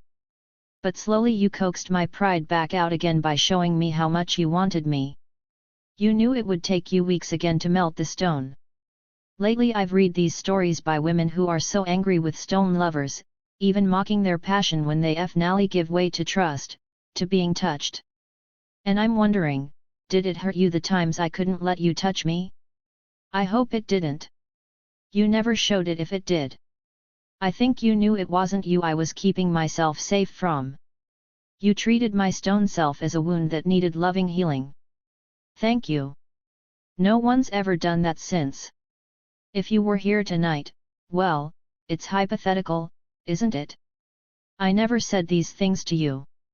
Tonight I remember the time I got busted alone, on strange turf. You're probably wincing already, but I have to say this to you. It was the night we drove 90 miles to a bar to meet friends who never showed up. When the police raided the club we were alone, and the cop with gold bars on his uniform came right over to me and told me to stand up. No wonder, I was the only he/she in the place that night. He put his hands all over me, pulled up the band of my jockeys and told his men to cuff me. I didn't have 3 pieces of women's clothing on. I wanted to FGHT right then and there because I knew the chance would be lost in a moment. 249-248. But I also knew that everyone would be beaten that night if I fought back, so I just stood there. I saw they had pinned your arms behind your back and cuffed your hands. One cop had his arm across your throat. I remember the look in your eyes. It hurts me even now. They cuffed my hands so tight behind my back I almost cried out. Then the cop unzipped his pants real slow, with a smirk on his face, and ordered me down on my knees. First I thought to myself, I can't. Then I said out loud to myself and to you and to him, I won't. I never told you this before, but something changed inside of me at that moment. I learned the difference between what I can't do and what I refuse to do. I paid the price for that lesson. Do I have to tell you every detail? Of course not. When I got out of the tank the next morning you were there. You bailed me out. No charges, they just kept your money. You had waited all night long in that police station. Only I knew how hard it was for you to withstand their leers, their taunts, their threats. I knew you cringed with every sound you strained to hear from back in the cells. You prayed you wouldn't hear me scream. I didn't. I remember when we got outside to the parking lot you stopped and put your hands lightly on my shoulders and avoided my eyes. You gently rubbed the bloody places on my shirt and said, "I'll never get these stains out." Damn anyone who thinks that means you were relegated in life to worrying about my ring around the collar. I knew exactly what you meant. It was such an oddly sweet way of saying, or not saying, what you were feeling. Sort of the way I shut down emotionally when I feel scared and hurt and helpless and say funny little things that seem so out of context. You drove us home with my head in your lap all the way, stroking my face. You ran the bath. Set out my fresh underwear. Put me to bed. Caressed me carefully. Held me gently. Later that night I woke up and found myself alone in bed. You were drinking at the kitchen table, head in your hands. You were crying. I took you FRMLY in my arms and held you, and you struggled and bit my chest with your FSTS because the enemy wasn't there to FGHT. Moments later you recalled the bruises on my chest and cried even harder, sobbing, "It's my fault, I couldn't stop them. I've always wanted to tell you this." In that one moment I knew you really did understand how I felt in life. Choking on anger, feeling so powerless, unable to protect myself or those I loved most, yet effing back again and again, unwilling to give up. I didn't have the words to tell you this then. I just said, "It'll be okay, it'll be alright." And then we smiled ironically at what I'd said, and I took you back to our bed and made the best love to you I could, considering the shape I was in. You knew not to try to touch me that night. You just ran your fingers through my hair and cried and cried. When did we get separated in life, sweet warrior woman? We thought we'd won the war of liberation when we embraced the word gay. Then suddenly there were professors and doctors and lawyers coming out of the woodwork telling us that meetings should be run with Robert's Rules of Order. Who died and left Robert God? They drove us out, made us feel ashamed of how we looked. They said we were male chauvinist pigs, the enemy. It was women's hearts they broke. We were not hard to send away, we went quietly. The plants closed. Something we never could have imagined. That's when I began passing as a man. Strange to be exiled from your own sex to borders that will never be home. You were banished too, to another land with your own sex, and yet forcibly apart from the women you loved as much as you tried to love yourself. For more than 20 years I have lived on this lonely shore, wondering what became of you. Did you wash off your Saturday night makeup in shame? Did you burn in anger when women said, "If I wanted a man I'd be with a real one"? Are you turning tricks today? Are you waiting tables or learning WordPerfect 5.1? Are you in a lesbian bar looking out of the corner of your eye for the butchest woman in the room? Do the women there talk about democratic politics and seminars and co-ops? Are you with women who only bleed monthly on their cycles? Or are you married in another blue-collar town, lying with an unemployed auto worker who is much more like me than they are, listening for the even 250 breathing of your sleeping children? Do you bind his emotional wounds the way you tried to heal mine? Do you ever think of me in the cool night? I've been writing this letter to you for hours. My ribs hurt bad from a recent beating. You know. I never could have survived this long if I'd never known your love. Yet still I ache with missing you and need you so. Only you could melt this stone. Are you ever coming back? The storm has passed now. There is a pink glow of light on the horizon outside my window. I am remembering the nights I fucked you deep and slow until the sky was just this color. I can't think about you anymore, the pain is swallowing me up. I have to put your memory away, like a precious sepia photograph. There are still so many things I want to tell you, to share with you. Since I can't mail you this letter, I'll send it to a place where they keep women's memories safe. Maybe someday, passing through this big city, you will stop and read it. Maybe you won't. Good night, my love. 253. Levi Bentley. Claudia and Hen show up in language. See here they are. How does one show up to the world? Precipitating into it. Claudia and Hen FO'd up. An avalanche of bottles hits the dumpster outside the bar. Outside my bedroom sometime after 2 am trying to reach Hen and Claudia again, thinking this rewrites it. Claudia laughing puts a hand on Hen's shoulder. There is something easy about it and an ache about how does one go about waking into a efflagre of limbs, sometimes my own. It seems to keep happening, but now. Asterisk title taken from a translation of Virgil's Eclogues. Slender Oat Rehearse asterisk. 255-254. I've lost them again. Claudia and Hen are digging up the street in front of the house. They've put a fence up, a line of social text that keeps in capital, keeps out need see. Around the vegetable garden there is a hole at the center of the garden as deep as a grave. I resurface through a chemical blue of sleep again, showing up pressed against glass, points visible through a chemical blue and over-the-counter blue. Sometimes one is an unreadable point and no kind of future is legible against the window of the 8-ball of the world. The body floats up from sleep, words come down, they are heavy, they fall into sentences. What are you willing to sentence here? It has to be done carefully, the breaking and entering, a kind of guerrilla gardening. I fall in and out of love with language. Claudia and Hen get on with life. They watch me from their careful fence, safe behind nominal boundary, an iron script. How do you decide what shows up here? Claudia and Hen don't need it, they offert insincerely. They suggest it is time to leave. I am falling through language to get to you, feeling through the dark of language at the edge of sleep, just surfacing. I am waiting at the clean edge of silence for something. I wake up again and again, tangled and stung, a body, pricked with itching, shadowed by pain. There is something there. I came here because I did not know how to write a love letter. I still do not. All the language I have is proprietary. It all wraps back into the same bad thing. The available parts, however assembled, build the same machine. Claudia and Hen have finished their doomsday device. There it is inside a door at the bottom of the grave-sized hole inside their garden. I can't get the dream back where they weren't yet building. 257. Liam O'Brien. Set you down FRST, acres of frost, then, acres of thaw. Then, both of us live under law. You came up in a green land, shoulders high over the sea. I had some green men to crow over me. We will set it down and make bread and pay the rent. Neither one of us will be president. Companion Poetica. 259-258. In this home their occupations are all the inventions of the world's animate heart. Erase all homes, all home life, ties, needs, and joys. Would the wheels of labor move?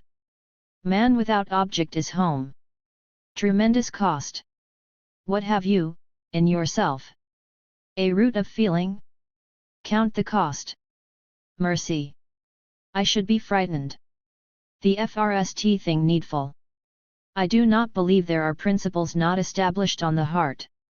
So strong, the onset of the world. Flesh and the devil on shifting sands. Decisions I refuse. The foundation of a home, I should have thought love. Left out. Love that will not grow weary. Love that has a nightshade, leaving nature. Marrying the world. In loyal love, a cornerstone. Have you that love? Low love? Only a heart, I have lived. What will become of me? Love so enduring must be thorough. The intimacy between, changing unlikeness, that manner of engagement. Not so fast, my dear. I should want time enough to lay, to grow, to give love a shock. It will endure. I am afraid. It is not safe. Fragments from the Complete Home, Julia McNair Wright, 18-25. My beloved, change your law. No wonder love shows itself. To build up a cornerstone. Courage to lay down circumstance. To care for the last, the life misery. A young man to accept his disasters. Men marry, and men. A man FNDS the struggle how much harder? As healthful and happy as others. But some disease, which speedily developed, keeps longer. Lesser than friendships, God and humanity. Long enduring, prepared to meet. That home, build up within. A man has nothing, he has no right to be. There should be something. Burdened to increase and not diminish. Nothing so breaks. Let every man take. It is not safe, to love one another. 261. Listen Chen. A slender midsection of the clock behind the guard's station being visible from the small window in cell 1, a prisoner may peer out and confirm whether it is or is not 12 o'clock or 6 o'clock or on the hour or half past something, providing a guard does not shudder the view, let him not despise what he has received. The strains of personhood cradled by a stiff white blanket, a thin mat, a stainless steel ligature-resistant toilet, a name carved into the door can, spaghetti toast, powdered orange drink, a styrofoam plate and cup, one layer of the prisoner's own clothing, and most humanely, if you know to ask, a worn John Grisham novel, O picture. Empty this boat. Beneath the long arc of silence she assembles herself alone, her disordered thoughts interrupted only by bootsteps, keys jangling, the unconcerned laughter of a guard, or a metal door sliding open and then shut. Good is restraint in the ear without time and its coruscating ooze of contact and dependence. Only the vital no self watches on W/utmost indifference while seen or unseen. Countless dead friends are treading calmly through the glittering mists of history. Let him be perfect in his duties, and in the fullness of delight he will make an end of. Like the moon when freed from the clouds. 263-262. Faring as the wind's intricate emptiness sweeps away, the faces of pigs and sledgehammers leap out of bricks, and the social shadow explodes from behind every judge's you, as music alone awakens in man.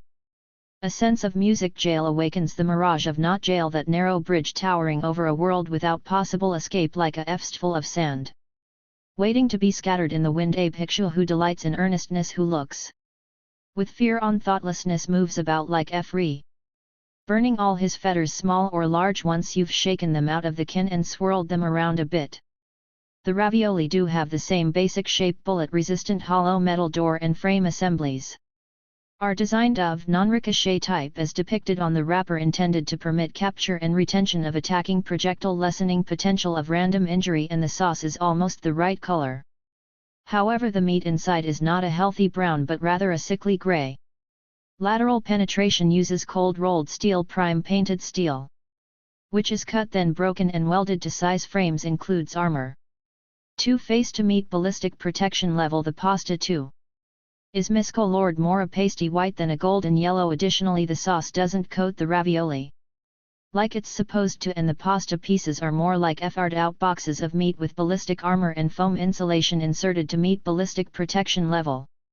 Then FUFY little beef pillows the sauce required assembly.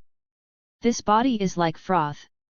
265-264. Leaves factory swinging on frame. Is really the only thing with the FAV, or so it's a good thing it's decent for having come out of a kin that may have been on the shelf for heavy-duty clear anodized years. The pasta is so soft. Aluminum continuous gear hinge that you can chew the whole meal, prepped for cylinder mortise with just your tongue. Lockset exit device or the roof of your mouth. In the struggle for truth a person may disappear. All distances collapsed to the span of a few paces, the inexhaustible walls clearing a path upon which to discard wisdom and set the beloved body aside. What else need I ask from another? The ecstatic hallucinations of death summoning forth a bedsheet, a shoelace, a plastic bag, a light fixture, a vent, a window bar, or an electrical cord that asks 20 years or 20 minutes, to which the enlightened sees only a shooting star, a clouding of the sight, a lamp, an illusion, a drop of dew, a bubble, a dream, a lightnings. A thundercloud, a fr longing to dissolve back into the smooth darkness of the night sky, or a faded memory of the night sky subhoodie. If bodhisattvas abide in the notions of a self, a person, a sentient being, or a lifespan, they are not bodhisattvas. After roughing in as required, place fsture in position and use as template to locate and mark fng points on FO, or where does. 266. A turnkey hide his human hands? The body draped against the cell, puncturing the sunlit kitchen, the quiet Sunday, the blue Canadian expanse. If I had a job I would not commit crime. If I had been arrested I would say I was sorry. If I had a supportive family I would not kill myself. I always turn up in court where the course of self-estrangement transcends self-estrangement. She mounted this pile of Efri wood and kindled a Efri, their souls ascending in columns of smoke that model the civil sky within these walls. I bid farewell to a strong calm bandit who had never killed, while mantles of ash echoed along the sills of our ghostly dependence. The myth of permanence Stumbling beneath looming walls, crooked shadows, turnkeys and getaways. 269. Logan, February. Staring at beautiful men will get me killed someday. Let it be a good glossy death over the phone. I talk my shit as the moon sinks into its own velvet, his bliss in my ear like a cherry blossom. In real life I'm gangly, I'm graceless boy, long legs. I am asked to be insecure and not know I'm alive, but here's sustained eye contact for you. I reopen my petals, at least remember their tender hue. Neglected, the violets will not survive the night. Is this what fear tastes like? This acid metal, legs won't go where eyes go. I said carefree and not death. Wish the blade gleams that we live so close to. I must obey here. Life is short, even though everyone says life is short. Today I feel I am holding on to warm water and falling. Desire is poured upon your lovely face. Aphrodite has honored you exceedingly. Sappho, Fragment 112. Trans. Anne Carson. 271-270. How to be great if ed and carry on in this life where no one gets what they want. I want to die happy after eating a giant bowl of spaghetti. I want so much water but only have these 2 beers at 1 p.m. I recalled the Sophie song I was going to tell you about at 1 a.m. I thrashed my head against the pillow in an attempt to shake out its tight melody. I blame so many things on the Buddhist in me. So many tidy crimes of personhood, like I never returned your calls after our tryst in the penthouse suite last November, like I have never written a kind poem about my mother, like once in secret I tried on a white dress and swooned from the innocence in the mirror. Yes, I would like to upgrade my unfortunate body to become someone more like a goddess, but kinder, a little less eternal. I would like to say very boastfully that I have detached myself from all worldly things, but that would not be true. I still love the slow burn of a shared joint, spicy chicken, the savage gyrations of sex, and I still hate liars. The tidy crimes of personhood, men who make a hobby out of blood. I want to have my Avengers in my ears saying, I cannot hear the noises of this world. But now again the little voice is asking me if it is cold in the water. Yes. Yes, it is quite cold. 272. I am outside of the FLTHY 21st century. I am in prehistoric Africa with my feet unbound and soaking in salt streams. I dream of a sky, having no word for its color. Having no murmurs and no worries. Everybody with problems of their own. I wear my costly beads, I wear my lace. I veil my face out of existence. My fate is to be well taken care of. To be polished with oil, with shea butter. To be a seam between nations at war. I have a wealth of headaches, of anger.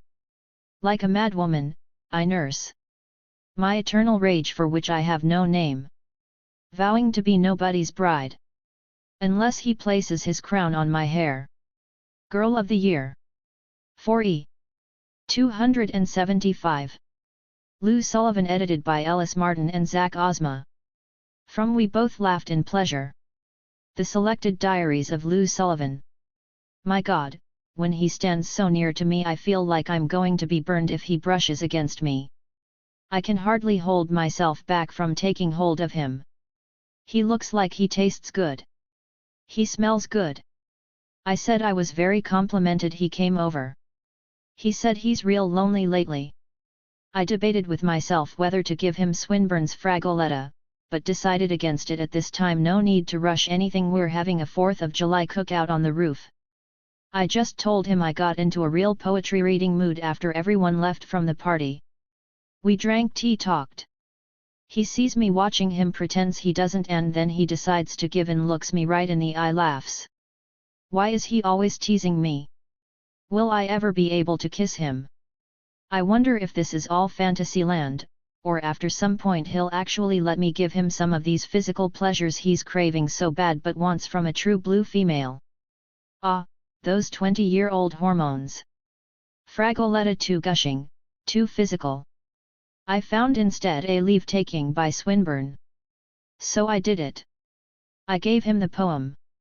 He immediately opened it in front of everyone, asked me, "What does this mean for you?" I answered, "It's a love poem." 277-276. If I follow my heart, I'm gonna love you. He fucking let me kiss him in front of a big group of people, including Kuka. I said, look at this guy, he's an insatiable FIRT. Have you no shame? He has no shame, and I have no scruples. He told me he was complimented by my attentions. I said, you should be.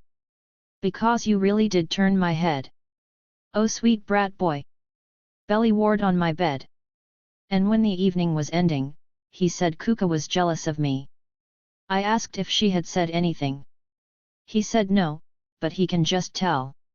I asked what she was jealous about. He said, she's afraid you're trying to turn me gay or something. He keeps wearing the same shirt, but it always looks fresh on him. Somehow. In certain moments his hair looks like it could use a shampooing. Thou hast a serpent in thine hair. I asked if he read the poem, liked it. He hedged around, wouldn't be direct. I asked, did you read it? He blurted out, yes, 3 times. And did you like it? Yes, he shouted, his eyes flashing proudly. It seemed like every time he was on his way out, I was on my way in, and we'd bump into each other in the corridor. In the beginning of the evening, I offered him a joint and he says, are you trying to get me stoned, Lou? I laughed, I'll try anything. He began reading it, asked what it meant. I said it says it all there, better than I could say it. He said, then you're putting yourself down. I said don't read it here. He said, I want to talk with you about this at your place. I was so shocked and nervous, I said, what? He repeated it. Come hence. Let be. Lie still, it is enough. He asked who wrote it. I said a turn-of-the-century English poet. Suddenly we were alone in the room. I said, what did you want to talk about? He's sitting in an easy chair. I'm standing. He says, what do you feel inside for me? I answered, I think I love you. He asked why. I thought a second, recovering from his question so blatant, so cutting, so disbelieving. I said, because I think about you a lot during the day. A smile came over his lips. He smiled at me, said that's nice. Thank you. I suggested we all go to a movie. He wanted to go get a sweater, I guess, so was going to meet us at the theater. I asked, can I come with you, T? He called back, sure Lou. If you want to. We went to his beautiful place. It was like Albion, but more beautiful. He said he built all the wood himself, a loft where he slept. I was enthralled. Misty Fed. He lived there 3 years with a 30-year-old roommate. Suddenly we were sitting on the floor talking about some shit. We lost track of the conversation. I was gazing into his face. He asked, what are you thinking about right now? I started laughing, fell back on my elbows, answered, I was thinking about how beautiful you are. He told me that from the start he felt something special between us, too, and that he liked me a lot and thought we really had something good between us. That he really felt good that I told him how I felt.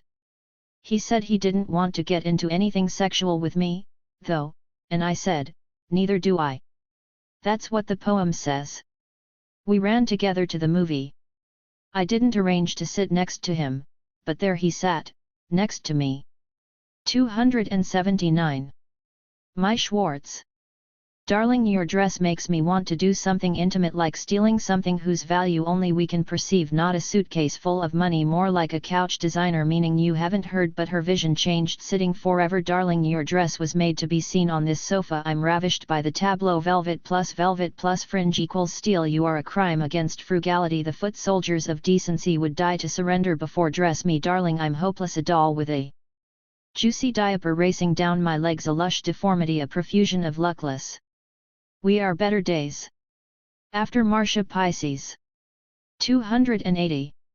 Keys spinning loosely in the nearest lock. Be serious, darling, I beg you, make me a late-in-life bastard, I mean bachelor, I mean hammered in copper for the family crest, my cousin, my CO chair, my friendly competition. It sucks how every faggot loves a fascist, or is one, am I right? Let me die FRST, let the alley keep the alley and the aisle, it's slog to the sea, all roads may lead there, but who said go by road? Or else guess what, girl, we're going get in. 283. Maxe Crandall. Scene 3, Yum Yum. Mud crawls into the mud pile for a hand-to-mouth feeding. The monologue continues. The people together the song I knitted. Mud has a bucket and in the bucket is a mud-like food. Mud picks some up on the ends of their fingers and eats a bite. Let's slick our arms. Mud gets another bite. Don't make hair. Mud takes another bite. The scrawl is what we actually want. Mud gets another bite, pauses before they eat it. This is what we eat in the dungeon. From Mud in Love. 285-284. If it is a dungeon. In your terms, what is a dungeon? Mud eats it. Mud walks around with the bucket. Their gait makes you a little uncomfortable. Try not to laugh. Yum Yum. Feeds it to someone. Yum Yum. Feeds it to someone. Yum Yum. Feeds it to someone. Yum Yum. Feeds. Mud walks from the people together back to the song. Mud knits its brow. Ha! Some people think I can't think. Just because I don't have hair. I mean, I have hair in it. I have everything in it. Mud quietly puts the bucket down. New posture at an angle, shoulder against the wall. What happened means I mourn. The mud I stopped. The mud I didn't stop. When someone gives you the mud, you should become it. Mud crawls around, collecting the shells on the floor. Mud puts them in a pile and stares at it for a while. Then Mud sits on a chair and crosses their legs. The next section is faster. If only I could re-feel the love I felt. How many of us don't understand our love relationships? I should work it into my daily routine. My next move is a mouse. 287-286. The number on the calling card was an elaborate sequence that led me to a tiny doorknob operating more like a button. In this day and age, deep within the lake, that vast body you may not recognize is a submerged bottom known simply as mud. What the mud does is, mud picks a seam on the costume. The projection on the wall, to the left, begins. Grounding. For you to know that slickness stays. The grossness on your feet is a kind of beauty. That. Mud is natural. And in this sense mud is social. It's something or someone who will always sit down with you. Mud is a social act, I mean mud is me. But what is mud? What mud is being? In your minds. Getting angry now. Whose hands are always going in there for you? If you think you're so much better, then tell me. What's at the bottom of you? Do you even know what's in there? Is the only way you can feel it to throw it in the gutter. Back over to the shell pile. Mud deliberately crushes a few shells on the outside of the pile with their foot. Not an angry gesture, a sound. Now that we all have treats, we've given them to each other. That's what society is, right? Now that we have that, what will our adventure be? Mud moves to the front of the space, closer to you. The question now is, what will you do with the mud? 289-288. Mud gets 2 sticks. One is short and thick, the other is long and a little thinner. Mud uses the short one to hammer a stone into the end of the long stick. The stone is shaped like a triangle. Now the long stick looks like an axe. Mud carries it over toward the wall and stops. As if the question suddenly occurs to them. If the whole world goes digital, what will happen to Mud? Mud hits the wall with the axe FVE times. The axe makes a very loud chopping noise when it hits the wall each time. Mud is more athletic than you probably expected. When they pull the axe back to strike, their body, torque. On the FFTH strike, FVE longer wooden sticks fall from the ceiling to the floor. There are some who believe that Mud isn't animated. Others who believe they are the FRST to have animated Mud. To bring it to life? To assert this kind of existence? To begin to sell Mud? Mud picks up the 6 sticks one at a time. Each one FTS into an invisible hole in the FOR. Mud is working and building. Once the sticks are in their places, they form a circle around Mud. The 2 sticks in the middle, which Mud stands between, are taller than Mud. The cultural fascination, even obsession with Mud, has to do obviously with romance. Mud slides the pile of shells into the circle. When some of the small shells fall out of the range of the force of Mud's hands, they go back and pick them up and bring them to the new location for the pile. The pile is near the middle but not in the middle. The projection swells. Mud looks out, straight ahead. Mud is often used to build huts, although it's df cold to give mud a shape without water, 1. Fre, 2. More dirt, 3. Air, 4. Sun, 5. What I'm trying to say this time is, suddenly there's a lot more mud. There's more of me than I'd accounted for. 291. Miles. Collins Sibley. Soft baby, soft sheets, the warmth left behind in the shape of a love left for another bathroom trip to come back only with cold feet. You didn't call, you didn't write. No, but I missed you and I brought you something. Put cold feet against soft girl's warm stomach and the yelp. I brought you that sound, I brought you coming back to bed. We have to get used to a new COFEE color. We're switching to oat milk. We're trying to admit a lactose intolerance born to brown skin. And by we, I mean I have to get used to a coffee darker than the color of my own skin, sweetened with something not yet made on a plantation. Is this a decolonization of my body? Taking out milk BC, by God, I'm keeping cheese and sweetening with honey now, and the bees are disappearing. I'm drinking my coffee out of a mug I bought when my birth name was my FRST name and started with M, and before the name I uncovered for myself started with A, and now both names are my middle names and my new name starts with M again. Being trans is hilarious. Cis people make all the wrong jokes. Our wheat bread says no added nonsense, and the second loaf in the freezer says, coldly, no added nonsense. Mid-morning triptych. 293. Nat Raha. Galore in staying wake, trill soft us upon each suggest to consider in pleasure / before you / I draw sensate / quiet streams to skin composed and arms around to dress, pressing tangent / temples and cheek back / bone back / degrees 120 across neck and kiss : y / r / s sweet to musculature paths across back / that we invent passion here in critique of universalisms that the labor to keep selves in challenge of particulars our divergent bodies experience that to give hands / lips public to each gains the signy f.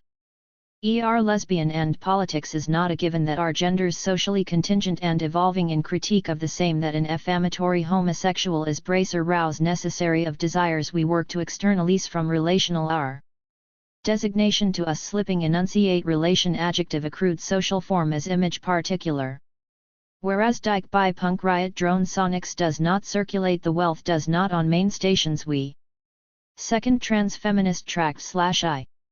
295-294.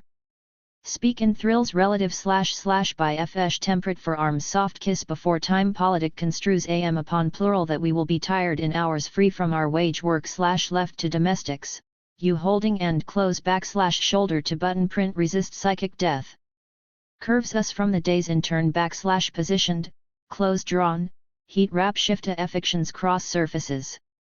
Our cheek and hair stroke comfort in the historicity of rest space, keeps minds near and felines and start, winter, radiates through privacy housed, exchanged, captures each action for and emits social myth and that if restless we will struggle at the premise capacity for the day do / as the blind pulls itself to gloam. When we're working while we're asleep. 297-296. Electric the police station /40 FES neighborhood / of arms tending, clutch despite the nerves inactive. Ache limbs to agony / drained from the type, inhabits exiting to AM, alarmist / held together queer women anterior to labor dates / subsist even as muscles and / or thought stall, without of the workplace forms as it shores subjection / cultivates, gains are remaking out of sight / that the fictitious private, hewn there reif ed work of romance the relations where our genders fall as the simplest of words, we lust for the rest / hands freest from repetitions of the wage. They, pathology weaponized struggle to thieve health / to grasp the poem and nuzzle you as capital kisses at night. To decimate, made and horny, are shaven flesh and locks, dined on black beans, corn and sugar, vagabonds, tinkers, tricksters and jailbirds had demanded our bodies fascist rags, codes and division systematic flesh and capitals. Nostalgia imposed and gender /ivative nations, soil. 5 grrrl / if we are citizens of nowhere, a threat to the tone and image. Composed / lace cute we divine femme no here to dissect your impositions bark organs so late in the day, directions on casual violence, if your pleasure excruciate living / and the beauty about our eyelines. From 9x9. 299-298. 8 At the trial of your crimes of invention in my charred golden mini dress / cremated homes, debt and end circuits capital commission and hate. Dined on fr. Divine salt and end threads of your fags, aroused, our vulgar comedy, drives and erotics silenced / your beliefs and rituals, disintegrating, foxed. 2/3 We, the invisible, streets strewn w / feathers, our solitude negative reveries vibrant squatting schools and rulings, your nights ripped by free, disinvest ed / the deepened particular of feshes, our / memory embodied, itching, wet on the Union Jack your truths will be rerouted. 301. Natalie Messnard. Scorpio, it's time for contemplation. Hear this, my life has been a hologram. History has no mirror but stars misaligned, 1,000 tessellated lichens and I have been trying to read them. I admit, a peculiar astrology, girl, boy, body as brown moth come to rest in the lee of an eye magnetism is forecast. You may force a silk rose through one eye of the 3D moving image. And when Justin Timberlake brings sexy back at summer's bravura performance, some rose all day DIY backyard wedding you may know, you will go get down. Say of the synth pink thread coming through the eye it's made of stone. Stone from which hangs stones, grave markers wearing tessellated lichens. The pattern gets so misaligned. Please. Scorpio, read this horoscope sober as a moth. My whole life has been a hologram. A history of body as bangled, begging hand. But you're down to refect on what you're transmitting, aren't you? Or what did you mean when, leaving advice in the guest book that evening, drunk on your own stars, notion of goodbye you wrote, wear each other's clothes. Projection in retrograde. 303-302. That night. It was raining, I was walking, I was texting in the rain, I was sending, I was running into the question text messages and trying to skirt Times Square, I was wet, here was my non-binary friend, I was raining texting. Checking Instagram. Here was my blonde friend, are you trans? R. At Mean Girls on Broadway you. I walked in the rain raining. She had a sweet, cold are you at Mean Girls? Summer I was raining on Broadway in Times. Here was my scientist friend asking had I finished editing the paper on exploratory data analysis, what is emergent? She was happy in her body, he was happy in his analysis. The blonde was non-binary, the scientist. Data clustering. Was texting. To be at Mean Girls on Broadway in Times are we. Square I kept running into the square? He had a sweet, cold question. I was walking in the rain. Water I was studying the clustering. Pink lights, yellow lights, purple lights, space. Stop. I walked past. Mean Girls on Broadway in Times Square, it was pink, I wasn't happy in my body. Light a coincidence in my analysis. It was circumstance but I lived it and QED sweet, cold I was, happy in my analysis, I mean because I didn't have one. We were all there. 305. NMESC. I Sunset songs cue on the auxiliary / we drive through magic hour / and it makes our faces round and golden / our voices take the shape of different roads. In the morning we hear that the government is shutting down and we hope they mean for good / and we rejoice / because we used to think there could be art warm enough to melt the knots of hate out of the body politics / but now we know / this country was built rotten / stayed rotten the whole way through. What I am saying is I feel helpless every day and now we have this van and if there wasn't so much work to do we could just drive it straight into a canyon and live slow. What I am saying is I still feel most at home up and down an open interstate / and I could use that calm to spread / because there is so much to hold / and I have such strange dreams here. 2. The sun is setting on the porch / short / like summer camp is short and afterwards / some kids go back to sunlight and we go back to asphalt / and a sharp season / in which we break ourselves open / and mop each other up / until we are covered in each other's wetness / until we all smell of copper / and ash. The sun is setting and I want to start smoking again. The sun is setting and my friend. Sunset Vans. 307-306. Just changed her gender marker because she is afraid of ending up in the wrong prison / and all prison is the wrong prison / but we still celebrate. Like in Philly I'm lying with Jackie and the dog watching the gay ice skater anime when they say, there are material consequences for living how we do. Or in Richmond Dandy reminds me / how this winter we wrapped our friendships around us so tightly they tore at the seams / and called it a suicide watch / and sobbed into wet sandwiches when the healthcare system couldn't hold us right / or under streetlights / when our lovers wouldn't hold us right / or by the cemetery / with the precipice so close. 3. I'm Terry F'd that the summer beat us home. Down here the summer settles easy gentle on the porch, Jurassic landscape. We wake up when the sun is high enough to warm us. I'm getting sentimental / lingering / like how the sun gets so caught up in hair / like staying close so as not to break this force f'd / like, sorry if this is boring but I love this song. The mid-Atlantic's cursed / so much death stretches up and down I-95 and still we stretch towards each other / state by state / vertebrae by vertebrae. Lana is singing a lust for life, keeps us alive, and that better be enough because soon we won't afford our meds or, Vitamin C is singing / say it right now cause you won't get another day but why not / could she know / that past the carbon crisis point even the oceans trying to come for us / like, could she know / the heat / will push out all the air / and I will hold my breath / each time a friend walks home alone in a statement heel. The sunrise creeps / blue and austere like this motel room / threadbare like sleep. If property is theft and theft is proper then I'm going to put my FST right through the sun and pull the light out. Because we didn't choose or want these bodies / but we are losing the right to repair them / and we need that warmth to hold each other up. If property is theft and theft is holy then I am proud / of every single year we've stolen back / of how much joy / is possible / to haul away from here / before the fuckers catch us. 309-308. Black cars gather Sunday black shirts in summertime. A burn starts as an itching dragon FIES like tiny helicopters, circling.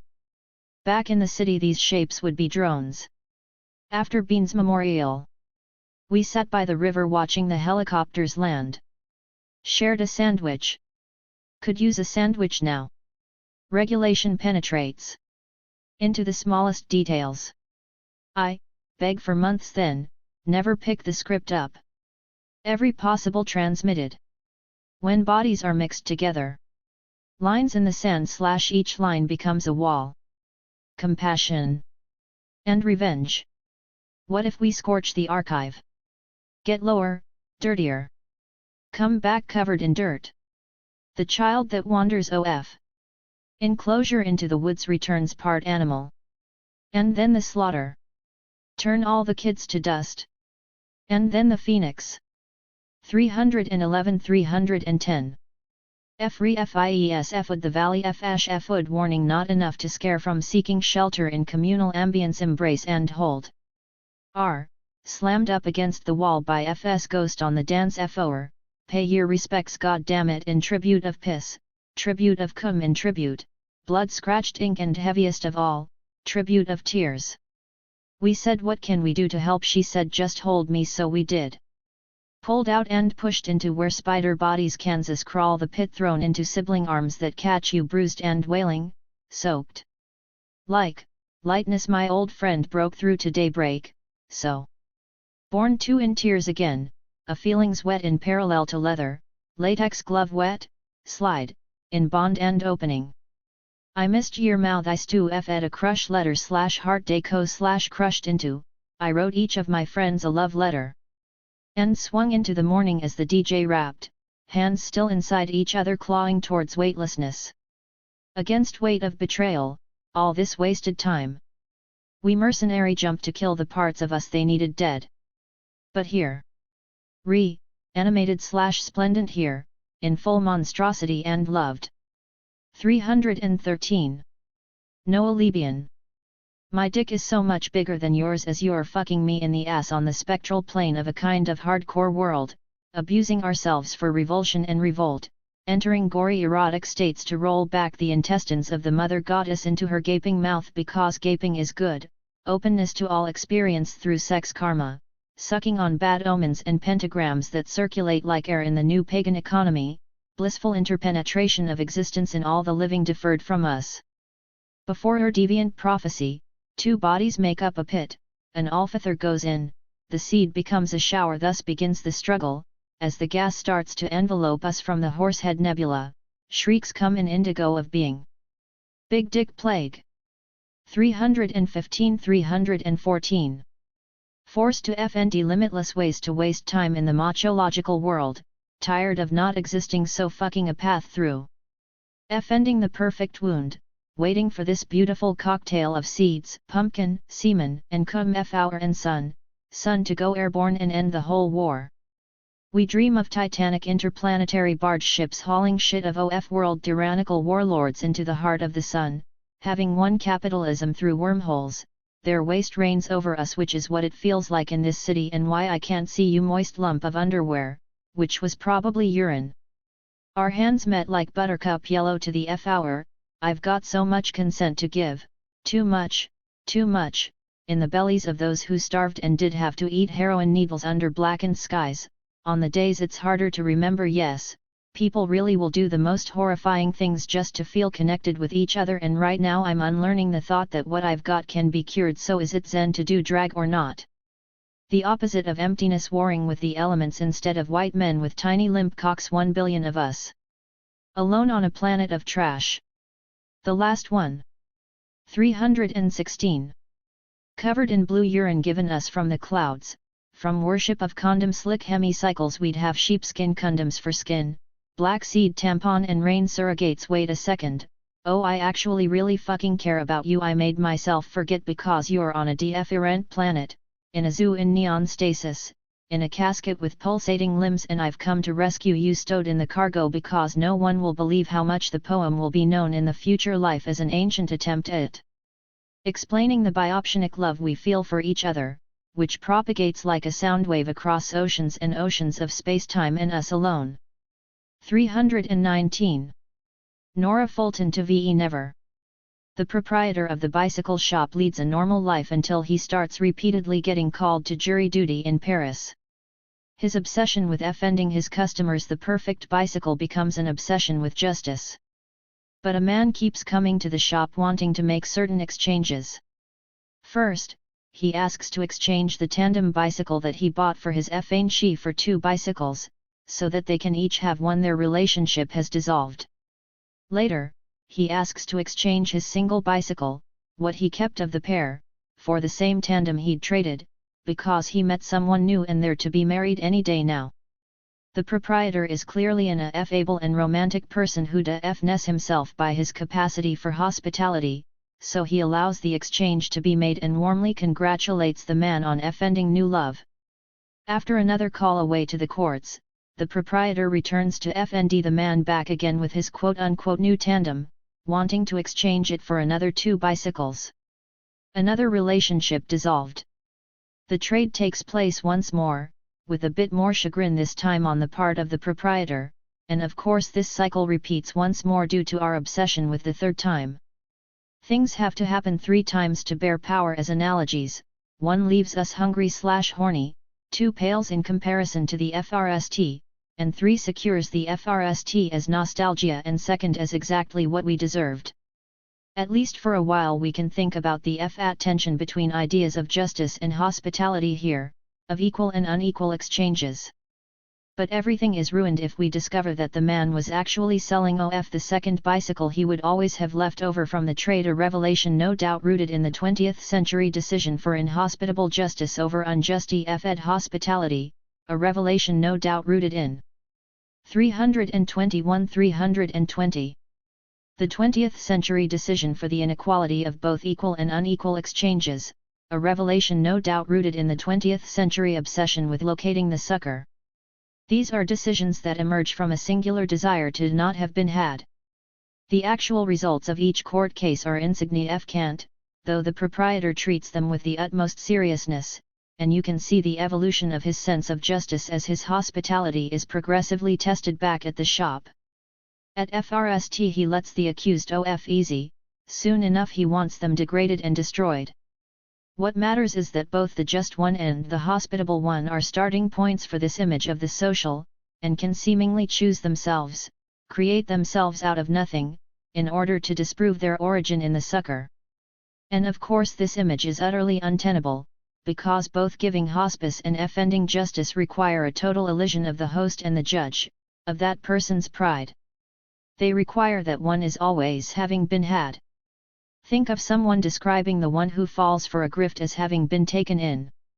Taken in by what is not immediately present in what is presented to us, we FND shelter and survival, are taken in, not by what we agree to, but by the place in which we agree. So, given outcome of the proprietor's participation in the FNAL trial, at the center of which occurs a brutal knife murder, we can truly say that there is a history in philosophy rather than a history of philosophy, a history of the displacement of the indefinite repetition of a null trace whose effects are real. I was working at the franchise I've never worked at, the one they carved into the Art Deco train station that my landlord remembers as Grassland. It was late at night, the weather was shit, I was closing, and I got this joint text from another trans girl I know and another trans girl I don't really know. She is a minor online celebrity, which seems so common. That which is most common is most rare, and so on. The message was written by the girl I do know, and it reads something like, "We were going to say hi, because and I were talking about what you and I had talked about that time, about sequa.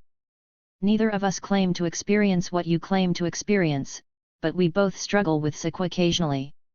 It arises out of nothing and is uncontrollable, like a neighborhood." For context, the girl I do know told me once that her transition feels basically over, that if she were born AFAB she would have ended up a trans man. The girl I don't know will start transitioning next year and passes better than any cis woman who has ever lived. I love them both, but we have little in common in terms of our transness, so sequa couldn't have to do with that. The text fnished, so we don't need a drive XO. ____________and __________. Oh, and we were waving at you at the checkout, did you see us? I lied and said I didn't.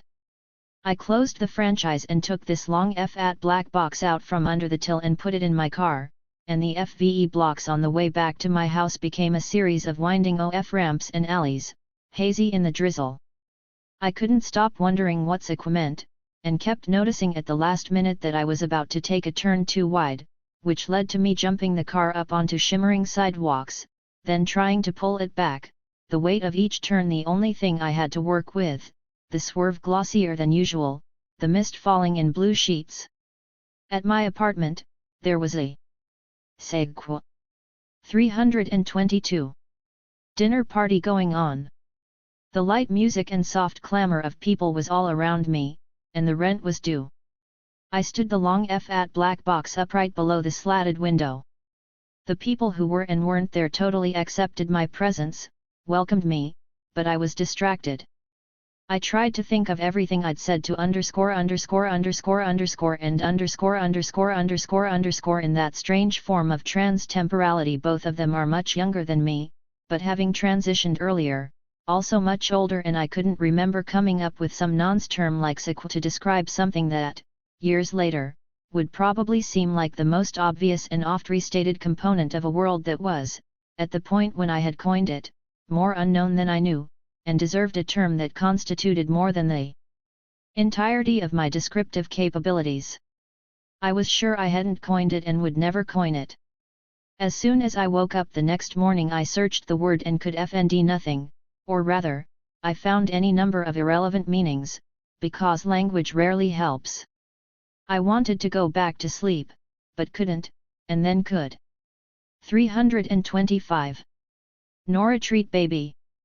As the indifference collapses, what do I lack? Clover askance perceptions dribble in avowed closet of reason. This subject is my permanent stage womanness through which an image can mature, but that's not where I will stay. Abandoned in normative poetry, the dream of coherence survival is chasing me like a cop. Which caption would you prefer? Probably a life no change in transmission theory. Floats in and out of utter identity. You will feel like vast wilderness feels as it is being imagined. Ammo in hairdo. 327-326.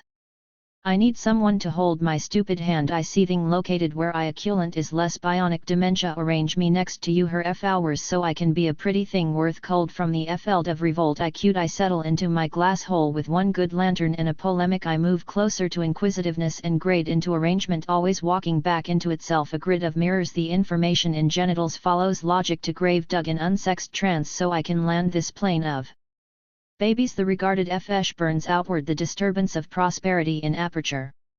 I am the vice versa of I today. Voice operates in re-fx, attempting to swim out of the liminal fractal of explanation. My enemy is swayed. Noun choreography isn't fl. My eros needs housing. Feld of tension. Pleasure dimensions act fling the send up that calls backwards to city burnt, where we will careen into the disrobement machine. Morning littles the canvas like a pearl inch removed between two instruments. I name me but you inscribe my shape informally.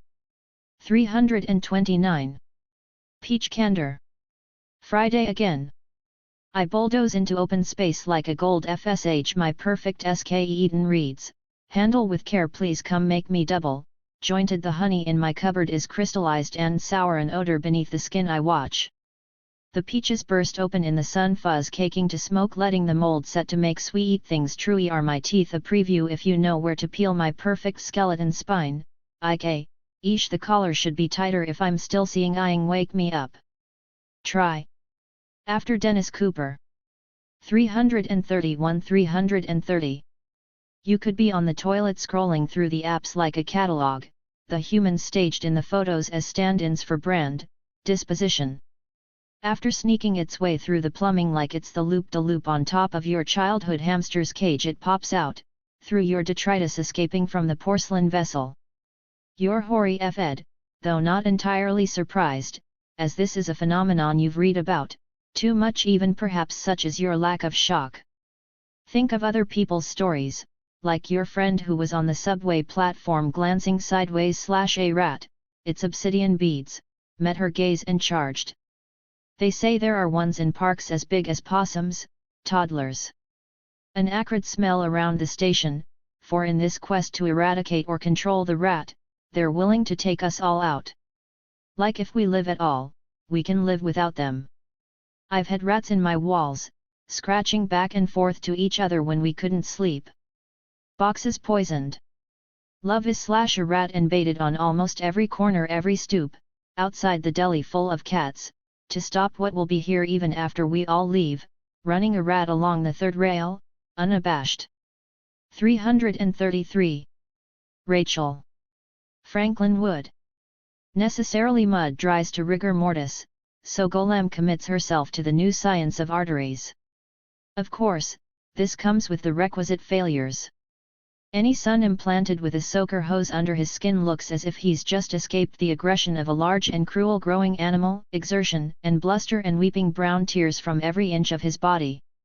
Sweat, she says, lightly running 2 fingers across her boy's brow with the wistful deliberation of an antiquer in his childhood bedroom, realizing old belongings boast the right patina to spruce up a window display of a once quiet main street giving way now to gentry f cation, just sweat.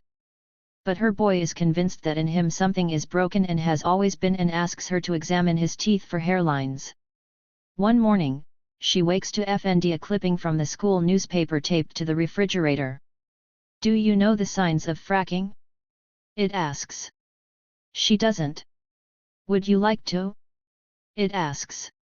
1. A creeping feeling that large men in dirty tank tops are meeting just beyond the property line to discuss your immediate future. 2. Fires in all the wrong places.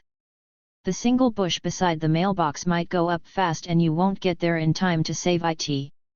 3. Once benign holes in the ground swallowing you while mud effigy. 334. You sleep. Do not expect to be spit back up. 4. A sudden influx of income, e.g. cash, and slash or despair, e.g. cash. Golem follows a fresh set of muddy footprints from kitchen, to threshold, to driveway, to the stranger standing with his back to her, a white hard hat, a hole in blue sky squinting at the last bit of wet trickling down her ravine. "I guess we were wrong, ma'am," the hard hat says, "about there being any oil here." He has coiled the soaker hose and is wearing it as a sash around his chest. She can't tell him it belongs to her. And she won't, even as her boy's armature is dropped body heavy in the back of the company truck and the hard hat trades presents for a cloud of agitated silt in the air. Says, "Imagine me dust lost, found in the ditch." 337. Raquel. Salas Rivera. So hot you want to shave your eyebrows, group ice in a sock. And break the slick of the glass. Pour out the air that's trapped in all the cupboards called stores, distance the drinks from faucets, divvy up the water. Ride waves of some glimpsed hell scarred backwards into its opposing linger. You come down cussing out the sun, spitting up red through the light, leveling out the rage. Hot so. You dip your face in ice cream pools, lap up the cracks. Soon we'll be people again. West Philly Summer 2018. 339-338. Ant corpses littering playgrounds, dying dried out on jungle gyms, half-crossed sliding into dead sparrows. Hot enough to harbor a grudge, head out to sea to show up at the wrong door with a timber and a fuck you. When you see a mail truck and think it's a whale carcass holding in leagues of carved out faces, you imagine ghosts. Grooming plastic plants daily, escapes into brick hunting insoles, and every corner store waves a white flag called "We Sell Ice." Summer is a luxury season. Hot. Going to hold it down block by block, the earworm that sweats into sputtering a desire to spit it. Every white question, every nice house with AC. Clean lawns, sprinkled dreams of buyout in the open. I'm not from here, so gimme a minute to remember streams enough to make do locking. Into the overture, a chipped-toothed sun laughing through a heavy cloud still. Hot but could be rain, and stuck in a noon, dodging in to buy our way through degrees of lessening sudden cut. And honk of a delivery gone awry from festered ashes of a memory tank barging wood. Sinister in its splintering age, should be better than metal, but only the FIES know we mean to leave this planet. Until someone brings water. You can't decide if beer is what we need just to numb through yellow. Discus thrown out into the trash heavens, as if we were cursed to live this out until we can heal it or repay winter. We tremble in thirst, as if wishing a downpour from our bodies out into the symmetry of water just above the road. Seeing things, seething things, or 341-340. Broken on hubs in a park, promising relief, tree-ridden, sick with green, heavy onwards. Trapping mosquitoes against thighs. Sacri FCE for night. Saying bring it down into the insole of a bold-faced lie called we're cool. Not today or ever again, going to be a cold bone between us sarcophagi. We call litmus of all other hatreds the belly of the earth much better, the pig in the mud of this body cooling off in a shade, rasping its skin off on the bark. Until breaking into the flesh of it ray by ray, the divided seconds of day of it unsustainable and fountain bound. Heading into the fray, holding on by deer cube shirt high or off into the shrubs. Packing corners with unused lengths. I say soon we'll be people again, I promise. We'll order in and return to mimicking survival to our slow declines. And handheld hopes sort of not knowing how to wield them but still battling away. From wrist ficking out gesturing at waterfalls pools. Icebergs melted into things we can eat or drink or dribble as if talking, but really what I say is soon we'll be people again. And no one is listening from however we aren't ice arrests the usual called making. It matter hot in cages in El Yunk bald-headed across the beach of my past stretched out. My body of water, my mountainous descent into the city and the coast of a city hit by rivers where swimming is ill-advised, secretly thinking soon. We'll be better than the people we were, better than summer will be, scattered showers will be, sundown and broken, a headstone struck by its own force, rivulets across its cracked face taking us over. 343. Ray Filer. Extract. 1. The process speeds up when they finally say you've got it. The ADHD drug methylphenidate, aka Concerta, aka Ritalin, is a psychostimulant, much like amphetamine, aka speed, and much like methamphetamine, aka crystal meth. There are chemical differences, of effect, of intensity, but the real difference is whether your worst encounter is tabloid denigration, or whether it's jail time for possession. This shows that there are two correct ways to take stimulants, either with medical approval, after a psychiatrist confirms you have the right kind of brain abnormality, or by being white and rich enough to not get caught. / 3. Drugs are not just chemicals, they name a politics. They carry feelings, weight, which is why they call it getting loaded. They sit symbolically at the center point of a distributed swirl of a FECT, what Sarah Ahmed calls the affective economies, in which sticky words glue emotions to concepts, to people, therefore to groups. You've heard of Ritalin. Now what if I told you governments make bodies into crime scenes for no reason at all? 345-344. Both psychically and socially. Some drugs are stickier than others. Crystal meth is sticky, the ADHD drug methylphenidate merely slippy. White people's recreational drug use is an issue of health. People of color's recreational drug use is a sign of the criminal, the threatening. This politics shapes the world to a ruling class vision.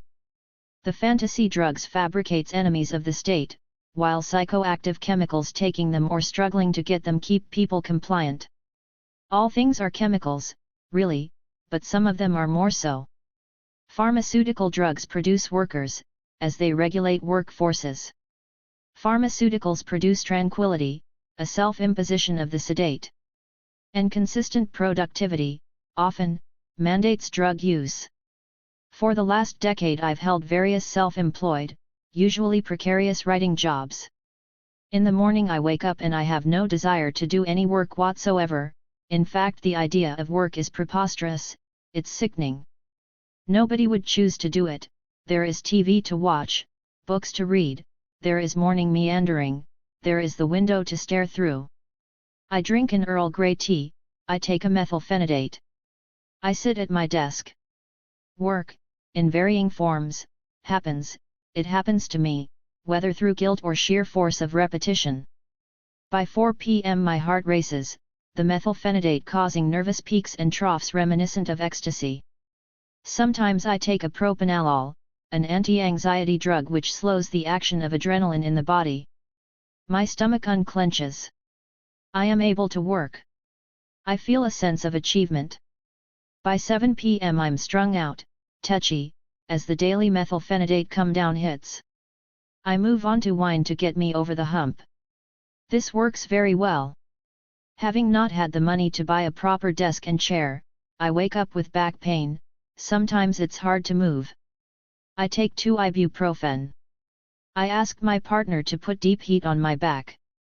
I obediently perform the litany of stretches the osteopath tells me to perform. They seem to work, but never completely.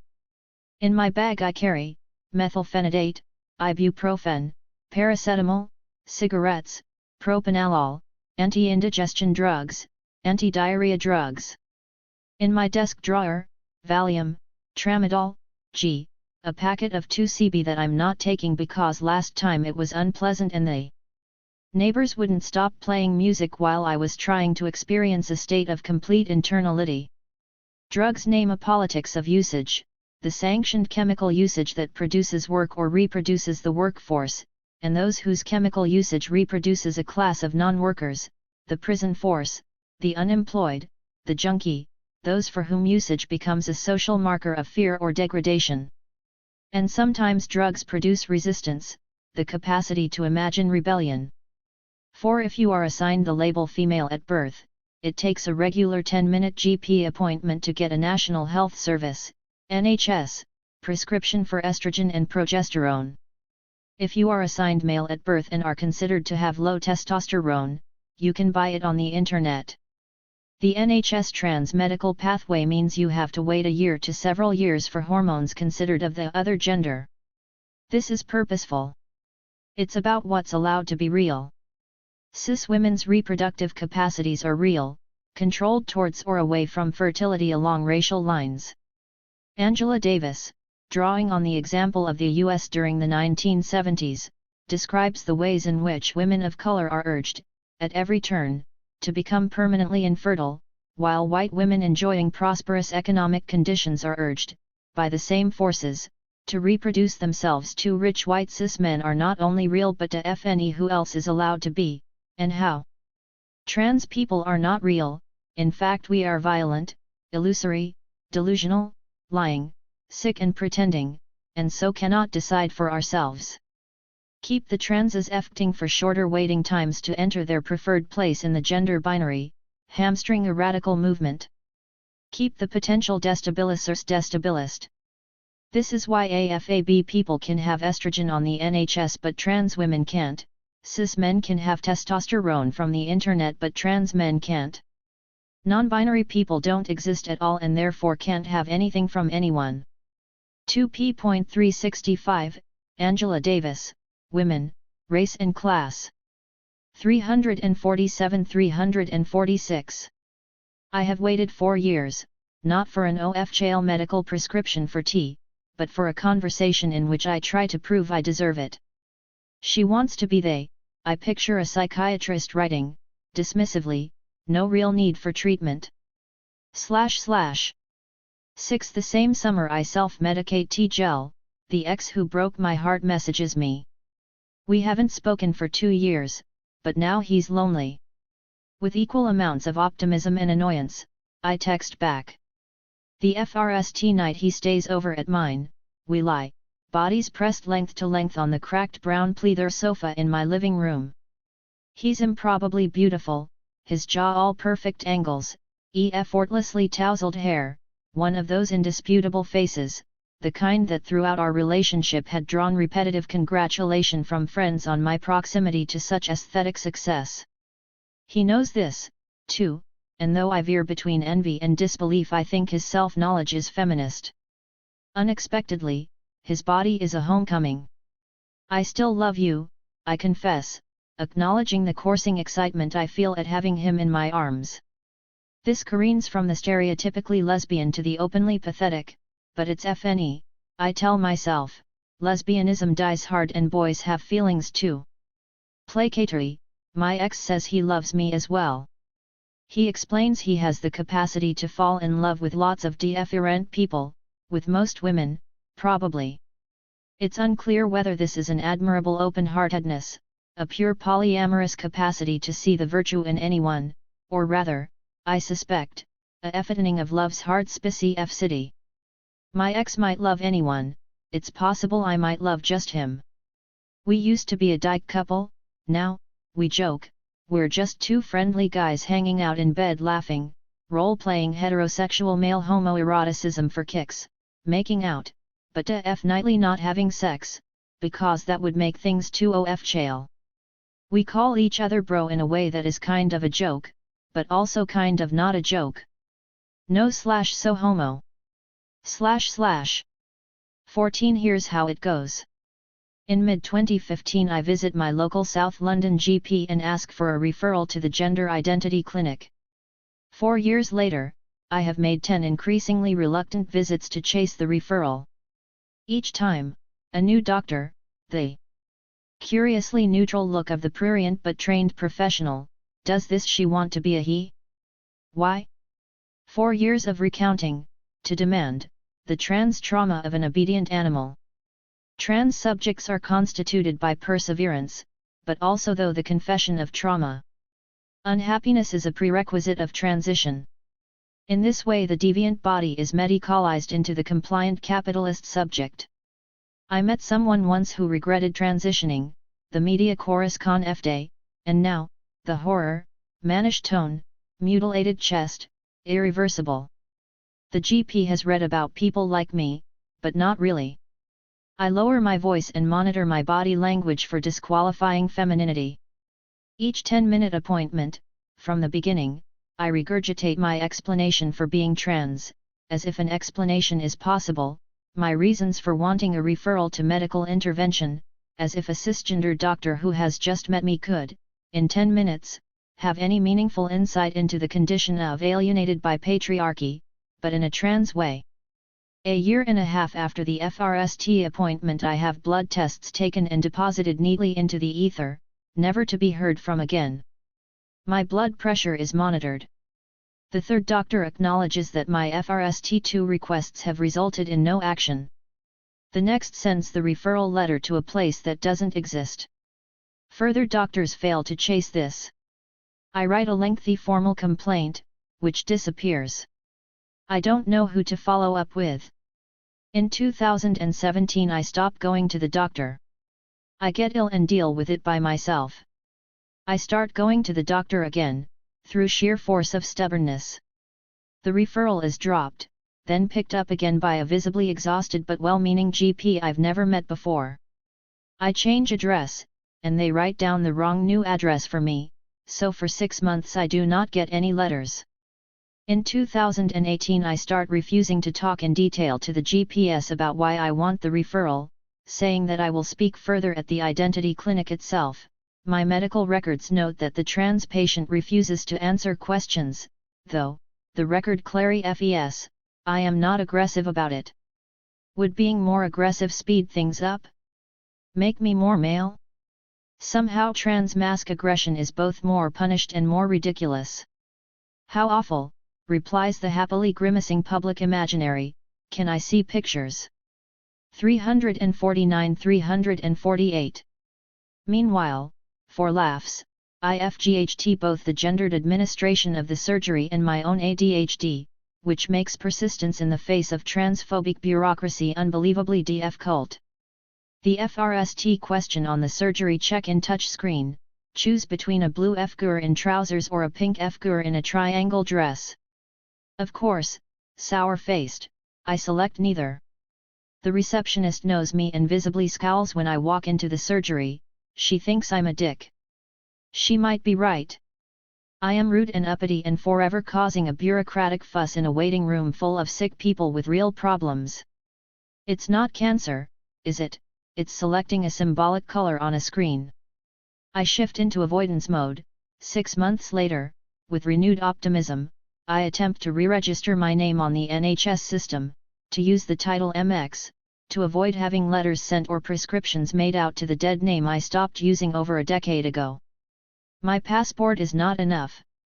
My deed poll, brought in, scanned, is not enough, though NHS guidance says it should be. I bring both in several times, timing my visits around this cycle of resentful executive dysfunction. The administrative staff revolt, a Jobsworth transphobe called Christine telephones me, speaks slowly to me as though I am very unwell, tries to convince me out of this lunacy. She tells me that to use my actual name in MX, I must re-register as male on the NHS, though, she warns me in a low, coaxing whisper, that means I won't get letters regarding cervical smears or breast cancer, if only, I think, the act of registering as male would be enough to make breasts or cervixes disappear. I wonder why I must be officially male to use a gender-neutral title. I wonder if women who change their names post-marriage have to bring in deed polls for suspicious side scrutiny. Eventually, you'd never know, but, the chorus whispers, how do they have sex? No one will know, says Christine on the phone, no one will know if you just stay female. I will know, I reply, spluttering. A year later I drag myself in again, try not to cry, FLL in a re-registration form, definitely mark it both male and non-binary, tick the other title box. Christine refuses the form, sends another to my house with the note, Ray, just tick M or F and get this back to us. After 4 years I changed doctors. It's 2020. I am still waiting. This is how we constitute gender through cultural legibility, alternatives are written out through sheer admin. My even writing this story connotes a certainty that I don't feel, an endpoint I'm not sure about. // 16 At a follow-up appointment I lightheartedly tell daddy psychiatrist that the ADHD meds make alcohol feel more intense, more potent. Immediately, he's suspicious, eyes tight behind his glasses. As if perhaps the definition of abuse is to combine a prescribed drug with a legal one, or like perhaps it's my fault that the effects last all day.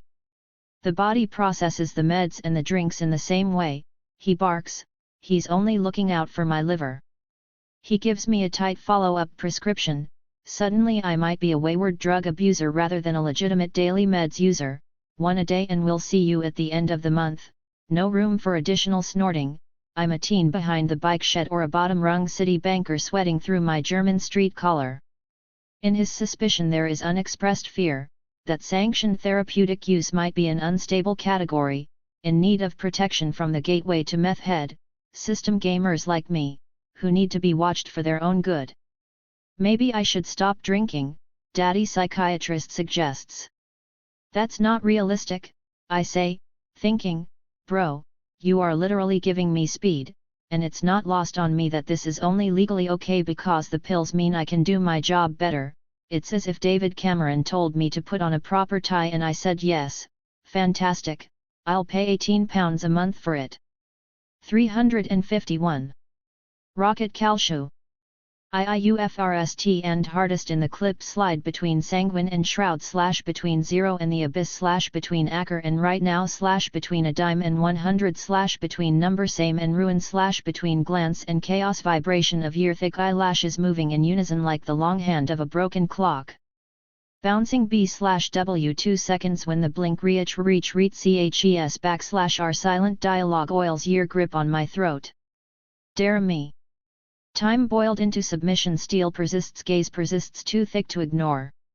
I separate year lashes W / my tongue one at a time, cleansed by the looking itself face to face W / another animal. FEYE. 353-352. Sweating supplants thought. If the expanse we face isn't empty we too range as organisms of plunge we are. If a first conversation, gently lapping language barriers, then a single glass. Tear rolls down time's baby face. Pass over dear?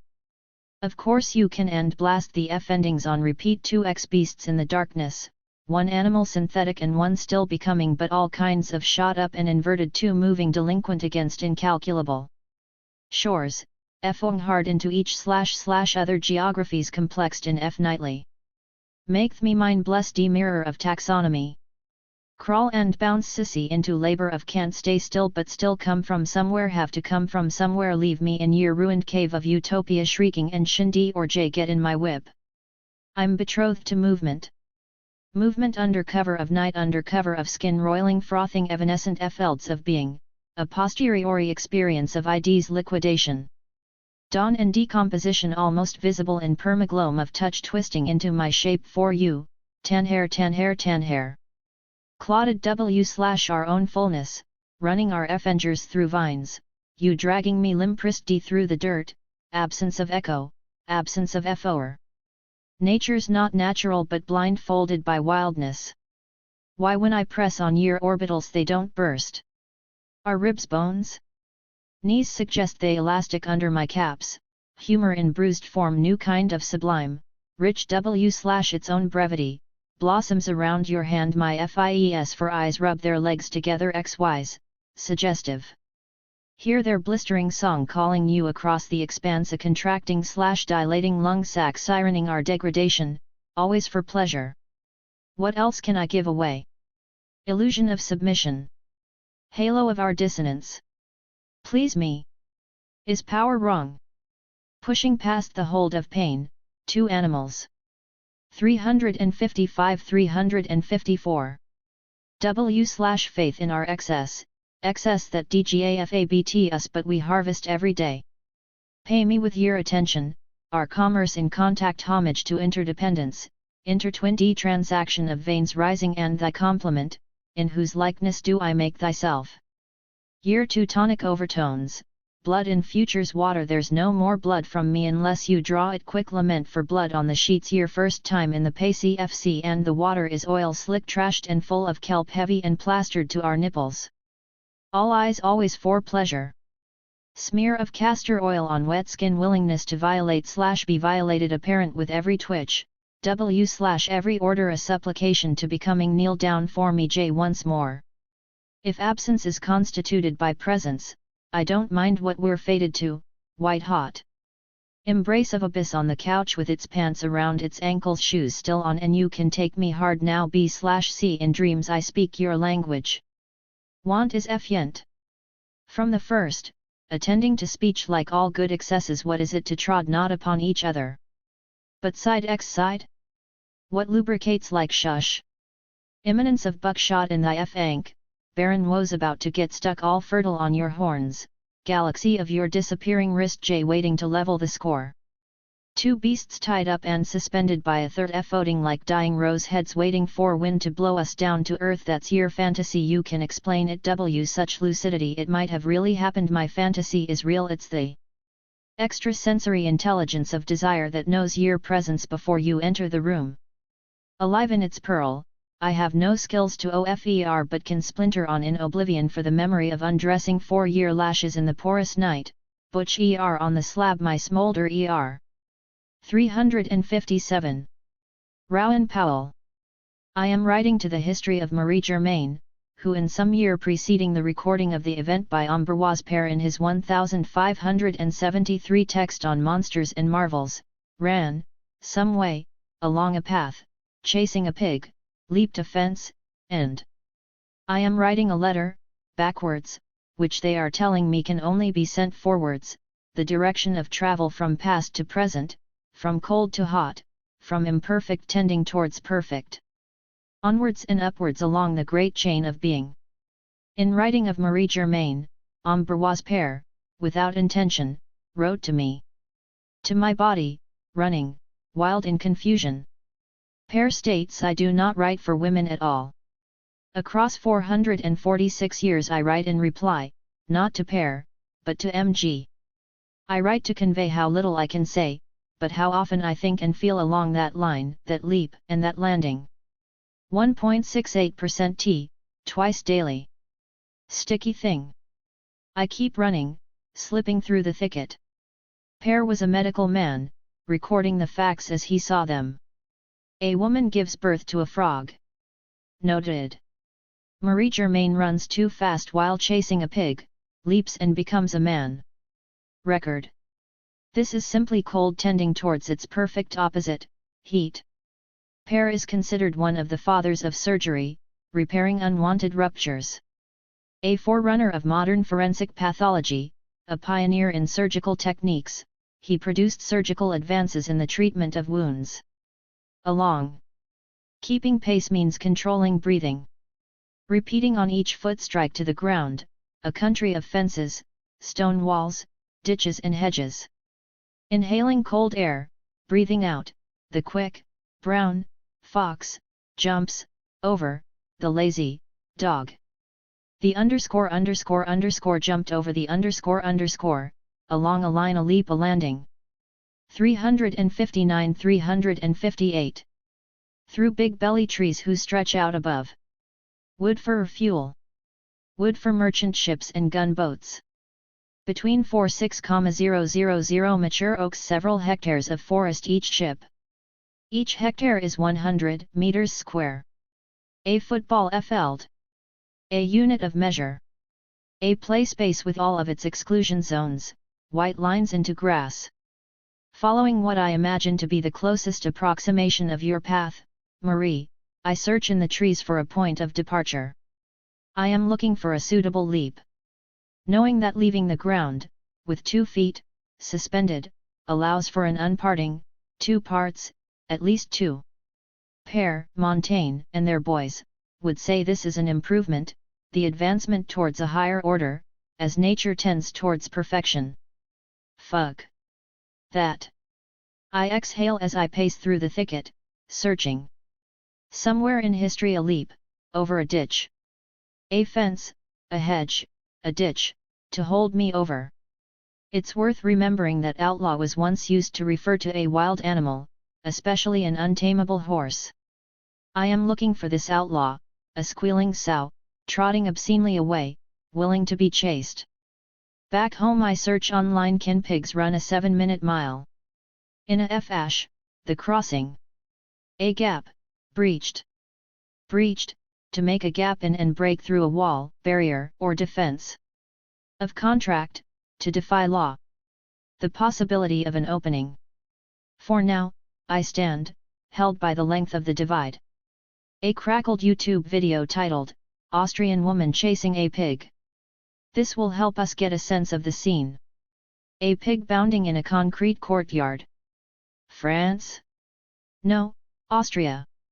Close-ish. 2 national border lines, 1,100 kilometers. It could be the 90s. There are 2 women, middle age, wearing white aprons. The FRST woman calls out Arlo while the second ushers the pig from the corner of the screen. The pig trots obscenely from the right to the left of the screen. The farmhouse is now visible, a single-story dark wood-clad building. Behind stands a well-manicured hedge providing a back fence to the farm scene. Around 4 feet in height. Jumpable. The pig, now on the far left of the screen, reaches a smaller slatted fence with upright wooden paneling, with gaps in between. The weather is grey. No light cascades through the gaps.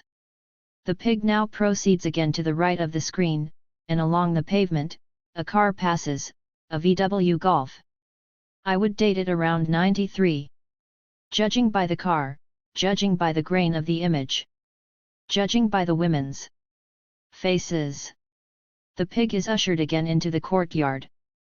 Behind, green fields are visible, presumably for grazing cattle.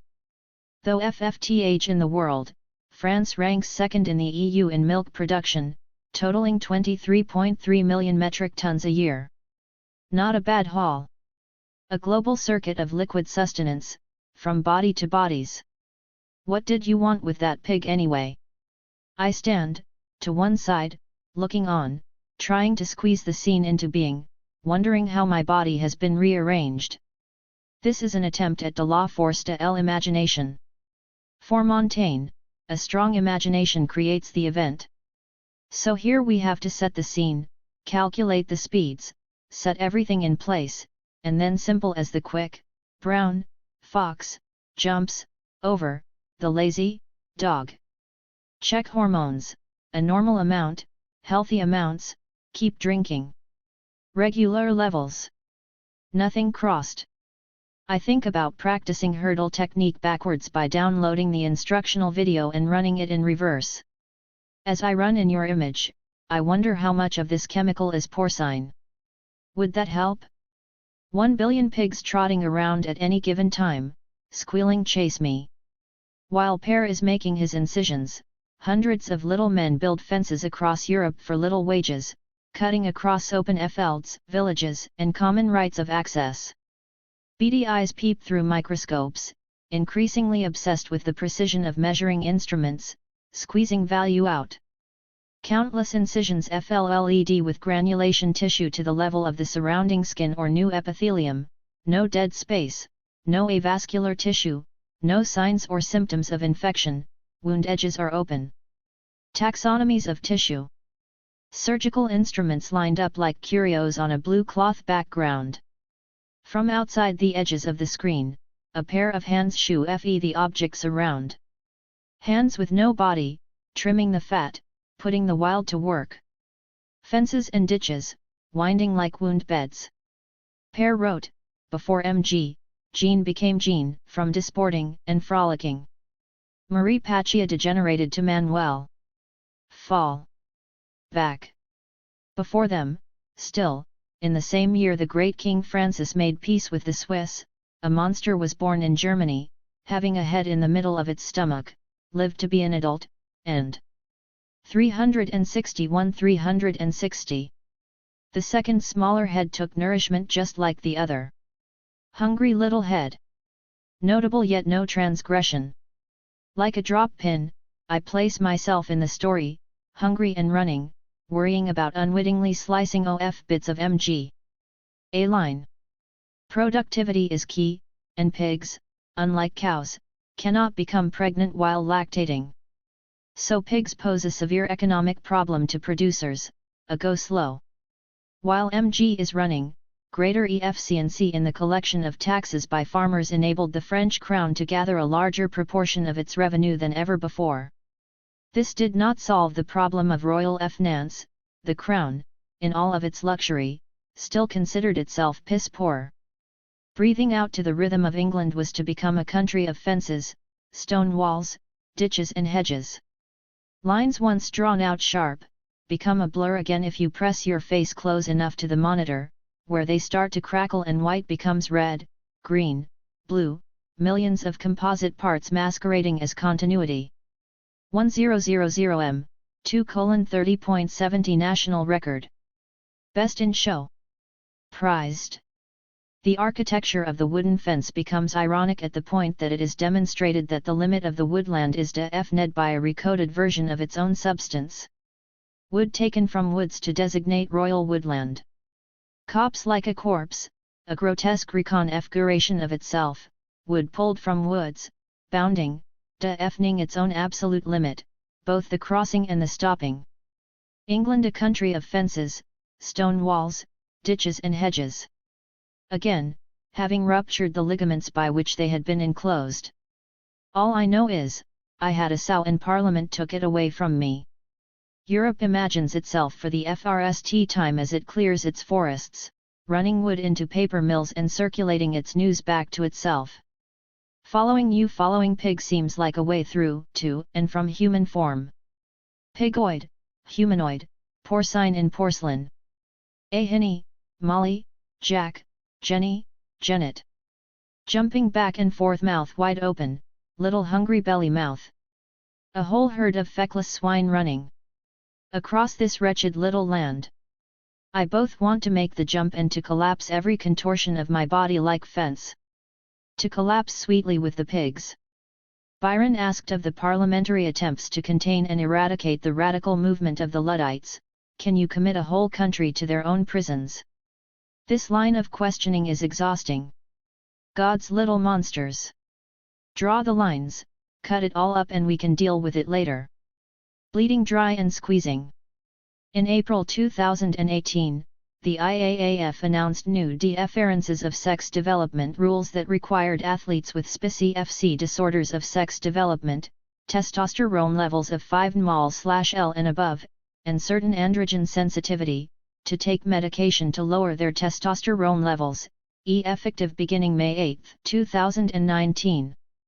The narrow scope of the changes, which apply only to those athletes competing in the 400m, 800m, and 1500m, implying that they whipped that one out specific Cali for Castor C. Menya. New lines chalked down. MG, I am thinking of an exact image, another to help us build this picture. It took a little while to FND it, a couple of pages into the Google search. The background in greens, long grass, the earth worn back to thick mud from the repeated trampling of feet. 12 individual pieces of sawn timber form a stile. All but 3 planks run in the direction of the fence, while the remaining pieces form a small bench that intersects the fence at a right angle, providing enough elevation to step over the RDF shale boundary between what become 2 distinct felds, or plots of land, recognized and immortalized in covenants, contracts between 2 free individuals, 2 owners. The earth around the base of the crossing is claggy, the mud forms ridges where boots have recently stepped. The style is both awkward and elegant, static yet inviting motion. It is both the means of traversing the two physical spaces, and, in conjunction with the architecture of the fence, it provides the limit which marks out the spaces. The two fields now stand in opposition to each other, private and distinct, of their own and of their owners. I am thinking of you running, chasing an image of you, hybrid and porcine, wondering how to snap my back leg round hard enough to jolt an event. Crows clattering overhead, I wind through the thicket. I am looking for you, for a Jenny, for a Molly, a Jack, a Janet, for some rogue chaotic animal. 363-362. Then we come to your trail leg, the secret to good hurdling technique. Just another even-toed ungulate. A big barrow, boar, feeder, squealing in delight, just out of my reach. CS called it, if you want to obliterate someone just tell them straight OF. Don't creep around collecting data. I lean into the screen where two electronically generated maps show a detail of Western Europe, drawn as far east as to depict half of the Caspian Sea, and at the bottom of the image the north of Africa is visible, although the dataset demonstrating the density of forest coverage does not extend to Egypt or Algeria. All but the tips of these countries are left white, indicating no data. The darkest green area illustrates the densest forest, the red is the least. Trees thinning. Change over time illustrated from an impossible nowhere space. Middle distance: 800 meters. Height: 5 feet 10 inches. Weight 154 pounds. It seems plausible, with this physiognomy. For a better sense of the correct method it is important to consult experts. It will no longer do to listen to the body alone. A tall athletic man relays instructions while standing next to an 8-foot wired fence. The hurdle is placed against the fence and the man repeatedly raises his lead leg, smashing it against the metal lattice, which tremors in reply. This is the action of the trail leg. A leap. Trespasser. A high stone wall. I continue to obsessively study improving your hurdle technique online, the red curve of the track guiding from the right to the left of the image as drills, many disciplines, are suggested. Over and over. I was young when I heard recounted to me the terror and excitement of being chased off farmland, thinking there was a gun, scaling over to escape with superhuman force. Even then I wanted to be part of the chase. At such a point for MG, Pear recorded the mail rod came to be developed in him, having ruptured the ligaments by which they had been enclosed. As I run, I repeat to myself, the key components to hurdling are your ability to run over the hurdles. Not to prepare for them, be in a full sprint, and literally take them as you take the race. The impossibility of not imagining. Crucial technical parts are your lead leg, which is the FRST leg to go over the hurdle. Now you take this out in front of you and snap down as quickly as you can in a semi-straight position. Then we come to your trail leg. This is the last leg to go over the hurdle and you need to pull it round as fast as you can, leading with the knee, driving the foot through to run off the hurdle as fast as you can. The arm motion is a snap. You really bring your arm forward with the lead leg and snap it back so you can go straight back into your stride and rhythm. Silence came after the landing. 2 feet, back on the soft dirt after the ditch. Something changed or nothing.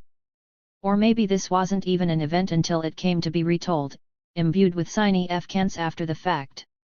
MG leapt, degenerated, while chasing an escaped pig. So in fact it was language that came after the landing, not silence. The event degenerated. It was narration and meaning, and only then signification. Otherwise there was just a leap. So only now, after Pear, after Montaigne, after every other inscription over and on top of a running jump, after this, and every other retelling, after the song, a warning, and after the landing. An imagined synchronized leap, degenerate security. A moment of instantaneous collective accord, the snap, the imagined collective yes that birthed the Hobshan sovereign body politic, the great Leviathan, securer, protector. Another leap. Contractual individual mastery and ownership of alienable property, unimagined. Or, instead, a collective leap, up at once, the collapse of all fences and all ditches FLLED, leveled. No more. That's my pig. That's my wood. You dropped it. I picked it up. 400 meters. Running. A landing. History bifurcating, we run Avengers along the furrows we now inhabit. Two gigantic intellectual traditions formed from the simple act of picking up wood. Subsistence turned theft. The one hand, Marx's critique of capitalism, on the other, criminology. Hands-on. Hands OF. 365-364. No Freud, no DNA, without anatomy, dissection, clinician. We can imagine that for the Renaissance mind a static immutable body didn't register. But still, now, then, bodies, my body do not FO. Cut, a line, an incision. Marking out one side from the other. A stitch, a gate with a step, knotting two halves back as one. Pear was a surgeon. In June 2019 the Swiss Supreme Court temporarily suspended the IAAF rule that requires all DSD athletes to reduce their testosterone to below FV/mol/L for at least 6 months if they want to compete internationally at all distances from 400 m to a mile. Silence came after the landing. Then the chatter of historians, clamoring at the gate. Archaeologists in the ditches. Small items dusted with small brushes. The nails from the fence, each one, bagged, numbered, catalogued and registered.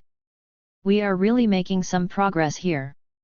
The International Association of Athletics Federation's policy on hyperandrogenism, or high natural levels of testosterone in women, was suspended following the case of Duty Chand v.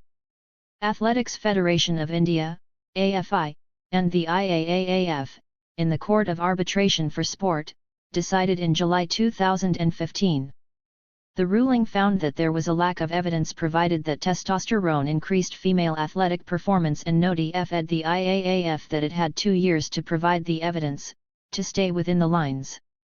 Imagine England in 1688, 20 million acres of it pasture, meadow, forest, Heathmore mountain. That's a quarter of the whole thing. You'd have to do some running to FND your hurdle. Such rights are separately to FNet in each case. Ancient rights of common were usually of FVE kinds, rights of pasture, the right to graze livestock, sheep, horses, cattle, pigs. Right of estover, the right to cut and take wood, but not timber, reeds, heather, bracken. Right of turbary, the right to dig turf or peat for fuel. Right in the soil, the right to take sand, gravel, stone, coal, minerals. Right of piscary, the right to take FSH from ponds, streams. Right leg goes FRST. The strong leg. The correct leg. Silence came after the landing. 2 feet, back on the soft dirt after the ditch. Something changed or nothing. Having ruptured the ligaments by which they had been enclosed. Splitting 2 worlds. Chasing pig. The girls of that place have, to this day, a song, wherein they advise one another not to take 2 great strides. A line. A leap. A landing. 400 meters. 800 meters. 1,500 meters. Estrogen levels. Testosterone levels. Regulated. I run along the edges of these images, stitching them clumsily together. Looking back to a Europe yet to imagine itself, to draw itself out. I run until I can't. Collapsing me onto Marie, onto Manuel, onto Jean, onto MG, onto Pear, CS, the surgeon, DC, my body, wild in confusion, a sow, this animal. Glorious. 367. Samuel Ace. Every morning I wait for a pouch of dreams, the scrabblings of birds and all the ruchings by my parents call from two different corners of the room, suddenly dead martyrs in the stories of their recent lives. My mother lives in a new house, she tells me she loves the windows that look out to the sea. She shows me her kitchen far messy than the one she had before. My father singing and bald at 20 FVE shovels dirt or coal. I hum along with him but I'm not sure he hears. I ask my mother if she's seen my sisters who? She shouts all the hairs. All the mouths. She does not know the tall rangy man in overalls gone before she recognizes him. My father walking down a path near the river where the afterlife happens before it can be caught, where the life before is a dog or a FY or a portrait on the wall. My sisters stroll through the center of the room, one has a broken arm, the other a cane and a limp. I run to them and hide beneath their matching rose velvet gowns. I sing my father's song up through their ribs and hear an orchestra of breathing tubes. Rabbits on the floor, a hint of lime, eggs scrambling in an iron pan. I see a block of marble where the wind, a drum in the grass, a grave of killers who rise and wander toward morning through the dark. Every morning I wait for a pouch of dreams. 368.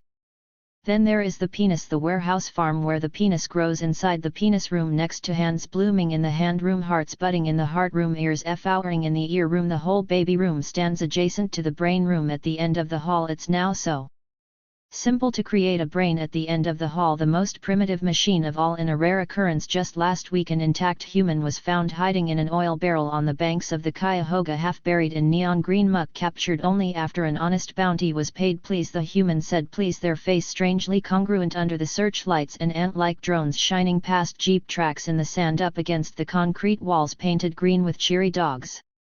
Body parts.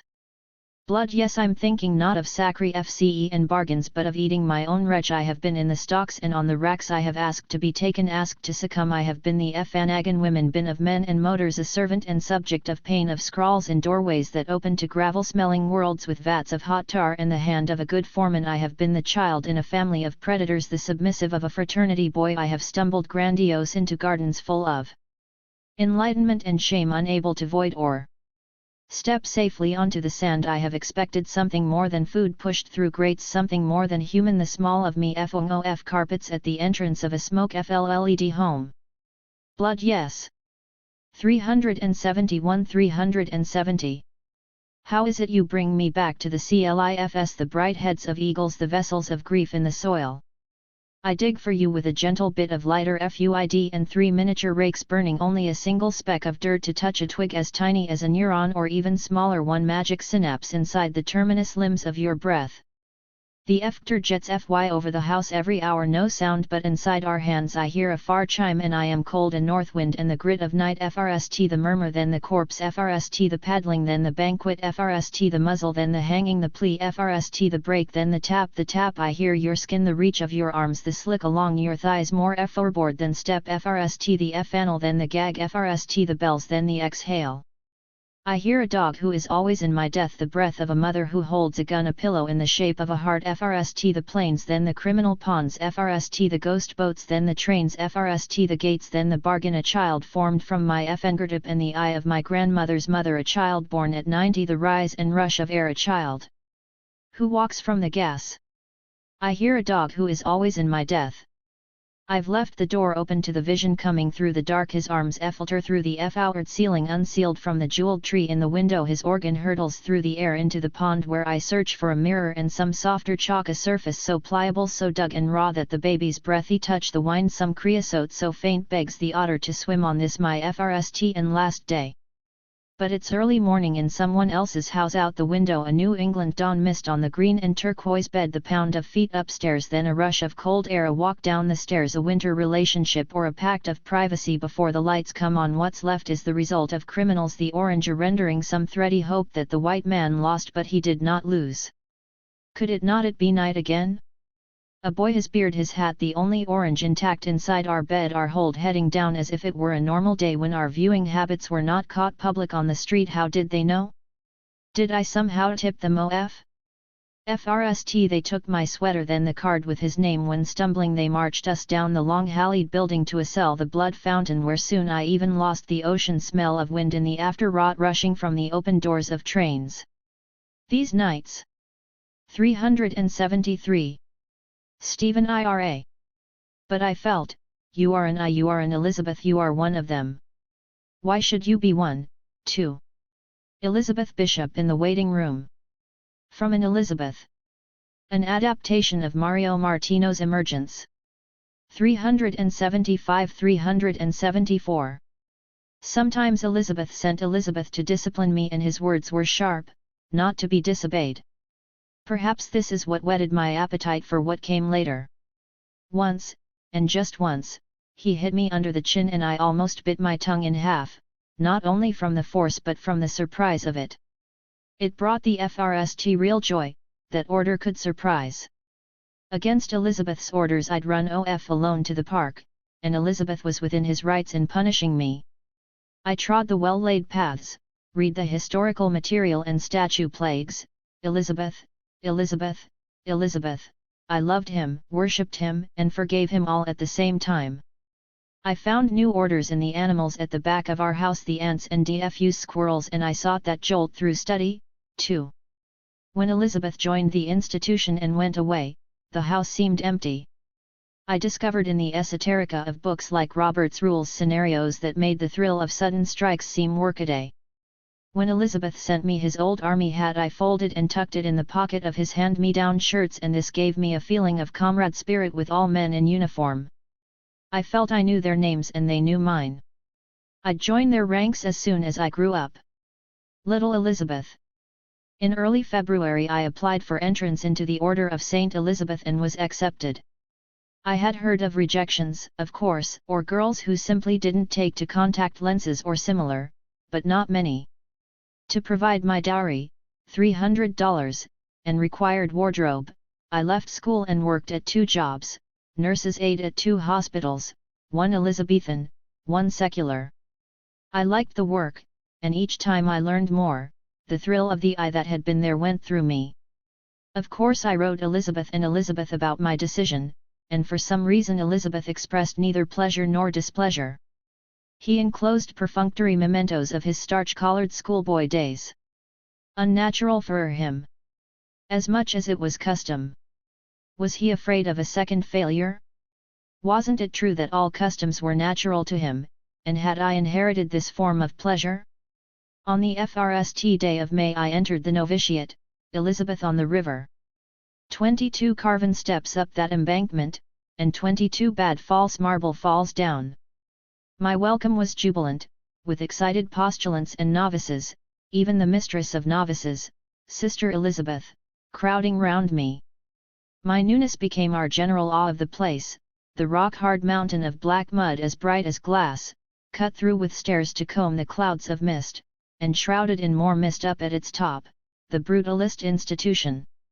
It was with a new kind of exhilaration that I entered the little curtained room, which was to be my cell for the next 2.5 years. I had no little window to see that view from the inside. My new black dress covered me down to the tips of my black shoes, the sleeves stopped just short of my wrists. I would never have chosen it, nor any of the clothing I had ever seen. A stiff white collar was attached at the neck of the black cape which extended the length of the forearm. Giggling, all assured me I would feel the tendrils of my collar creeping up soon to my mouth, and then I did. Sister Elizabeth now placed a black veil with white trim around my head, leaving only the front hair visible. Applicant Elizabeth. 377-376. Why are you staring at the FOers? Elizabeth asked. I was wondering what they were made of and how they had been shipped to the white rooms of this mountain. I was wondering if they are easy to clean. Upon that point, the material would matter less, I realized, than the sheer amount. It all depends on how you look at it. She looked intrigued by me. She looked resigned. If you don't mind the process, the whole thing, that is, you won't mind. If you don't mind the acrobatics of polishing and waxing, well, who knows? Strangely enough, ambition can indeed carry a person here. One girl actually thinks it's fun. If you wanted clean whites, then why lay a white FOer? Well, bully for her, I declared, as she looked at me. She looked at me, almost suspiciously, and then a grin of appreciation spread over her small impish face. Elizabeth, she breathed. Careful, she warned. And oh, I knew that I wasn't an Elizabeth like her. How's it done? I wanted to know. Like so. I wanted something to hate. She obliged by demonstrating. I watched. You put a soft cloth under your feet, then slide back and forth. I slid back and forth. Inch by inch. After just a few iterations I felt myself forget to do it and so keep going. I wanted to laugh for the first time that day. Acrobat Elizabeth. After dinner I was given my assignment for the week, laundry work. I dreamed of bleach thinning my Avengers out before I could dilute it. Then I helped with the dishes before going back to the dorm to unpack and talk with the girls. One said, "You go on dreaming just like that and they will love you for it." I learned that homework was not to begin until the opening of the school term and that was still 2 weeks away.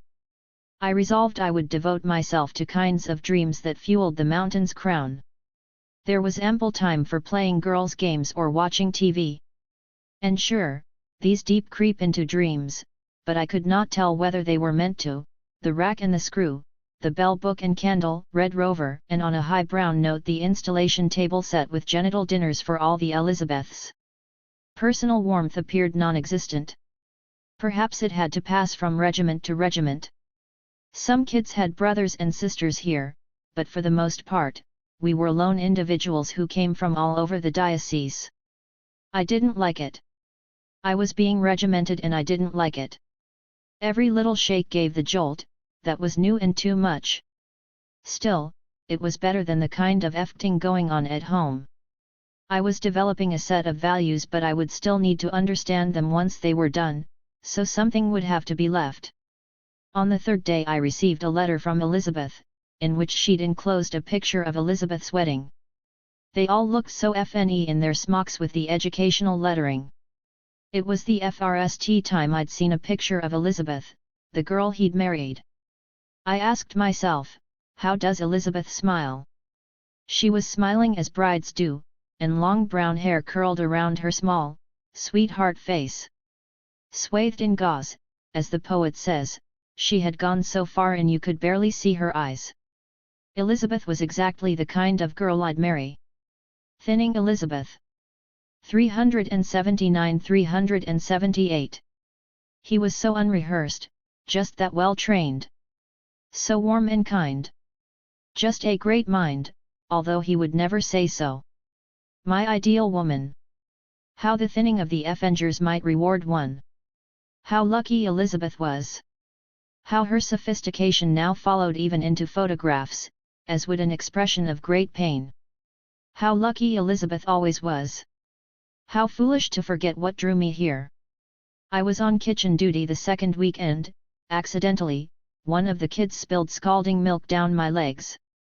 From that first glance I'd disliked the institutional look of the place, and, once inside, even the many pictures of saints did nothing to change my opinion. Not even the life-size oil painting of the philosopher, not all the way. Not even the life-size oil painting of the bishop. I wanted what they offered, but I wasn't what they promised on the other end and suddenly I didn't know how that might change. This just wasn't where I wanted to be.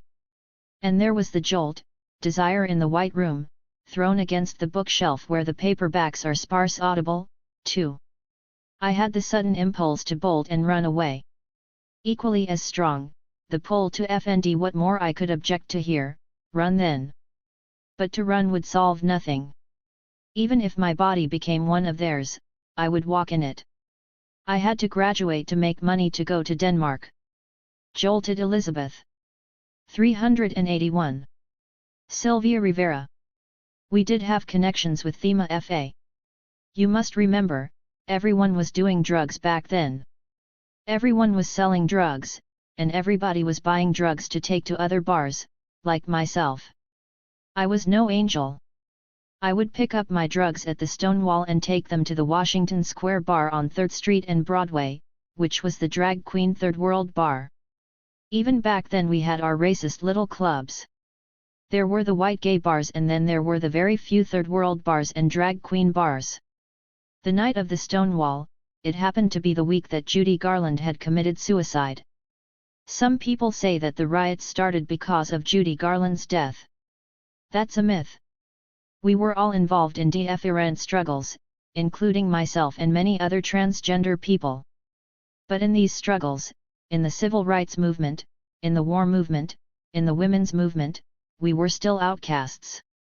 The only reason they tolerated the transgender community in some of these movements was because we were gung-ho, we were frontliners.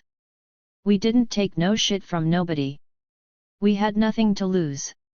You all had rights. We had nothing to lose. I'll be the first one to step on any organization, any politician's toes if I have to get the rights for my community. Back to the story, we were all in the bar, having a good time. Lights flashed on, we knew what was coming, it's a raid. This is the second time in 1 week that the bar was raided. Common practice says the police from the 6th precinct would come into each gay bar and collect their payoff. Routine was, faggots over here, dykes over here, freaks over there, referring to my side of the community. If you did not have 3 pieces of male attire on you, you were going to jail. Just like a butch dyke would have to have 3 pieces of female. Bitch on Wheels. A speech by Sylvia Rivera, June 2001. 383-382. Clothing, or he was going to jail. The night goes on, you know, they proof you for ID, you know, back then you could get away with anything. Fake IDs were great back then, because I wasn't even 18 yet, I was gonna turn 18. We are let out of the bar. The routine was that the cops get their payoff, they confiscate the liquor, if you were a bartender you would snatch the money as soon as the lights went on because you would never see that money again. A padlock would go on the door. What we did, back then, was disappear to a coffee shop or any place in the neighborhood for 15 minutes. You come back, the ma-fa was there cutting the padlock off, bringing in more liquor, and back to business as usual. Well, it just so happened that that night it was muggy, everybody was being, I guess, cranky, a lot of us were involved in different struggles, and instead of dispersing, we went across the street. Part of history forgets, that as the cops are inside the bar, the confrontation started outside by throwing change at the police. We started with the pennies, the nickels, the quarters, and the dimes. Here's your payoff, you pigs. You fucking pigs. Get out of our faces. This was started by the street queens of that era, which I was part of, Marsha P. Johnson, and many others that are not here. I'm lucky to buy 50 in July, but I'm still here, and I'll be damned if I won't see 100. One thing led to another. The confrontation got so hot, that Inspector Pine, who headed this raid, him and his men had to barricade themselves in our bar, because they could not get out. The people that they had arrested, they had to take into the bar with them, because there was no police backup for them. But seriously, as history tells it, to this day, we don't know who cut the phone lines. So they could not get the call to the 6th precinct. Number 1, Inspector Pine was not welcome in the 6th precinct because he had just been appointed to stop the corruption and, you know, what they called back then, we were a bunch of deviants, perverts. So he was there for that purpose, so who knows if one of his own men didn't do it, that was, you know, taking a payoff himself. The police and the people that were arrested were barricaded inside this bar, with the Village Voice reporter, who proceeded to tell his story, in the paper, that he was handed a gun. The cops were actually so afraid of us that night that if we had busted through the bar's door, they were gonna shoot. They were ordered to shoot if that door busted open. Someone yanked a parking meter out of the ground. It was loose, you know, I don't know how it got loose. But that was being rammed into the door. People have also asked me, was it a pre-planned riot, because out of nowhere, Molotov cocktails showed up. I have been given the credit for throwing the first Molotov cocktail by many historians, but I always like to correct it. I threw the second one, I did not throw the first one. And I didn't even know what a Molotov cocktail was. I'm holding this thing that's lit and I'm like, what the hell am I supposed to do with this? Throw it before it blows. Okay. The riot did get out of hand, because there was cookies down the street, there was the Haven, there was the Christopher's End. Once word of mouth got around that the Stonewall had gotten raided, and that there's a confrontation going on, people came from the clubs. But we also have to remember one thing, that it was not just the gay community and the street queens that really escalated this riot, it was also the help of the many radical straight men and women that lived in the village at the time, that knew the struggle of the gay community and the trans community. So the crowds did swell. You know, it was a long night of riots. It was actually very exciting cause I remember howling all through the streets, the revolution is here, you know? Cars are being turned over, windows are being broken, FRS are being set all over the place. Blood was shed. When the cops did finally get there, the reinforcements, 40 FVE minutes later, you had the chorus line of street queens kicking up their heels, singing their famous little anthem that up to today still lives on. We are the Stonewall girls / we wear our hair in curls / we wear our dungarees / above our Nelly knees / we show our pubic hairs, and so on and so forth. At the time, there were many demonstrations. They were FRS demonstrations back then. I don't know how many people remember those times, or how many people read of the struggle in this whole country, what was going on. So then the tactical police force came and heads were being bashed left and right. But what I found very impressive that evening, was that the more that they beat us, the more we went back for. We were determined that evening that we were going to be a liberated, free community, which we did acquire that. Actually, I'll change the we, you have acquired your liberation, your freedom, from that night, myself, I've got shit, just like I had back then. But I still struggle, I still continue the struggle. I will. 385-384. Struggle till the day I die, and my main struggle right now is that my community will seek the rights that are justly ours. I am tired of seeing my children, I call everything including yous in this room, you are all my children. I am tired of seeing homeless transgender children, young, gay, youth children. I am tired of seeing the lack of interest that this rich community has. This is a very efficient community. When we can afford to re-renovate a building for millions and millions of dollars and buy another building across the street and still not worry about your homeless children from your community, and I know this for a fact, because the reason I have to get clearance every time to come into this building is because I saw many of the kids before the building was renovated up the street, many of the children are sleeping on the steps of that church. I went in there with an attitude. I raised hell. Yes, maybe I did try to destroy the front desk, but I did not attack anybody.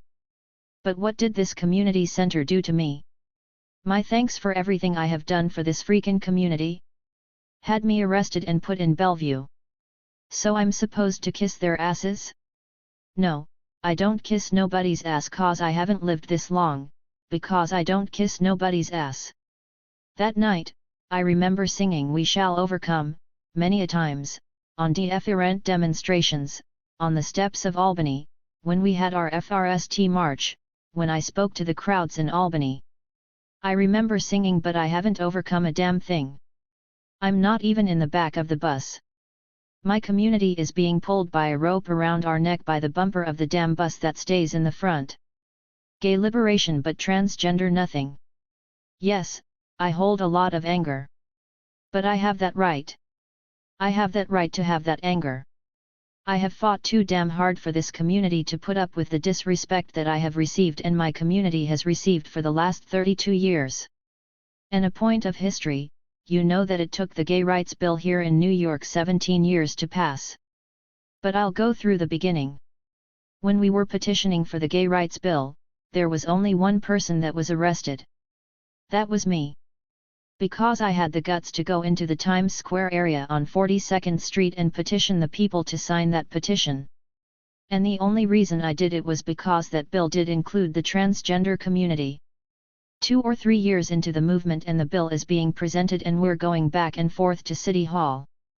They have a little backroom deal without inviting Miss Sylvia and some of the other trans activists to this backroom deal with these politicians. The deal was, you take them out, we'll pass the bill. So, what did nice conservative gay white men do? They sell a community that liberated them down the river, and it still took them 17 years to get the damn bill passed. And I hate to say it, but I was very happy. Every time that bill came up for a vote, I said, I hope it doesn't pass, because of what they did to me. As badly as I knew this community needed that bill, I didn't feel it was just ed for them to have it on my sweat and tears, or from my back. So Stonewall is a great, great foundation. It began the modern-day liberation movement, like we spoke before about the Daughters of Bilitis and the Matachine Society. Yes, there were lots of other little groups, but you had to be what they called themselves, the normal homosexuals. They wore suits and ties. One of the FRST demonstrations that they had, lesbians who'd never even worn dresses were wearing dresses and high heels to show the world that they were normal. Normal? Fine. One of my best friends now, who has employed me for the last 7 years before I changed jobs, is Randy Wicker. Randy Wicker was a very well-known gay male activist in 1963. He was the FRST gay male, before any real movement was there, to get on a talk show and state to the world that he was a normal homosexual. I give him credit for that. He has done a lot of different things, but he also in 1969 and for many years trashed the transgender community. It took him a lot of years to wake up and realize that we are no different than anybody else, that we bleed, that we cry, and that we suffer. But this has been going on for the longest time. I mean, before gay liberation, it was the same thing, drag queens over there, we're over here. The world came tumbling down in 1969, and on the 4th anniversary of the Stonewall movement, of the Stonewall riot, the transgender community was silenced because of a radical lesbian named Jean O'Leary, who felt that the transgender community was offensive to women because we like to wear makeup and we like to wear miniskirts. Excuse me. It goes with the business that we're in at that time. Because people fail to realize that, not trying to get off the story, everybody thinks that we want to be out on them street corners. No, we do not. We don't want to be out there sucking dick and getting fucked up the ass. But 386. That's the only alternative that we have to survive, because the laws do not give us the right to go and get a job the way we feel comfortable. I do not want to go to work looking like a man when I know I am not a man. I have been this way since before I left home, and I have been on my own since the age of 10. Anyway, Jean O'Leary started the big commotion at this rally. It was the year that Bette Midler performed for us.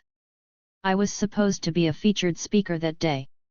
But being that the women felt that we were offensive, the drag queens Tiffany and Billy were not allowed to perform.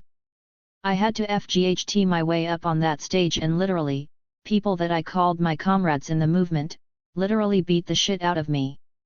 That's where it all began, to really silence us. They beat me, I kicked their asses. I did get to speak, I got my points across. There was another speaker that day, Lee Brewster. She passed a year ago, very well known to the trans community and to the cross-dressing community. She got up on stage, threw her tiara to the crowd and said, "Fuck gay liberation." But what people fail to realize was that Lee Brewster put up a majority of the money for the Gay Pride March of 1970, which was our FRST1. And it was once again, out of maybe 200 or 300 of us that started from the village, up 6th Avenue, up 2 little lanes of TRA FC, that we were the visible ones. We were the visible ones, the trans community. And still and yet, if you notice where they keep pushing us every year, we're further and further towards the back. I have yet to have the pleasure to march with my community, for the simple fact that I belong to the Stonewall Live Veterans Group. I march in the front. But until my community is allowed the respect to march in the front, I will go march with my community, because that's where I'm needed and that's where I belong. And yes, I'll wear my big sash that says Stonewall. And people are gonna ask, And I'm gonna tell why, because this is where the heritage of pride wants to keep us.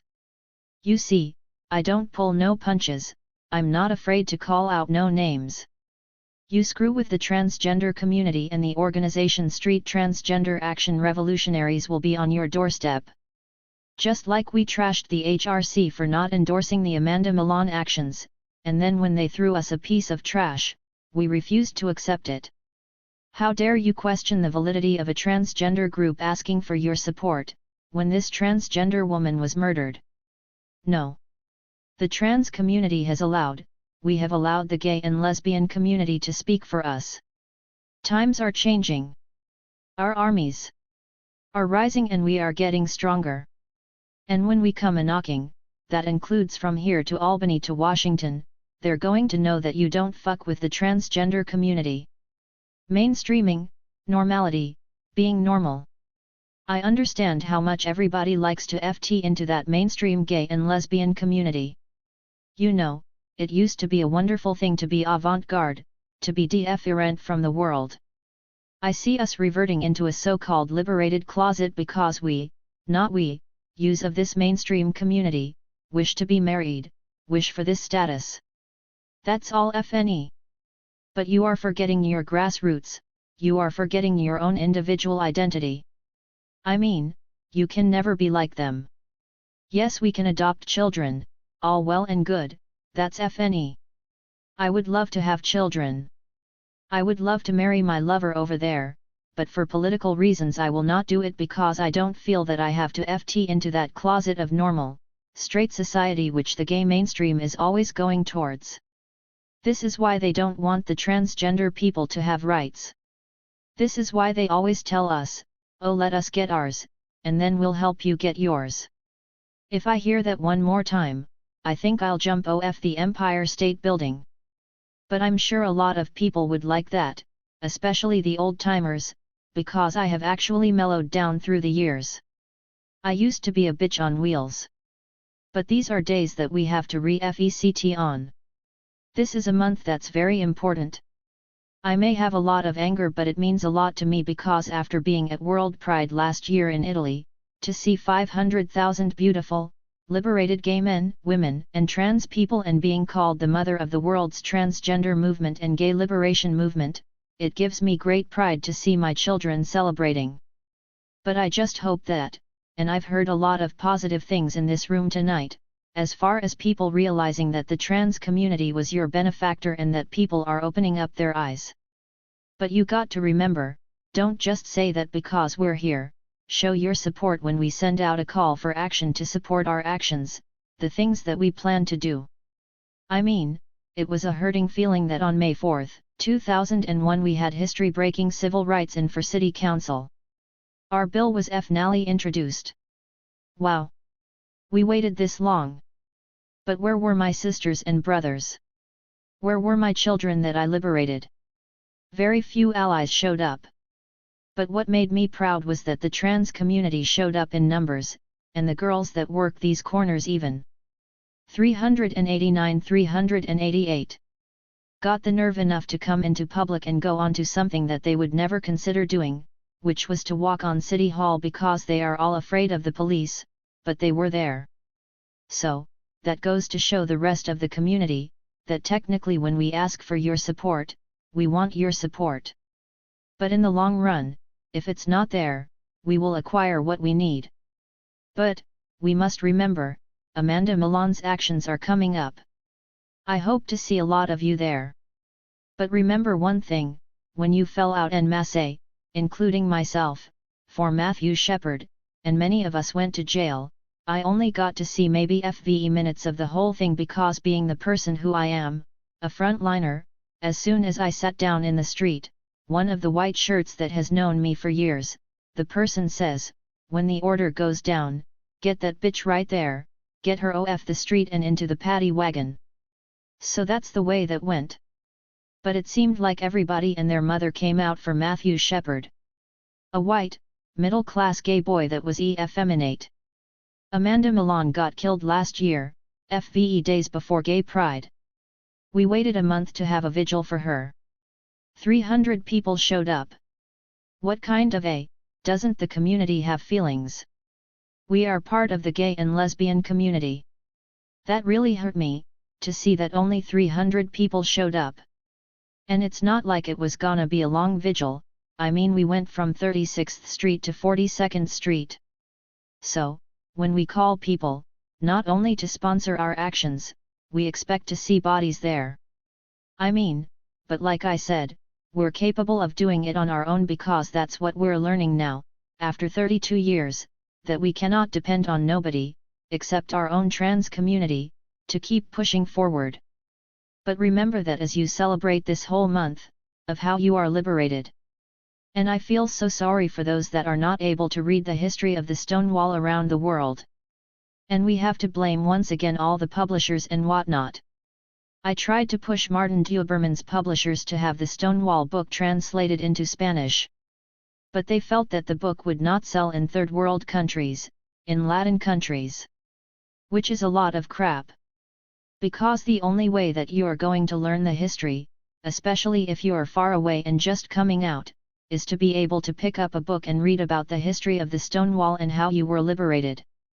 I know many of our countries are not as liberated as the United States, as far as the gays are concerned, especially Latin American countries, because once again you got to remember that we have to play that big macho role, you know, men, we have to make lots of babies.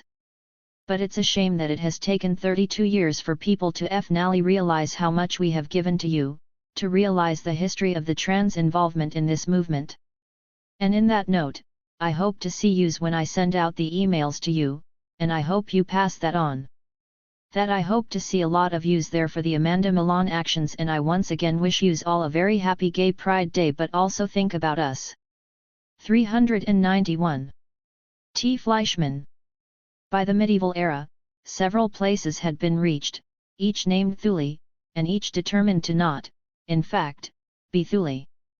Cartographers began to indicate Ultima Thule to clarify this.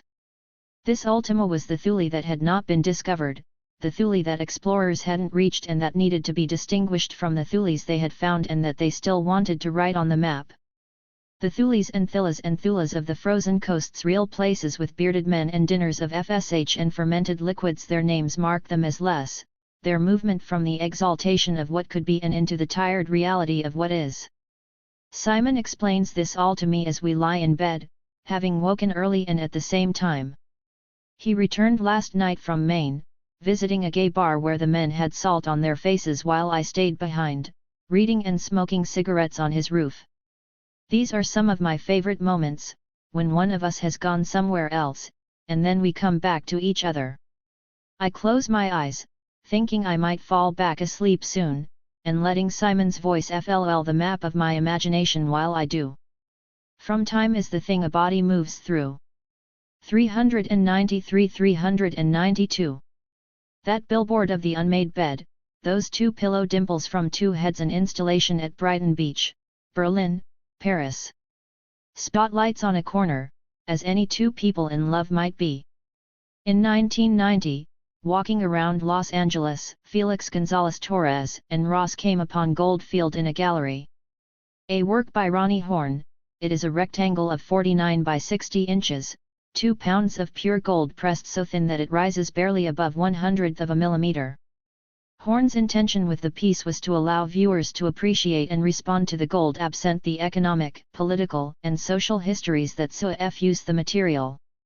Knowing that Ross was approaching death, the couple came across the at gold, and, in the artist's words, there it was, in a wee room, all by itself.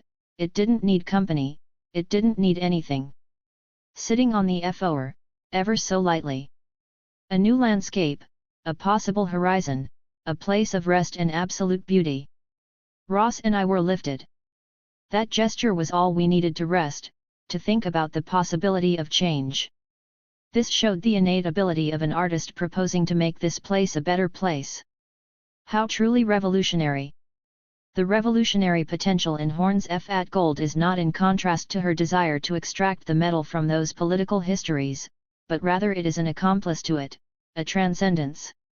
Where the gold sends you, I think, is to a better version of the world you are in, with a golden light to it. Gonzales Torres and Ross continued, FY, to live in Los Angeles, the city being the only place they cohabited, with Ross dying about 6 months later. After encountering the peace, they called every sunset they say the gold field, Horn having, as Gonzales Torres said, named something that had always been there. Simon and I, hiking back from the waterfall, commit to visit Iceland and Greenland together. He will take photographs of the ice, and I will write of it, we decide, although how we think we will pay for this trip, we don't say. You need that space, you need that lifting up, you need that traveling in your mind that love brings, transgressing the limits of your body and your imagination, Gonzales Torres said, explaining the import of love to art. Which is true, although it is not clear to me, what it is that I am imagining Simon and I are together, when I am imagining we are together, somewhere else.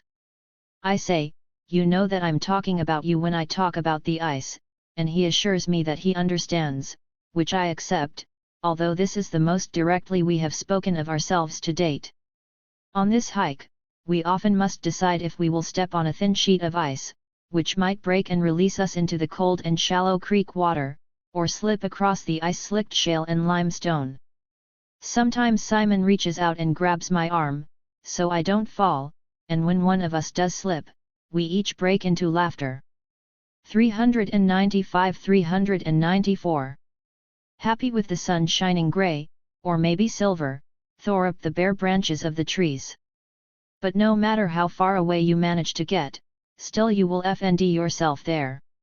The northernmost base of the United States Air Force is the Thule Air Base, in Greenland, 750 miles north of the Arctic Circle's boundary, its location decided by the US and the Kingdom of Denmark.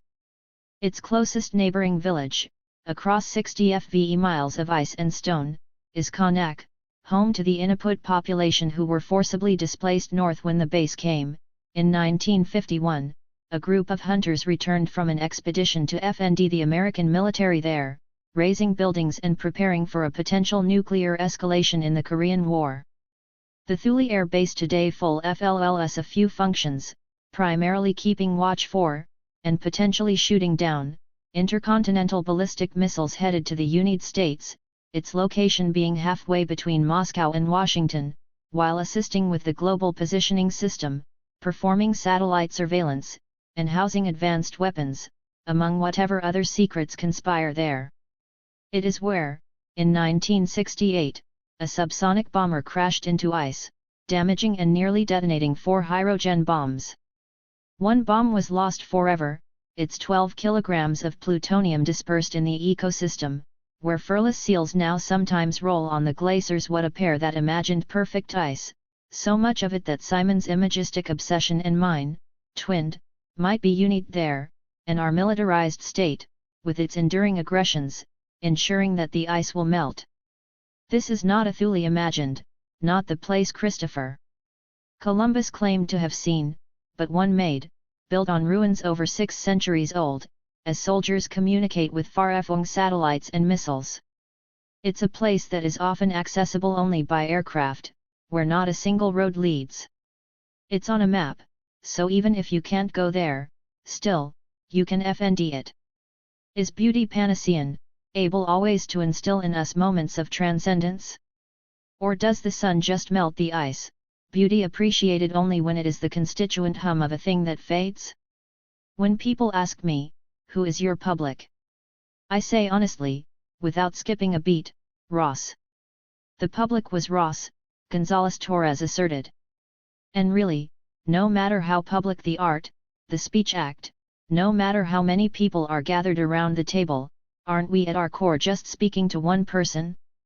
If today I spoke with one person, and if we both heard one another, there might be enough value in that. It mght even make things better, or start to change something that needs to change, if we both rest, and pay attention to one another. Yet when pressed on his statement, asked later if his ideal audience of Ross meant that he didn't care about the public, Gonzales Torres clarified. You know, I've said that sometimes as a joke, sometimes seriously. 397–396. So yes, of course, both, a thing conceived to be so confidential and amatory that only one person can be in mind, and then given again and again to someone else. Because there are no limits to how much we can give each other, when we recognize that none of this was ever ours to give, and as we give each other the world. Goldfield initiated a collaborative friendship between González Torres and Horn. First came a private gift, a square of gold foil sent from her to him, after the two met in 1993. Then, gifts that were shared with everyone by González Torres, a spread of gold-foiled candy and a curtain of golden beads. Horn returned to Goldfield later, but this time making 2 sheets. As González Torres described it, 2, a number of companionship, of doubled pleasure, a pair, a couple, one on top of the other. Mirroring and emanating light. When Ronnie showed me this new work, she said there is sweat in between. The gold candy, made shortly after their meeting, he called untilted, placebo landscape for Ronnie. It was an endless supply, the size and shape of which would vary from gallery to gallery, depending on the space being FLLED. The candy works had what González Torres called an ideal weight. Among them, this gold candy was the heaviest, at 1,200 pounds. A similar piece from 1991, also called placebo, but with silver wrappers, comes in a close second. While the other candy piles are at most a fraction of that weight, typically either the weight of Ross, or of the two of them together. It is quite big, after all, the way that a placebo does not work, but also, by virtue of hope, or perhaps imagination, sometimes does. Ronnie Horn began to visit Iceland regularly years before this, in 1975.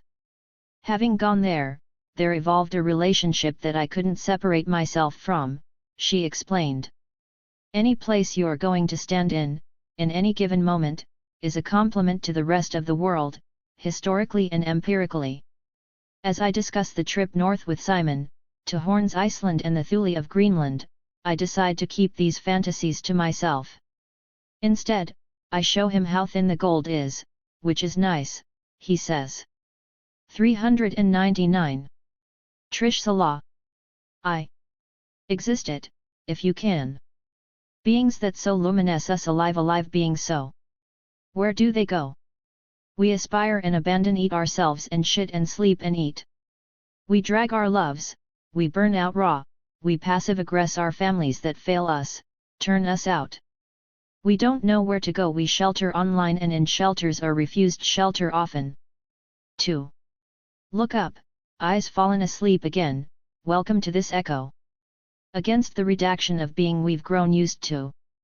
These are cuts, measure them, acceptable, or manifest. 401 Tracks and declarations, pride is a hollow you might ft and hide, deeply. 3. What is hidden guides more than our voices leads through the past, to what? What is hidden guides more than eyesight to stutter, stumble at a human form? Guides more than touch or hearing more than sensible becoming, acute efsture. Being only a spare measure, only rumor and glimpse. What is apparent is the ease of our death. To whom do we die? To whom wish to live? Either past as buried or relentlessly of the present, neither recourse to urgency nor the denial of urgency. More than breaking the frame of sexes reach more, or before, and under, what grounds? More than the frame of the oppositional tender proliferation, gender euphoria. Beyond being counted where they cease to exist. Breaking the frame of the oppositional, what frame is that, exactly? 2. Bios and necros and as in an analytic no. What are the dialectics of oversight? Familiar genres of ruse or rouse, but to re-entangle as in human with murdered and murderable. What's to come?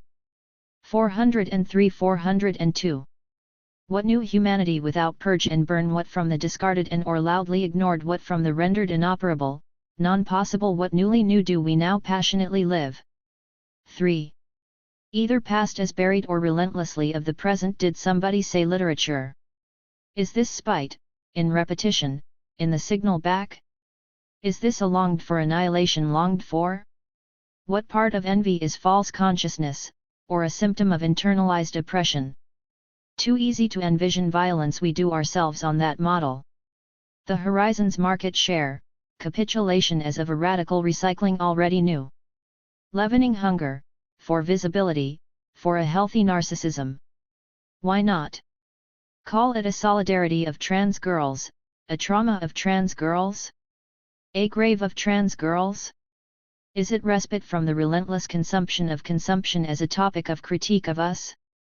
Is there a dare, a bid for love, a survival equation, lust for life unburdened of fear's repetition?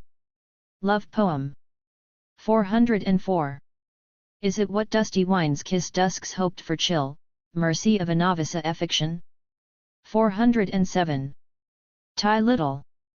The government shutdown means no more manatees to swim with. Parks employees sit at home swimming in living rooms googling manatee videos, drowning in paper turned beer turned choking, lack of paper, cancel plans to dive, cancel family time, FRST children's experience, DFER from FRST ladies in weight of paper, hostile political environment, too young to engage with loved ones on the streets, shout I want milk, you deserve it, little one to suck dry GMO cow tits and spit it in the face of tyrannical leaders, you are just learning to swim. Cows in suits. A walrus leaps to its death. An escape plan of unplanned parenthood outside of teaching young, jump towards what is incorporeal, FEing towards past generations and future science books. We are all collectively the sharp-toothed glutton, wallowing on the precipice of an end, unforeseen, doing our best, free climbing family futures unfolding, amassing at the base of craggy depths. I hate the Beatles. How many bodies do we have to step over until we get what we want? 411. Valentine Conady. Last night's lube blooming from my FR'd pores strips memory into ribbons of movement and intention, becomes desire's record related produced fetid lines of dried vitality threading across my torso, canon of repeating fragments, narrative with interruption and swatching, how light appears to cone from within and imbue that smooth surface which touches its soft unlit under curtain of shoulder, whether gesture or a carefully chosen phrase, a fragment, sine fes, the whole of love. Do you want to come inside? Do you want in me? Who are we to preserve ourselves? Manifestation before love. 413. 412. In sympathetic motion, who are we to invoke memory? Ask me, toy between your lips, ask me in the penitent whites of your wanting eyes, who came to whom? In ribbon weight gestural effite. My eye already at midnight discharges chartreuse baptism, my eye saturated ducks in FRM and swollen with feminine Chinatown, ripe with treacle sweat of ruptured trash bags, plastic run of the morning iridescent. With FLTH en route to Apica for a prescribed leisure, I want to scratch itch, I want to comb through mascara of matted lash to distract itch, I meet every passing conjunctivitis. 415. 414. I gaze a privilege of masculine ocular centrism, I have usurped my plushed arcs of FEsh curtaining white marbled pink. On Canal Street. I greet them, men and women ETL. And only men return eye contact, I greet them how an itch invites touch, soft and tight lashed with contagion, conjunctivitis, gauzy itch excuses one from labor, an invitation to frivol and FIRT, I extend across pearlescent glaze of lens crust, frost slash with white blood cells, blunt glitter left after sleep, tempting to be swept away. I imagine myself on FNEUs kissing strangers with my eyelashes, painting our cheeks pink.